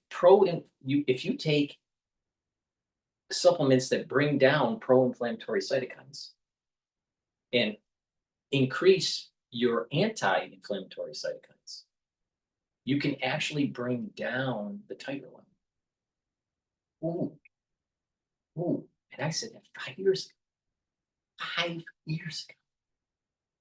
And then I also said, so you can take this before the inoculation to bring down your inflammation and boost up your immune system and also help with your cardiovascular system because of the clotting issue. All right.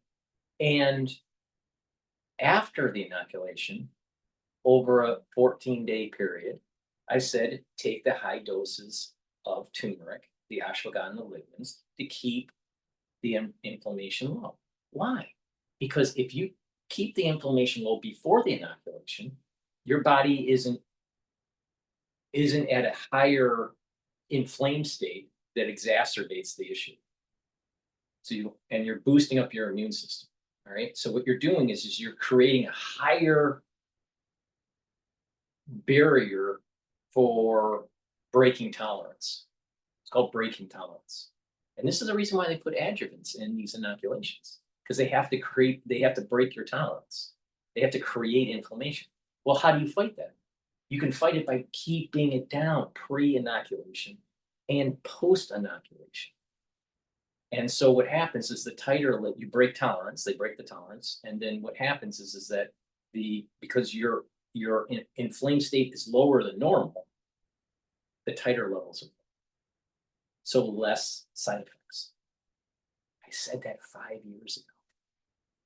And so what they're saying with this additional substance that people take, so there's two thoughts here. One is that there are many in utero, I should do a show on this, but in utero, the brain is developing, but there's further brain development for the newborn for many years. Actually, your brain doesn't fully develop until you're 22 years old.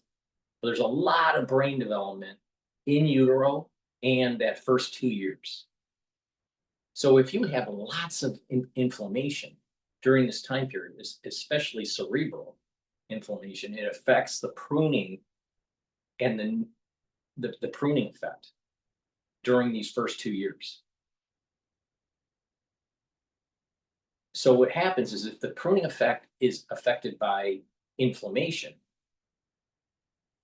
you may have hyperconductivity in some regions and hypoconductivity in other regions relative to a normal brain of that age of the newborn.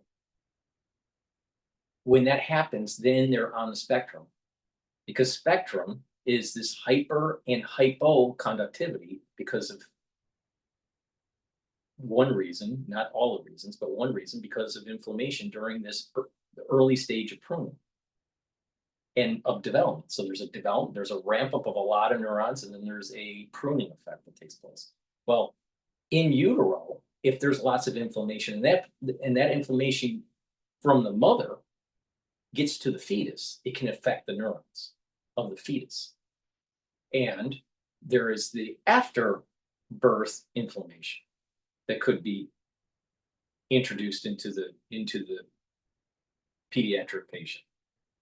All right, so in utero, if the mother is getting a lot of inoculations or is having issues and have to take this substance, I don't want to say it, but takes this substance that could block the glutathione pathway, then what happens is that over time, you may actually cause a pro-inflammatory response in utero, causing the neurons to not wire correctly during this build out before the pruning phase. So that's one aspect to it. Then there's the other aspect of the scheduling, where, okay, you have a patient, pediatric patient, getting inoculations in the early months of its life, causing a inflammatory response because of the adjuvants.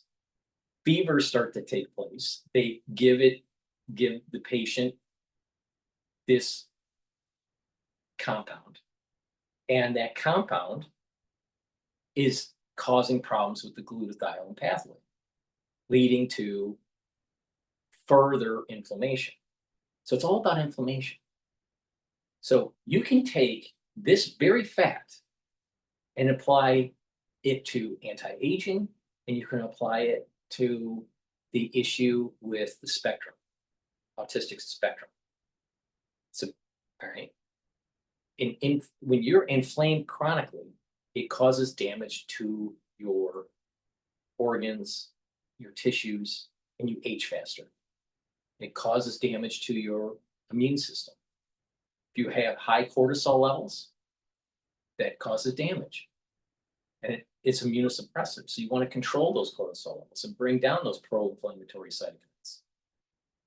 So in my research that was dealing with treatment for GBS and MS, from an autoimmune system perspective, it was about controlling inflammation and bringing down those pro-inflammatory cytokines, upregulating anti-inflammatory cytokines, and starting to bring down the titer levels of those antibodies and bringing down the macrophages and the neutrophils. It's all about inflammation.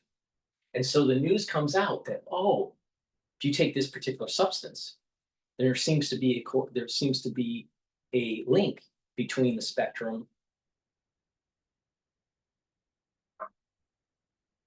and taking this particular substance in utero or after birth. But what it is it's about inflammation. If you take things that are inflaming, especially at the cerebral level, it's going to affect the pruning effect, especially after birth. All right. So it's all about keeping the inflammation down. I've been saying this for 5 years. So for the adults, you can control, you can modulate a titer level. So you can short circuit what is happening with the inoculation. And I've been saying this for 5 years. 5 years. Now, in terms of catching the actual pathogen, if you're always in a pro-inflammatory state, so it's this S1 subunit is a sub-super antigen that attaches to the TCR, which is your CD4, and it can't be fully activated and it can't attach to the MHC2. Well, and it's producing a lot of pro-inflammatory cytokines because that's what the CD4 does, but it's not doing its full function because it has this S1 subunit from the pathogen. All right. So what do? You can keep the inflammation down until those sub-super antigens are cleared and your effective CD4 count gets back to normal. And then your immune system is closer to being better. That's why I keep on saying, follow my lead. I am more accurate, more comprehensive than anyone in the world about this subject matter.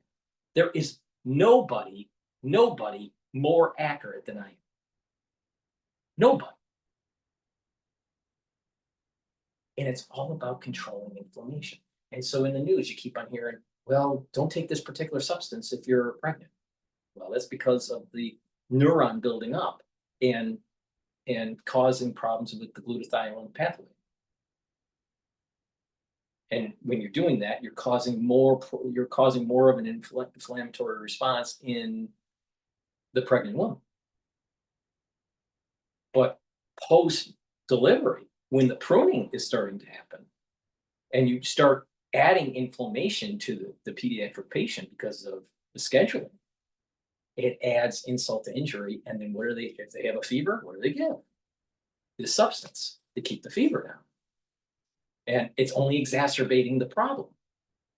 So it's a combination. It's a combination of things that are taking place. But the idea here is that there are supplements and natural things that people can take that actually bring down pro-inflammatory cytokines. I've been saying this for 5 years, that once it had to take the inoculation, you had to do 14 days before, and then 14 days after, preferably just maintain that protocol throughout the year.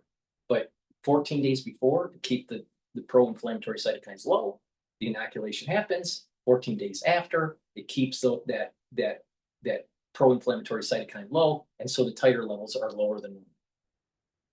So you have less side effects. And then there's added benefits. It boosts up your immune system. It helps with the cardiovascular system. If you have less inflammation at the vascular level, you have less clotting. See? So people listened to me 5 years ago. A lot more people would have been alive. I'm not wrong. I'm more accurate than Dr. Cole, Dr. Drew, Dr. Oz. You name it. Dr. McCall, artists, whoever. You pick them. Doesn't matter.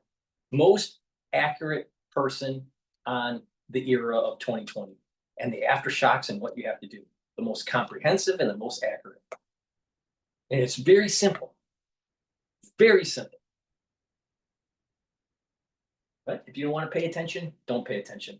But in the fall and the winter, something bad's coming. And if you're not prepared, it's your own damn fucking fault. Because I've been saying what to do for 5 fucking years.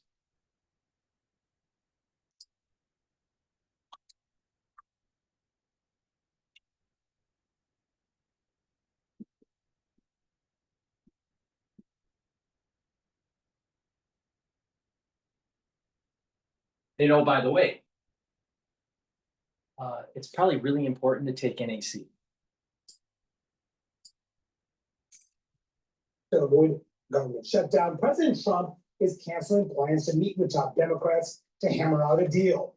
In a rambling Truth Social post just before he stood up to address the UN, President Trump wrote, quote, after reviewing the details of the unserious and ridiculous demand for minority radical left Democrats in return for their votes to keep our thriving country open, I decided that no meeting with their congressional leaders could possibly be productive.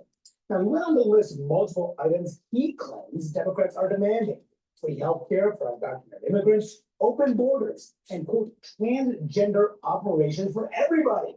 But those are actually not on their list. These are the Democrats' actual demands: an extension of expiring Obamacare subsidies, rolling back Republican cuts to Medicaid, and a promise that the White House would not eliminate spending after it is approved by Congress. Excellent. Borders are bad. Look, we're a week away. Democrats, of course, have leverage. Everyone says, well, the Republicans will control Congress. Democrats need to give the votes for the pass the Senate, which is why their view is critical here. But we're entering a moment where this is feeling pretty serious, right? It's feeling pretty serious because all the sides are very much locked in. You have Speaker Johnson saying he's not going to bring the House back to pass any sort of funding legislation that may be different than what the House has already passed. You have Schumer and Jeffries, the Democratic leaders, not backing down from their demands. And if we had seen any sort of, kernels of progress with this proposed Thursday meeting between the president and Democratic leaders, it's obviously gone now with the meeting being canceled by the president on his Truth Social account today. Weird things can happen at the last minute, obviously, as we know when it comes to shutdowns. But right now, I think the forecast of the government shuttering seems pretty high. Because Democrats think that they have a winning message here. The question is, will the American people agree if there is a shutdown and if it's a painful shutdown, which they if they couldn't get the big stuff right, like the crisis in 2020, how can they get the little stuff right about this whole Obamacare? Because the whole Obamacare thing is like peanuts in terms of intellectual prowess compared to dealing with the crisis of 2020. Like I said, the biggest event in the last 125 to 150 years was what we went through in 2020. And there were so many people that were professional that got it wrong, and they still get it. And you just learned yesterday that, ooh, wait a minute. Acetaminophen is a big problem.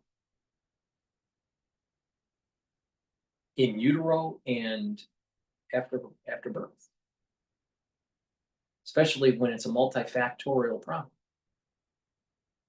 Now, people were taking acetaminophen before 1986. Ooh, but the scheduling was different after 1986. Ooh, wait a minute there. It's a compound effect, and that's why they're not going to find it so easily in a research study.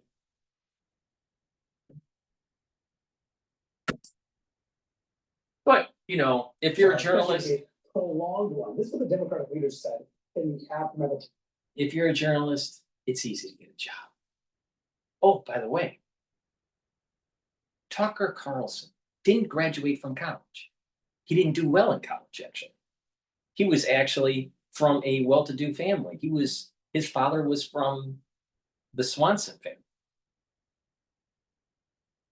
All right. Goes all the way back to, he's a blue blood. All right.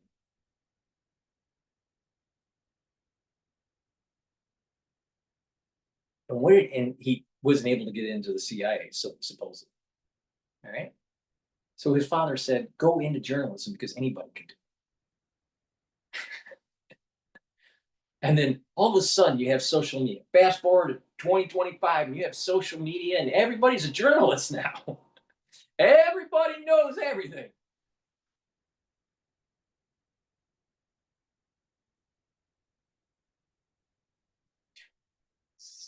These people are dumb. Cancel the meeting, and King Jeffrey said, Trump always chickens out and said cancel the high stakes meeting. He wanted to say the extremists want to shut down the government because they are unwilling to address the Republican healthcare crisis devastating America. Schumer said that Trump was throwing a temper tantrum and that Trump would own a shutdown. Is that, what do you think of that political strategy? I don't know. And the messaging, is that a good? I think we're gonna shut down. I don't think I shouldn't make predictions, but it seems like we're gonna shut down. The conversation on Capitol Hill last week, with the exception of this little 24-hour news cycle where there might have been a meeting at the White House, which then Trump canceled. The smart question on Capitol Hill wasn't if we're gonna shut down, it's how long the shutdown is going to be. I'm sure all of us have kind of picked that up in our reporting. The thing on shutdown is easy to get into, harder to get out.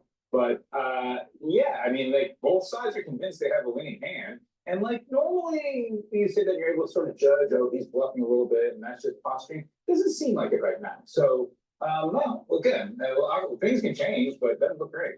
It's a gamble for Democrats, but I would argue it is a gamble that they have to take because their voters are demanding it. We remember the last time that we were in this scenario and Senate Minority Leader Chuck Schumer got a lot of pushback. And so they have to appear as if they are at least putting up a fight. I will say, though, I remember when not long ago when Mitch McConnell was the majority leader and he hated shutdowns. And he often said that it was because there was never a policy victory for the group that instigated it. And so Democrats have to go into this sort of, yes, showing their base that they're willing to fight, but also sober-minded about what policy achievement they are trying to I mean, make. that's the thing. It's like, what can they actually win here? Because Trump's not going to reverse the cuts that were in the one big beautiful bill, which they're demanding. They want to extend these Obamacare subsidies, and this is the impact that will happen to these Obamacare subsidies are expiring at the end of the year. If they are not extended, 22 million people will see the premiums increase, 4 million people will lose insurance, $350 billion is the cost of extending Obamacare subsidies. That's the cost to the federal taxpayer. But it's a complicated policy that requires a significant negotiation with Republicans in charge. That's not going to get done by Tuesday. So what can they actually achieve, Democrats, if they don't supply the votes, they block a Republican bill, and there's a shutdown?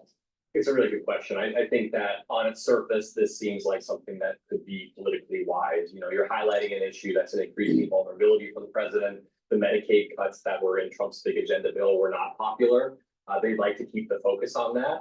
I do wonder how much this is a messaging exercise and not something that they ultimately believe they're going to get something out of. Are they going to focus things on this issue, recognizing that they're probably not going to get anything out of this, and maybe having a short shutdown ultimately? You know, we've had a lot of shutdowns over the years, and it's kind of become less and less of a political factor in later elections. And so this feels to me like Democrats feeling like they have to fight. We'll see if they actually feel like they need to take it that far. And remember, the Republican proposal is essentially a clean spending bill. There's really not there's not a poison pill on there that Democrats can't accept. It's a 7-week extension of government funding. Well, I think that's why Democratic leaders are so focused on the messaging war right now and trying to make a case. Because I mean, we've all covered a lot of shutdowns in various iterations. And if there is a general rule of who gets the blame, it's often the party that asks for something extraneous. And, you know, that was like defunding Obamacare. Defunding Obamacare in 2013. You know, obviously the President Trump in his first term threatened to shut down the government if he didn't get that additional funding for his border wall. It had that dramatic showdown in the Oval Office.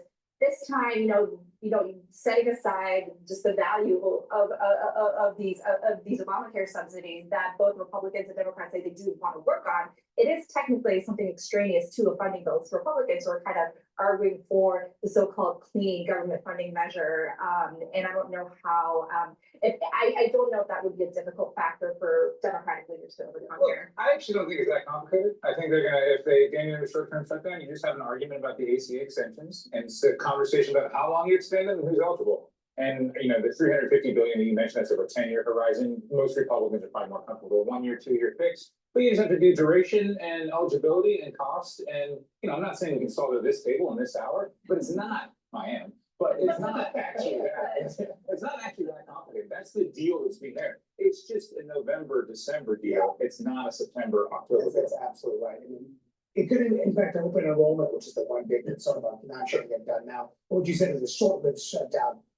I'm not so sure it'd be a short-lived shutdown. It could be a prolonged shutdown, which that's, as you said earlier, it's always harder to get out of a shutdown. It could be the 7-week horizon, right? I mean, the Republicans, if they're going to do a deal on the ACA, they're going to do it in the Thanksgiving timeframe. So maybe the government just shuts down until then, and then they cut this deal that's there for the autumn. Yeah, not rooting for these outcomes. It just you've been through enough of these, and you can kind of see where it's going. Yeah. With the caveat that none of us have the crystal ball. Yeah, I'm not quite sure how this is going to go. It's as simple as the government sucks and doesn't do anything really efficient. So just shut the damn thing down. It don't matter. Please go to my store, the-studio-reykjavik.com, and get the C60. This is a very potent antioxidant. You can get it in avocado oil, MCT coconut oil, and extra virgin olive oil. Why is it in an oil? Because C60 is lipid soluble, so you can properly absorb it. Some people sell powders of C60. Wrong. Never take a C60 powder, ever. It has to be in a lipid for you to properly absorb it. Take a teaspoon a day, every day. And what you're going to do is that's going to soak up those free radicals. It's 1,000 times stronger than vitamin C, a molecule of vitamin C. It's going to soak up lots of free radicals. It's going to help the health of your mitochondria. It's going to boost up your energy levels in the cell. It's going to bring down stress in the cell and in the tissue. Your organ systems will perform better. Your glands will perform better. Your endocrine system will perform better. Your immune system will be better. Soaking up free radicals at the vascular level will reduce plaque formation. Why? Because if you have less free radicals, you have less oxidized LDL. Ooh, amazing how that works. So at the cerebral level, your neurons are going to be more robust. You soak up those free radicals, less stress in the neuron. You improve the mitochondria of the neuron, and you have lots of ATP. And neurons need lots of ATP. And then you're generating those neurotransmitters. Your neuroplasticity improves. Your thinking improves. Less brain fog. Memory improves. Super important to do. So take a teaspoon a day every day. You can get it in a 2 ounce, a 4 ounce, or an 8 ounce configuration. It is cheaper per ounce in the higher ounce configuration. But get the C60, take a teaspoon a day every day. Another benefit that you're going to notice is that your basal layer of your skin will improve. And that means that your skin, as it's producing new cells from the basal layer, you're going to look younger within a year. Within 1 year, you will physically look younger. And you're going to start feeling the effects internally within about 2 months. Your energy levels will go up. You're going to have more vitality. And if you couple it with a lot of the other supplements that I have, like the turmeric, ashwagandha, and lignans, and the Max 35, and the Boomer Boost, and the clarity factor, and the ubiquinol, and the multivitamin, and the probiotic, all these things are synergistic, and it targets what ages you and reverses it. It mitigates it. And that way, over time, you get these benefits of slowing down the aging process, of boosting up your immune system. So please go to my store, the-studio-reykjavik.com, and get the C60. And again, like I said, I am the most comprehensive in terms of anti-aging, the holistic approach, and how it dovetails into the crisis of what we went through in 2020 and the aftershock. A lot of people are going to have problems with their immune system. That's part of the aftershock. A lot of people are gonna get early onset of dementia, part of the aftershock. And a lot of people are gonna get the big C, all right? Because of the aftershock. You pay attention to me, you'll be fine. If not, you're rolling the dice. Thank you for listening and have a nice day.